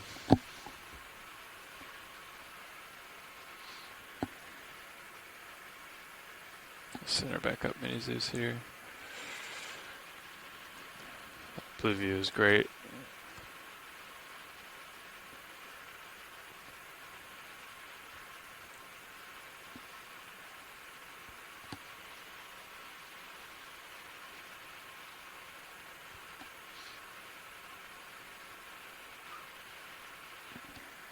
Alright, looks like you're getting close to center. What move would you like? think we could do another 15 or so. 080. Copy that. 15 meters bearing 080. Speed will be decimal 2 knots. Purple item. Go ahead and call it in. Sure. Bridge, this is RB Nav. Possible sea cucumber here on the We're rock. ready for a move if you are. Great to have a snap zoom on that pilot. Range is 15 meters, bearing 080 degrees. Speed 0.2 knots, please. Do those tend to spend more time on sediment than on... Okay, that is a Likely, 15-meter move, bearing 080, unsedimented 0.2 knots, and we have completed our They do, sea cucumbers do need sediments because that's primarily what they eat. But, you know, there's a fair amount of sediment kind of in between all these pillows, and so you do sometimes see them up on rocks and getting between places. There's also, it looks like there's a fair amount of sediment kind of on top of these rocks as well, so it could be picking off move those is sediments. underway. Understood.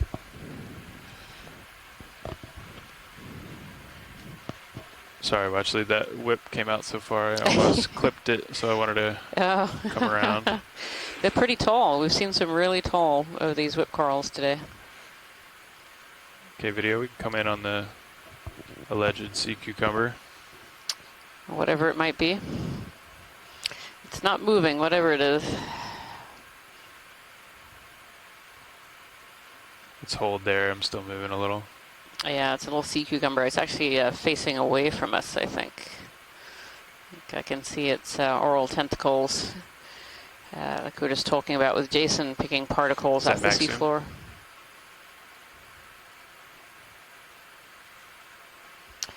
Sea cucumbers are related to sea urchins and sea stars. They are echinoderms. Sorry. Forgot I picked up a rock. And they tend to eat sediments, so they'll eat sediments, and their gut system will pick out the good particles, the nutrients that they need to live. Most of them crawl along the sediment. Some of them do swim, have special swimming appendages on their heads. Did anyone else just see the suction cam go out? Yeah, when you were taking a sample, I took Sirius's main HD and put it over here on 12, so I was switching it back. Doesn't seem too bothered by D2. Making sure. Yep. I don't know if we've seen that. Star Saturn. Oh yeah, there's another sea star. There we are. So we're starting to see a few more echinoderms too that we really didn't see on the lower slopes. You also have another sea slug over here, maybe. Sea urchins recently, to the left. and a couple of sea stars. Gotcha. And or sea cucumber as well. You want to do a snap zoom here video? See if Chris Miles still around. We have some time here. Watchley, we're waiting for Sirius to catch up. Oh, we do. Okay. Yep. Sea star here. Oh. Stand by one.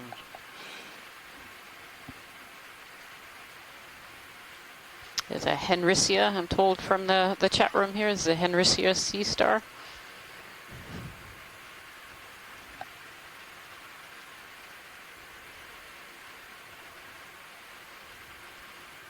Oh.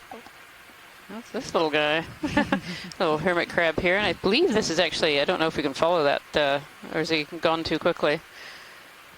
I believe that might have been a little hermit crab that had an anemone on its shell, but I didn't quite get a close enough look at it.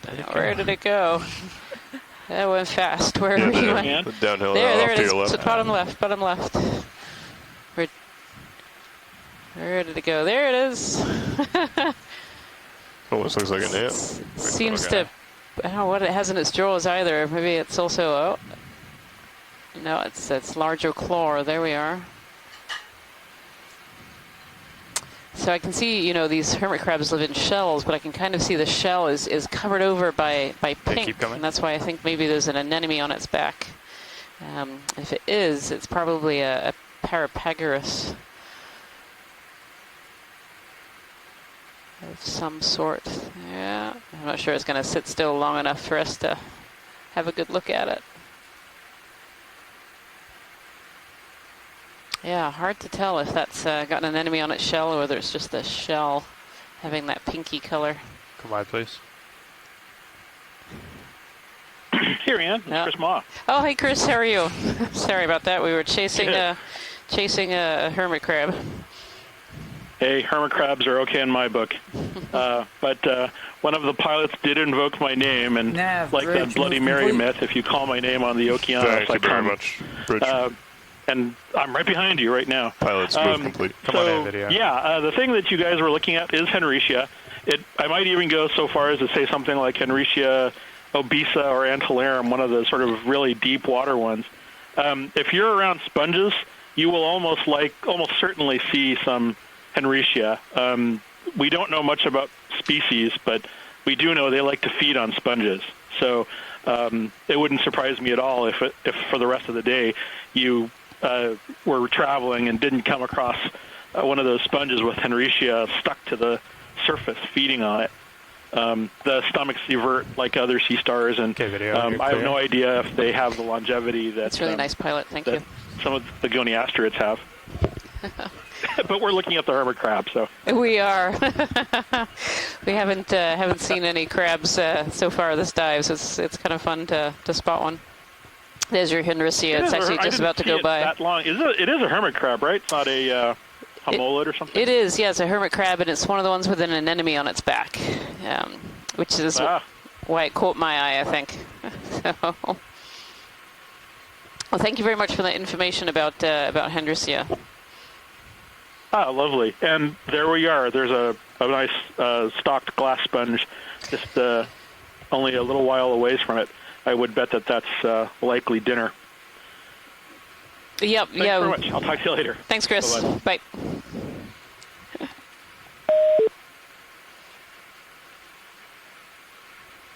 Yeah, looks good, co-pilot. All right. How are we feeling here, guys? Move completed at 18:17, so about 3 minutes ago. Go ahead, watch lead. Do we have the ability to collect a little bit of this plate sponge here? There was some question over its species earlier and a request to collect. Are we in a good spot or no? Yeah, I think so.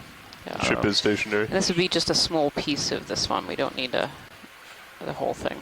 Okay, so just like a little off the top with the jaws. A little off the top sounds perfect. Great.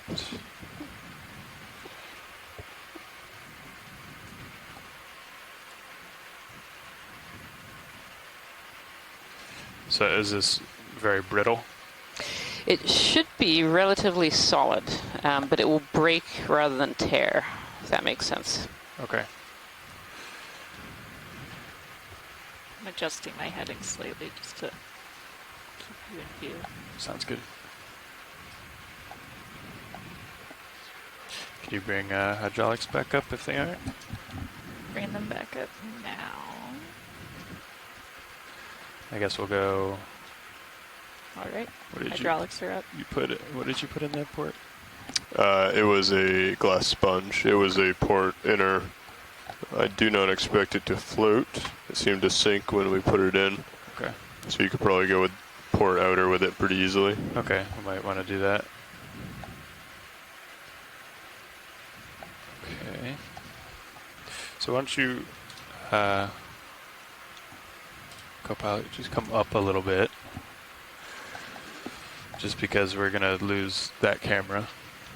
So just to be safe, come up.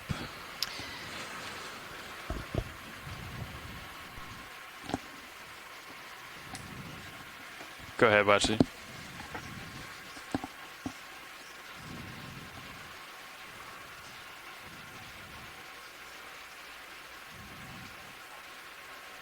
Ah, interesting.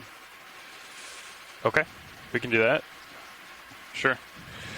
We can, I'll clip in one spot, and then if it does tear and that's acceptable, we'll keep it. And if it doesn't, then we'll go back for the other one. How's that sound? Absolutely. Sounds perfect. Okay, co-pilot, if you want to switch camera feeds for me, and then also bring it up or keep an eye on the Sirius camera.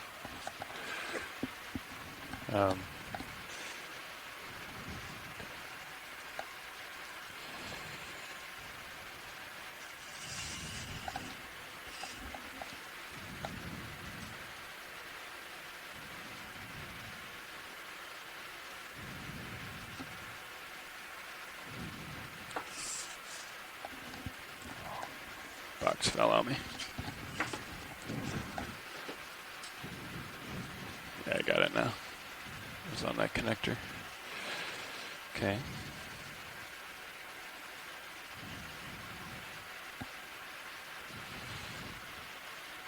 Okay, let's hold there on Mini Zeus and maybe come in just a little on Mini Zeus.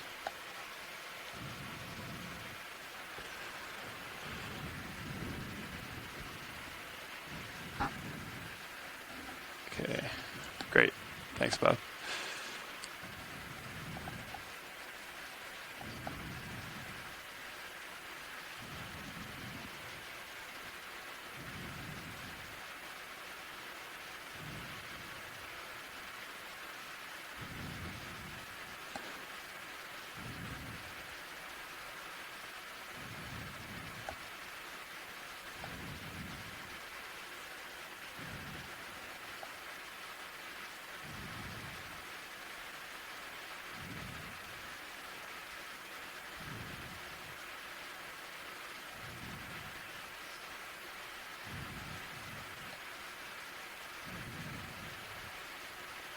So that's not, well, I guess that's a little more than I thought it was.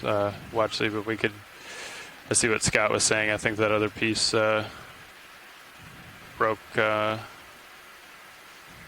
the left and then kind of folded in. Do you want to try to stow this and then go back for that piece, or? If that's a possibility, that would be great. Sure. If it's not, then the piece you have will work great. Okay, co-pilot, let's come wide on Mini Zeus, please.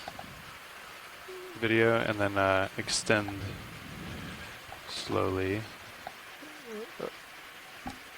the drawer. Oh, sorry. Just taking a look at it, the way that other piece broke, it might be buoyant. Might want to float up. Okay. I don't know if you want to... There also are the suction jars that we could always bring it to the nozzle and turn it on if you think that's easier. Okay. Just keep coming out on the drawer. Right.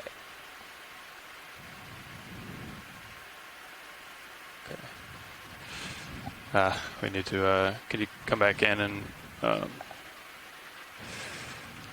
then retract and extend the port pin?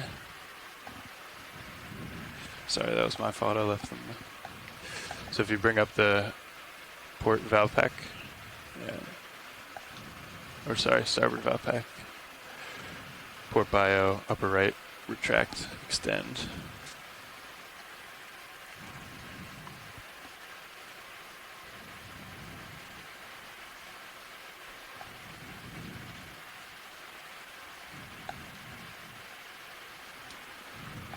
All right, let's try the drawer again then.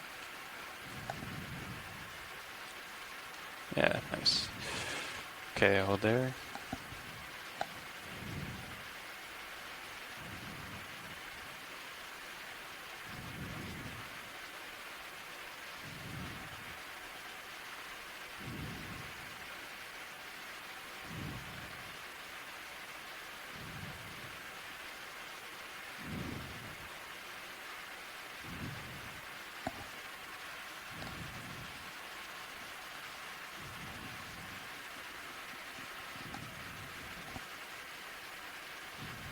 Okay, it does sink, so that's good, I guess. It's still in your jaw. Oh, a one piece, I think, went in. Right?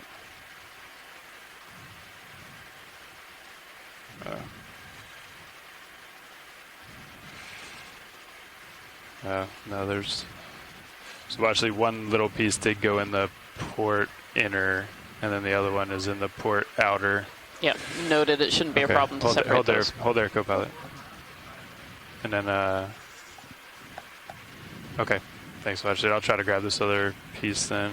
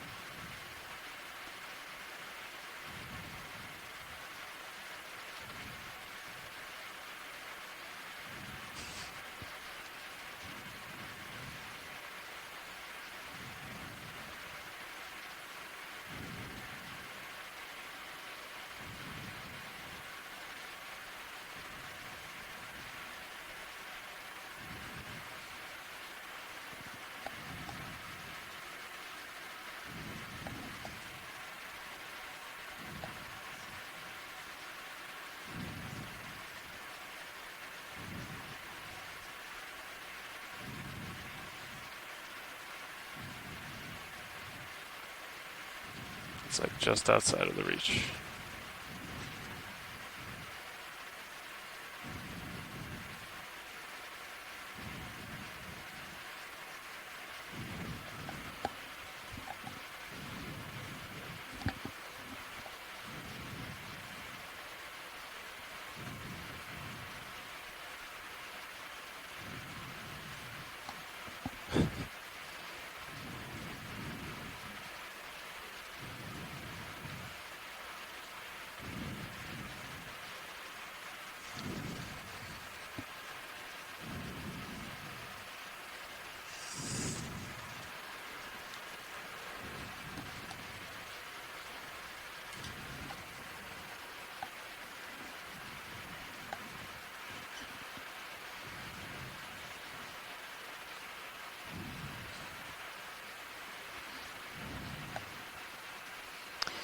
So pilot, if you can't get that one, don't worry. We do have the 2 pieces that are successfully in the bio box. Okay, I was gonna just give it one more go here. It looks like a nice chunk. Unfortunately, it just folded over once we first hit it.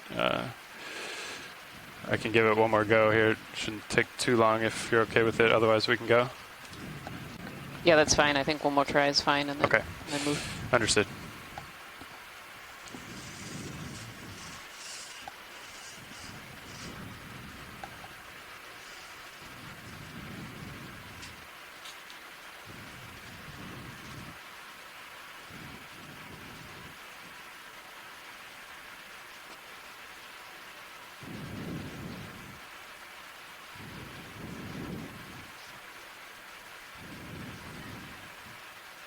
It just broke. Okay. It's pretty brittle. It's determined to foil you. Yeah, okay. Well.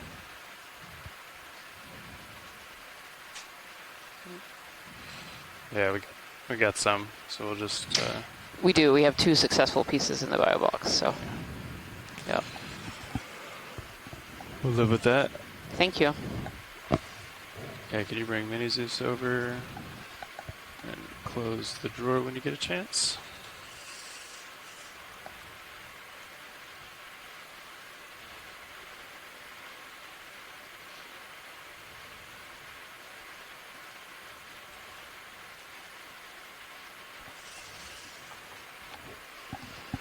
Okay, thank you.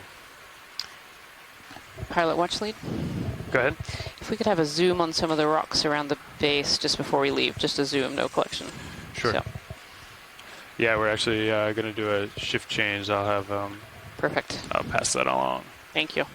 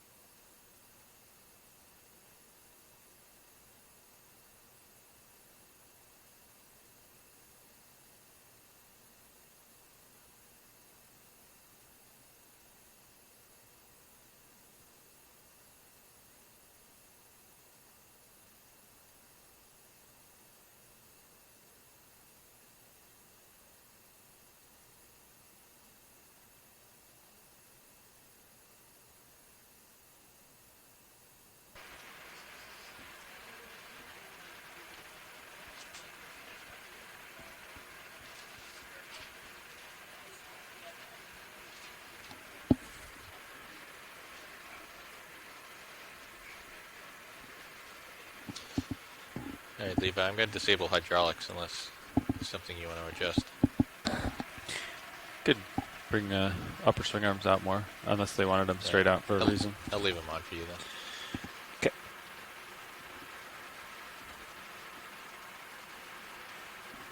All right, watch lead. Heard you wanted to look at some rocks. One of the watch leads would like to look at some rocks, that's for sure. Yeah, if we would just like to look at some of the loose rocks around the base of this sponge here, just before we head off. Not for collecting, just for taking a look at. Thank you. Come on in, video.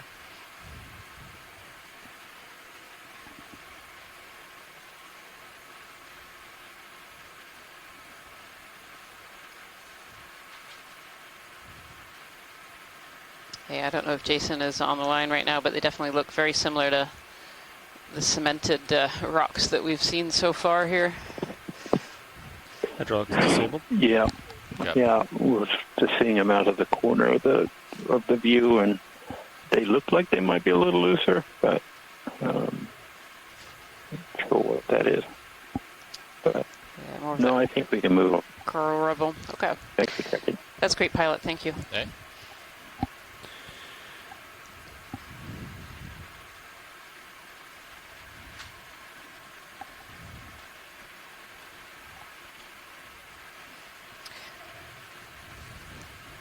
So we have about 30 minutes left of this dive. For those of you who have just tuned in, we're on dive 3 of the NOAA Ocean Exploration Expedition, North Atlantic Stepping Stones. We presently are on board the NOAA ship Okeanos Explorer and diving the D2 ROV system. We are today looking at a small unnamed and unmapped seamount. It was mapped overnight by our mapping team to add to a little bit of data that was there. And we are diving up a wall right now. We started at about 2,640 meters, and we're currently moving up this really steep wall. It's been a great dive so far. We started in a very different habitat from the one that you're seeing right now, a big sediment plain, and now we're into kind of a blocky, bouldery habitat along the deep sea corals and lots of sponges. And we've seen a fair amount of echinoderms on this dive so far. It's been a really fun dive to watch from here in the control room.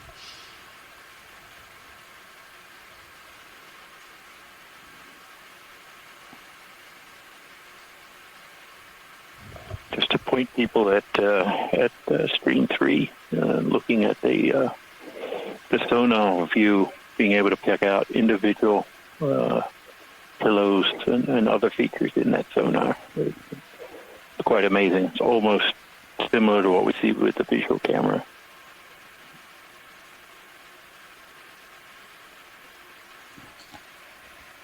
All right, Nav, we can probably get a move in so we can mosey on here, make some ground. Yeah, copy that. Looks like we've been doing a lot of the same ship moves, 15 meters, bearing 80 degrees, 0.2 knots. Does that sound about right? Get us to whatever you need to get us to the final point. Quite a bit more sediment here. Yeah. Not sure we're going to get there, but we can try. We started to, as we've gone up, we started to 20 meters. 20 meters? Reduced okay, copy that. a little bit, not too much.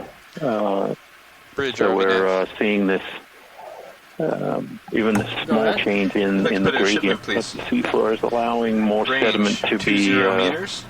Bearing 80 degrees to accumulate. At 2 knots, please.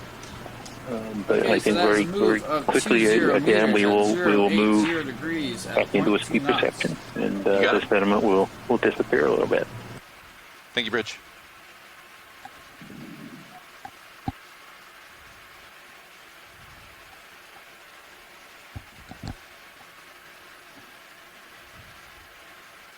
Let's get this floater here.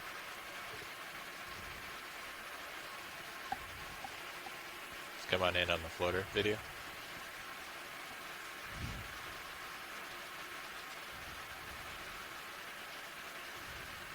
Oh, there's a little polychaete worm here, I think.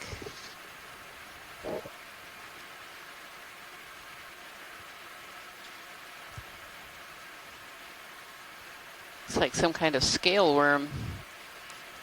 The scale worms are named for their very distinctive scales that are found on their body, and you can just about see them. They're very translucent in this particular species, and they very often have these very iridescent legs. You can see them using them to swim there.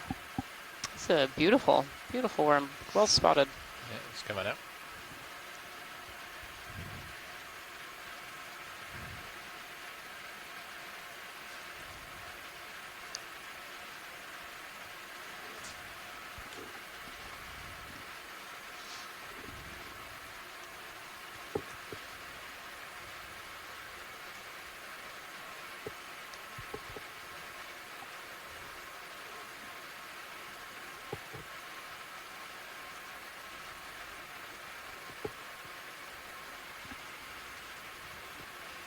It's a cool sponge.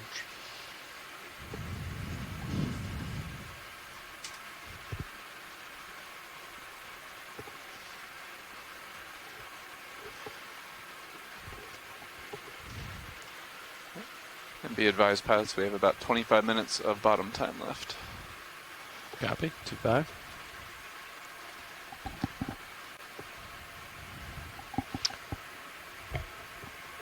I like this view. Super low. Looks like we're coming across more of these kind of bouldery habitat, these really large boulders sticking up with deep sea corals and sponges all around them. Again, this whole dive, there seems to have been an awful lot of food in the water column, this marine snow. This marine snow is, it's a good proportion of it is plankton that once lived up in the upper ocean and died and is falling down to the deep sea. But also other things in the water column too that have died and are starting to fall down, so smaller organisms. And it's this marine snow, this food fall that really feeds the deep ocean. So that's really what these deep sea corals are looking for, and the sponges in some ways too, that they tend to pick out very much smaller particles and nutrients. But a lot of the organisms that live on the seafloor really rely on this marine snow to be able to survive.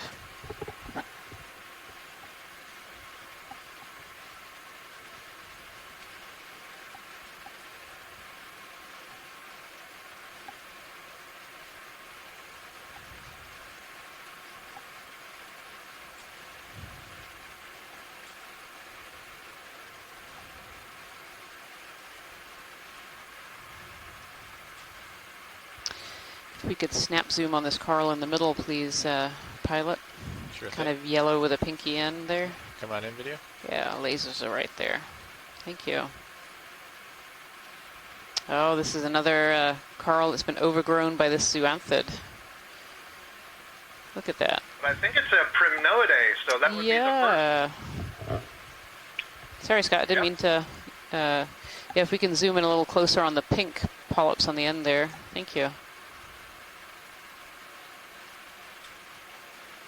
Yeah, this definitely looks primnoa-like. I should say primnoid. And that is our first primnoid of actually this cruise. I don't think we've had one yet on any of our dives. And more than half of it there has been taken over by this zoanthid that we've seen on a lot of the bamboo corals. And this zoanthid is a relation of the anemones and corals. It's a cnidarian, and we've just seen it covering a lot of these dead coral branches. As we kind of zoom up here a little bit up the colony, you can see these much larger polyps, and these are the zoanthids here. Thank you, pilot. That's great. Yeah, here are the zoanthids. You can see the polyp structure is just very, very different. So they're not specific to bamboo corals. They will overtake other corals as well.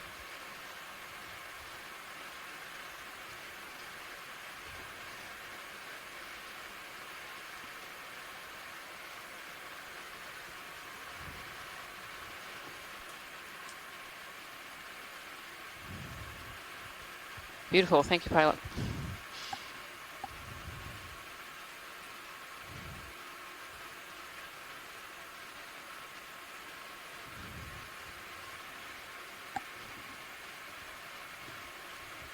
Yeah, when that move ends, we can probably just put in another one. Another one of Copy these that. Echinus Should be just about urchins over. You want down me the to bottom add there to that it? we've seen a little bit earlier. Stand by. Bridge, ROV nav. Go ahead. Yeah, I just wanted to inquire about that ship move and possibly add on to it if I could.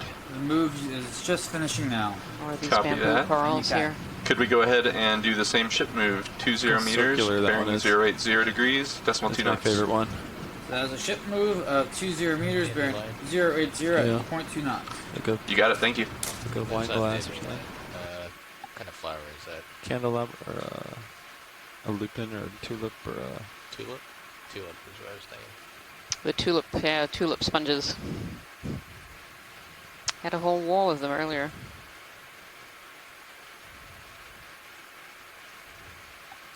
Not a lot of heat today, huh? There was some heave earlier. Was there? Yeah. Maybe I'm just between a set. Not much though. There it goes.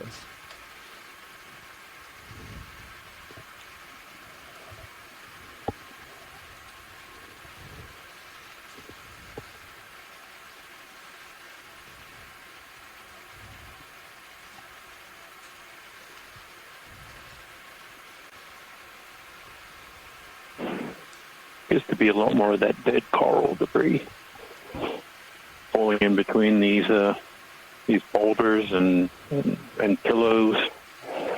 You're still seeing a little bit of scattered sediment filling in the gaps as well. We're probably going to see a little bit more of that as we traverse up a little shallower. We only have about 15 more minutes to go on this dive. I don't know if we'll actually move back into the really steep sections like we just came out of. So maybe we'll start and end the dive with a little sediment. Yeah, anyway, these boulders are sticking up. They seem to be covered in these sponges on stalks and a couple of other species of sponge as well on these corals. And then down in the sediment, not so much. Yeah, that transition we came across where there was no sediment and the coral and sponges were just scattered over everywhere, and now they're kind of restricted to these bigger, higher up outcrops. Where Yep. they can get just that little bit higher. There's a Out of the Bathypathes sediment. black coral in there. A couple more of those sponge species.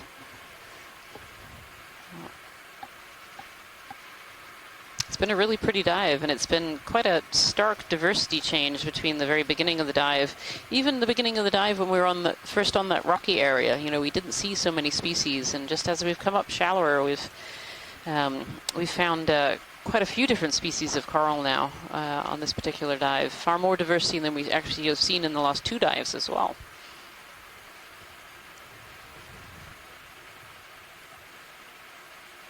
Let's do a snap zoom Yeah, the here video. water temperature is going up about 0.3 degrees Celsius since we started. So not a tremendous amount, but perhaps enough to do some different donations. I don't know that we changed water masses per se. Come on out. We started the dive at 2,640 meters, and we're now at almost 2,450. Quick zoom right here. So we're getting towards a 200-meter elevation change. If my math is correct. Yeah, that's good. Yeah, a little dead coral stalk here on the ferromanganese crust, and the coral has been dead for a very long time. We've been told in the last couple of dives that this black coating appears about 1 millimeter per million years, and had a little sponge growing on that particular one right there.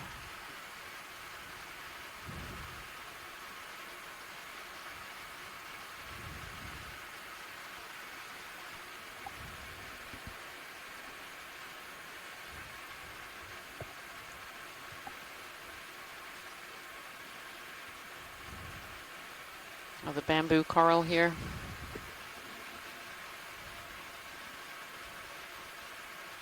And lots more of these unknown sponges on a stalk. The which we collected one of those earlier so that it can go to the Smithsonian Institution. And this is probably a good time to say that all of the samples collected during these dives actually go to national repositories where researchers from around the world will be able to take out the samples to work on. And that way they're fully shared with the entire community, and that's both the rock samples and the biological samples. So everything collected during this cruise, from the video to the data to the samples, is available for the entire scientific community globally, and not just in the US.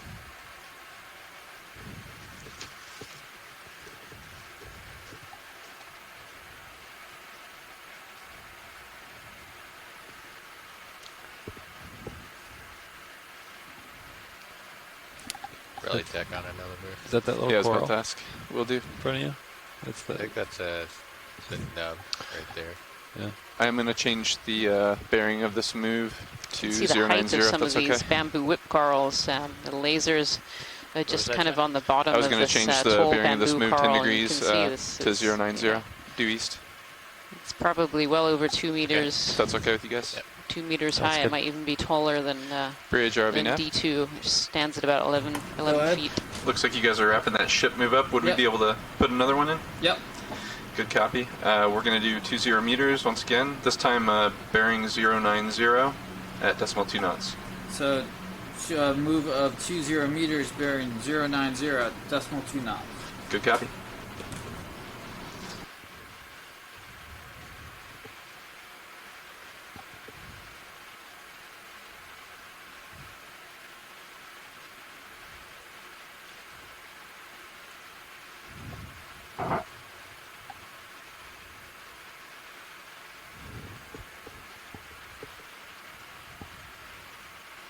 This is an interesting little feature here. You can see lots of the dead sponge skeletons.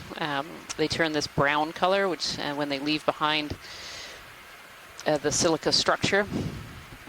You see there's a few live ones around as well, bottom right-hand corner, and up in the top is one of these ones on a stalk. But all this material in the middle used to be sponges, and it's old sponge skeleton that's been left behind after the animal has died away.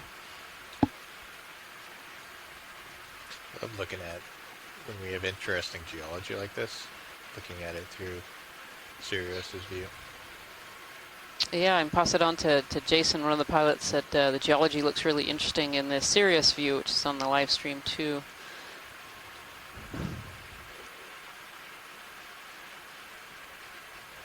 Yeah, it's really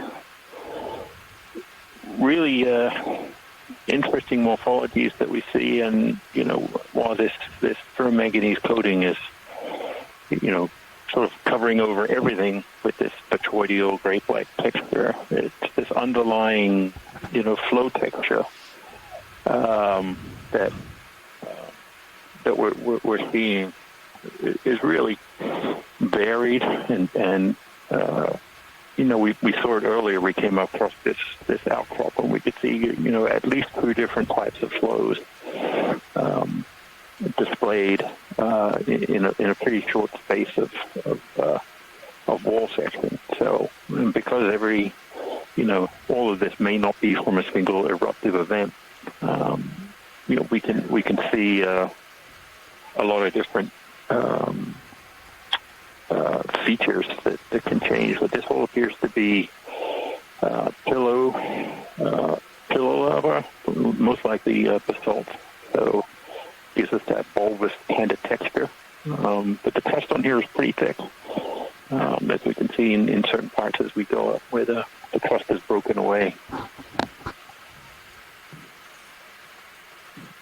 And somewhat different to what we saw in the first 2 dives.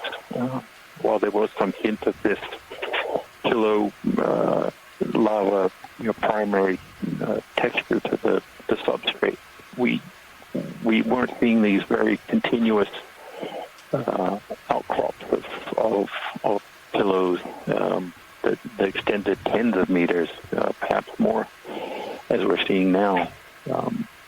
So, a quite different, different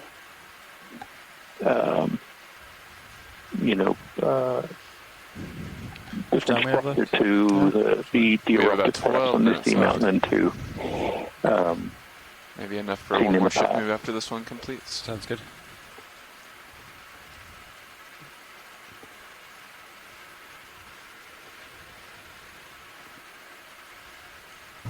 Nav bridge move is complete. Copy, bridge. Thank you. Pilots move complete. Would you like one more? Onward. Good copy. Onward. Bridge RV nav. Go ahead.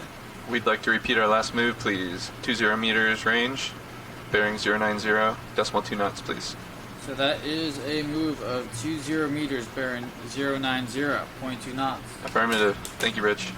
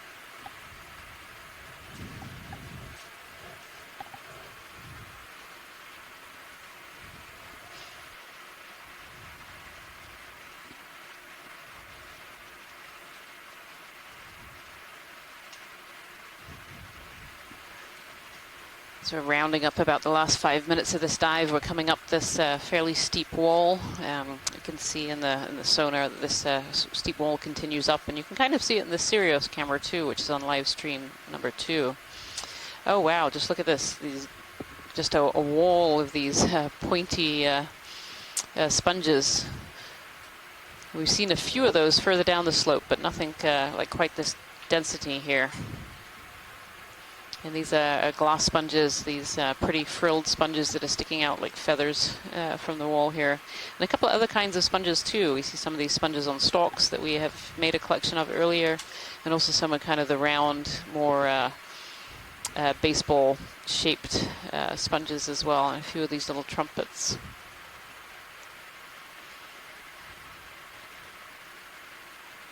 Oh, pilot, can we have a snap zoom? There's orange in the middle. Slightly left of center. I think it's an anemone. Yeah, copy. Where the lasers are now? Yep, right there. Come on in video. Thank you. I'm going to creep in on it for a sec as we zoom video.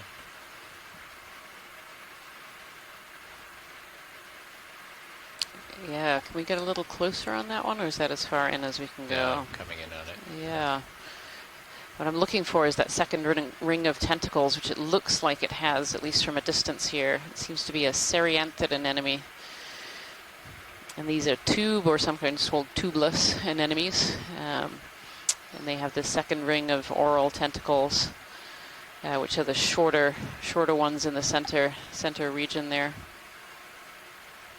That's a beautiful specimen. Really pretty. Thank you, pilot.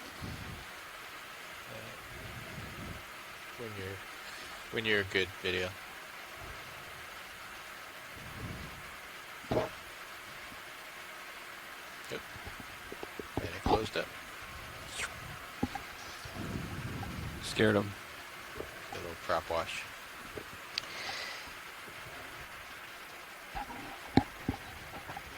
Now, this is a popular wall.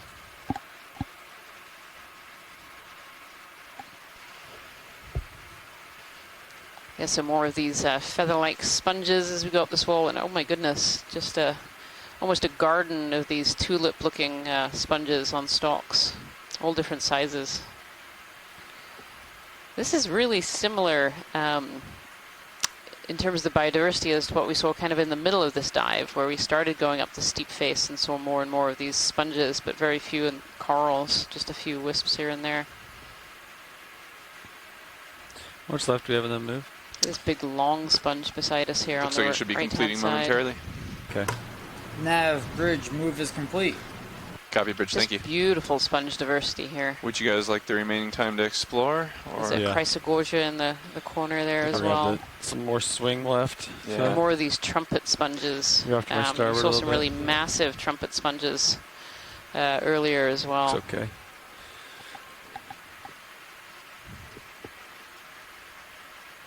Actually, this I thing turned a little bit starboard. in the substrate, it became a little more chaotic. It isn't that more regular boulder trying to keep you view? pillow Come up and come back your way. formations we've been seeing.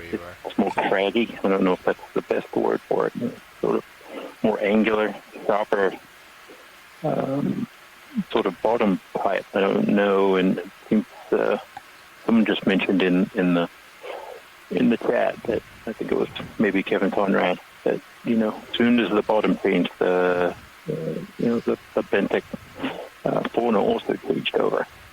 Became a little more diverse and abundant as soon as we changed over. Those are cool sponges. And corals.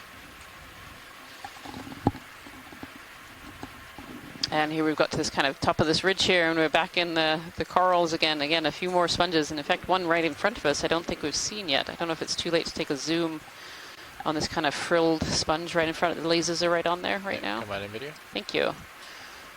Yeah, I feel like we haven't seen this one yet on this dive, and it's actually sitting on a coral too that would be great to have a close-up on when we're finished with the sponge here.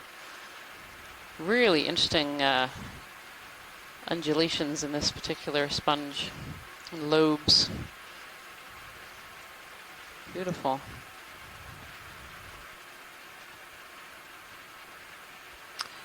Again, it has this matrix, so this is definitely what we call a glass sponge, a hexactinellid.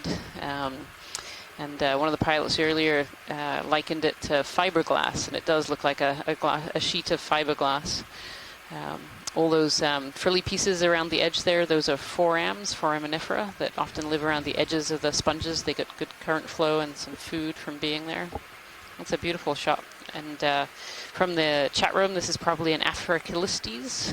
That's a relatively common deep sea sponge group.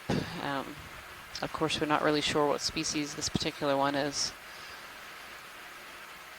Beautiful. Yeah, if we could zoom in on the coral that was towards the base of this one, maybe scrolling down the sponge. Thank you.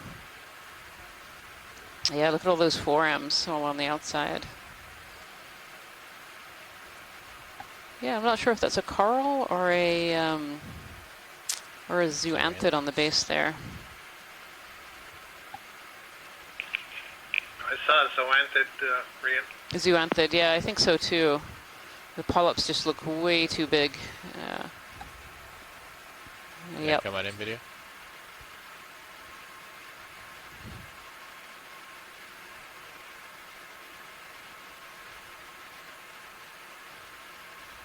Yeah, these are those zoanthids that we've been seeing on dead coral skeletons throughout this dive and throughout the 3 dives that we've had so far.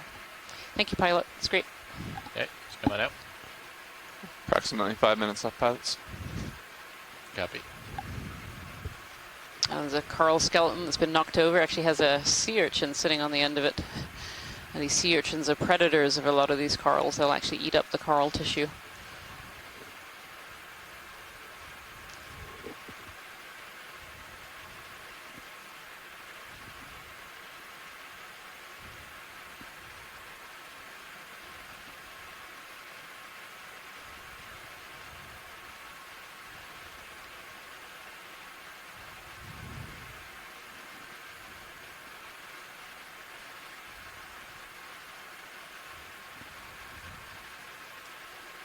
Coming up at you.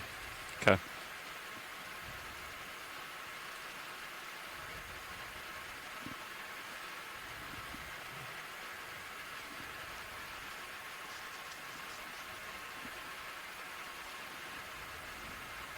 Some more of these long whip bamboo corals. We've seen quite a few of those during this dive today. Particularly abundant a little bit further down the slope, but definitely throughout our transect today we've seen quite a few of these bamboo whip corals. So yeah, there's lots of different species of these bamboo coral whips, but there's one that seems to be characteristic of seamounts. We rarely see it on a continental slope or canyon, but very common on seamounts. So I'm going to guess that this is what we would call the C1 clade for many of these. Although a close-up that we had earlier suggests that we had at least 2 different ones. So lots of interest even there. First impressions can be changed once you get more detail. That's really interesting, Scott. And it's part of the reason I haven't been giving it a name when I've been seeing it, because I know that these bamboo corals are very hard to put a name on, and that these whip corals are definitely not all the same. Yep. Yep, the annotations that we're making, we can't go much farther than quote-unquote lepidices, even though we know that that's not perfectly accurate. At least that tells us the right subfamily and the fact that it's unbranched. Yeah, and that's a good thing for everyone watching at home too, so that we have all these scientists on shore, and there's several ways that they collaborate. One is on the phone line. We have a few scientists today on the phone line. There's a chat room where people are talking to one another about different species types. And then we also have annotation that go with the video, and this annotation, scientists from all around the world will put out their best guesses at genus and species, and also logging animals that we may never have seen before, so that people can go back to the video and back to those samples and see if they can identify them. And this is just one of the many products that come out of this cruise, is this annotated video data set, which is so incredibly valuable for exploration and for future scientific research in this area. That's probably all the tether you got. Copy.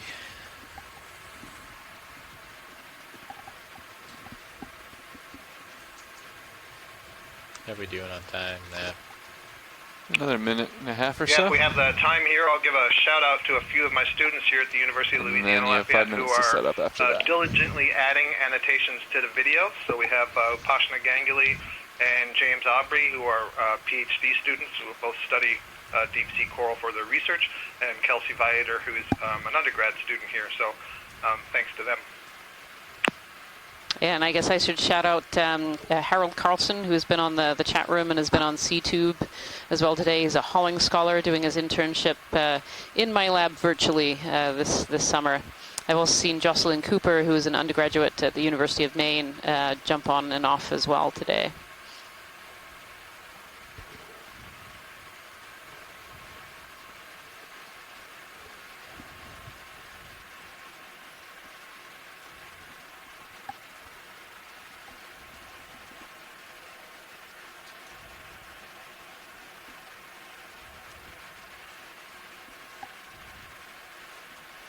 Do a quick zoom on this floater.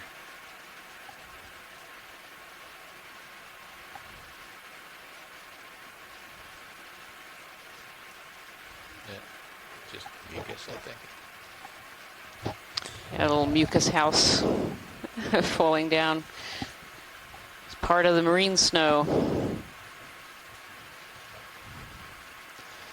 It's probably about all the bottom time we have, pilots. Watch lead nav. Go ahead, watch lead.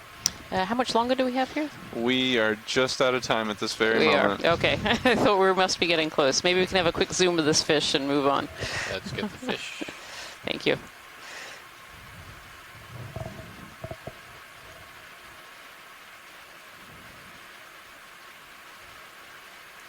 Go in if you have any more.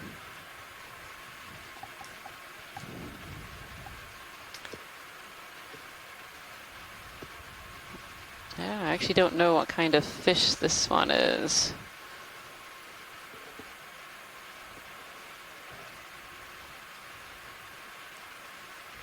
I think it's swimming upside down at us, so we can't get a good look at its head, sadly. And I know for fish biologists, they really want to have a look at the head there. Come on, turn around. I don't know if it will help us in this endeavor. There we go.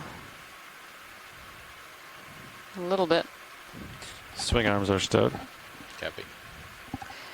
This is suggesting maybe a bartulid or an ophidid fish. Off it goes.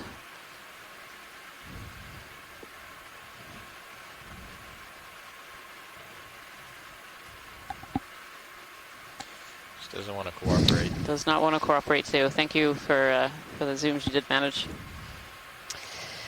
All right, everybody. Thank you so much for joining us on Dive 3 of the Ocean Exploration Expedition, North Atlantic Stepping Stones. I want to thank you for joining us on this seamount we have lovingly nicknamed Hopscotch. I think if you And on behalf of everyone on the ship and all our scientists on shore, I hope you enjoyed our dive, and we hope to see you again tomorrow.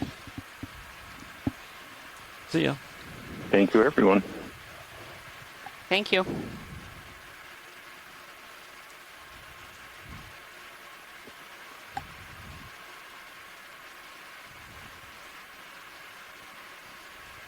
Okay, I'm lined up with the ship. I see your light pole. There you are. I'm lined up with you. Got you in my tail.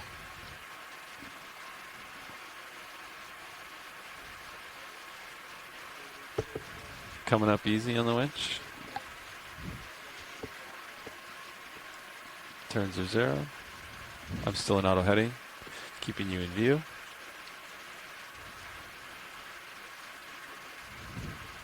Okay, starting to head up.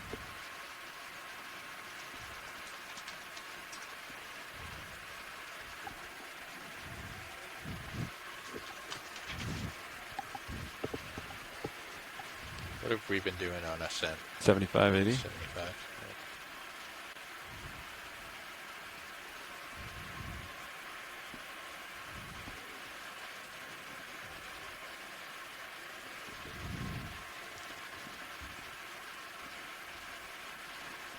Bridge, RVNAV. RVNAV bridge, go ahead.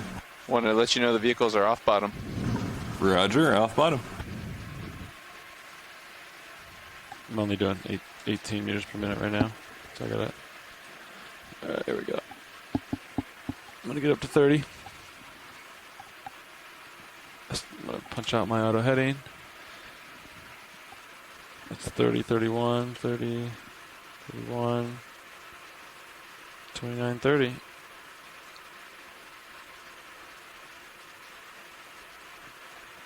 Okay, 29, 30. All right. Yeah, I'm probably going to swing to the east. There's a little bit of current. Okay. You gonna go with it? Yeah, might as well just go with it until we get the ship moving. I might turn your aux light on. Good idea. 5%. My port aux light now? Yep. Yeah. Yeah, let me know when you would like to get the vehicle moving, pilots, if at all. Well, let's zoom out, make sure we don't have Right, yeah, imagery. absolutely. I think we're good for a minute here. Looks like we got close to the top of this ridge here. The highest peak that's nearby looks like the waypoint 3 we're shooting for at 2260. So we've got a little bit higher to go here.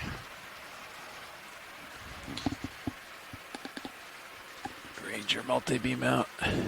Probably won't be anything, but, you know, you just never know.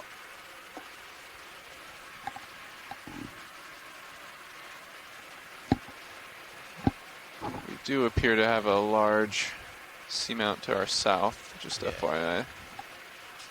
So we can wait a little bit. Yeah. Especially, yeah, because I think our ship heading is pointing southwest right now, so. I mean, it's going to take us a while to get down there, but there's no rush.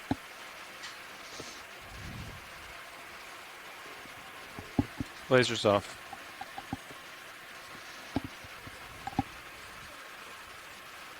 Craft looks like it could shoulder elevation up a little more if we want Yeah, it. saw that. I'm just going to wait until we're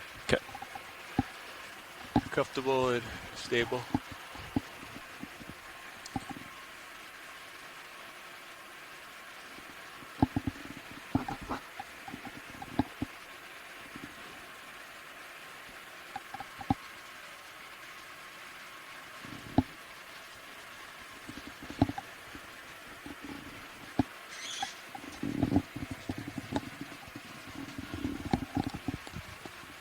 Does have any engineering notes? Don't think so.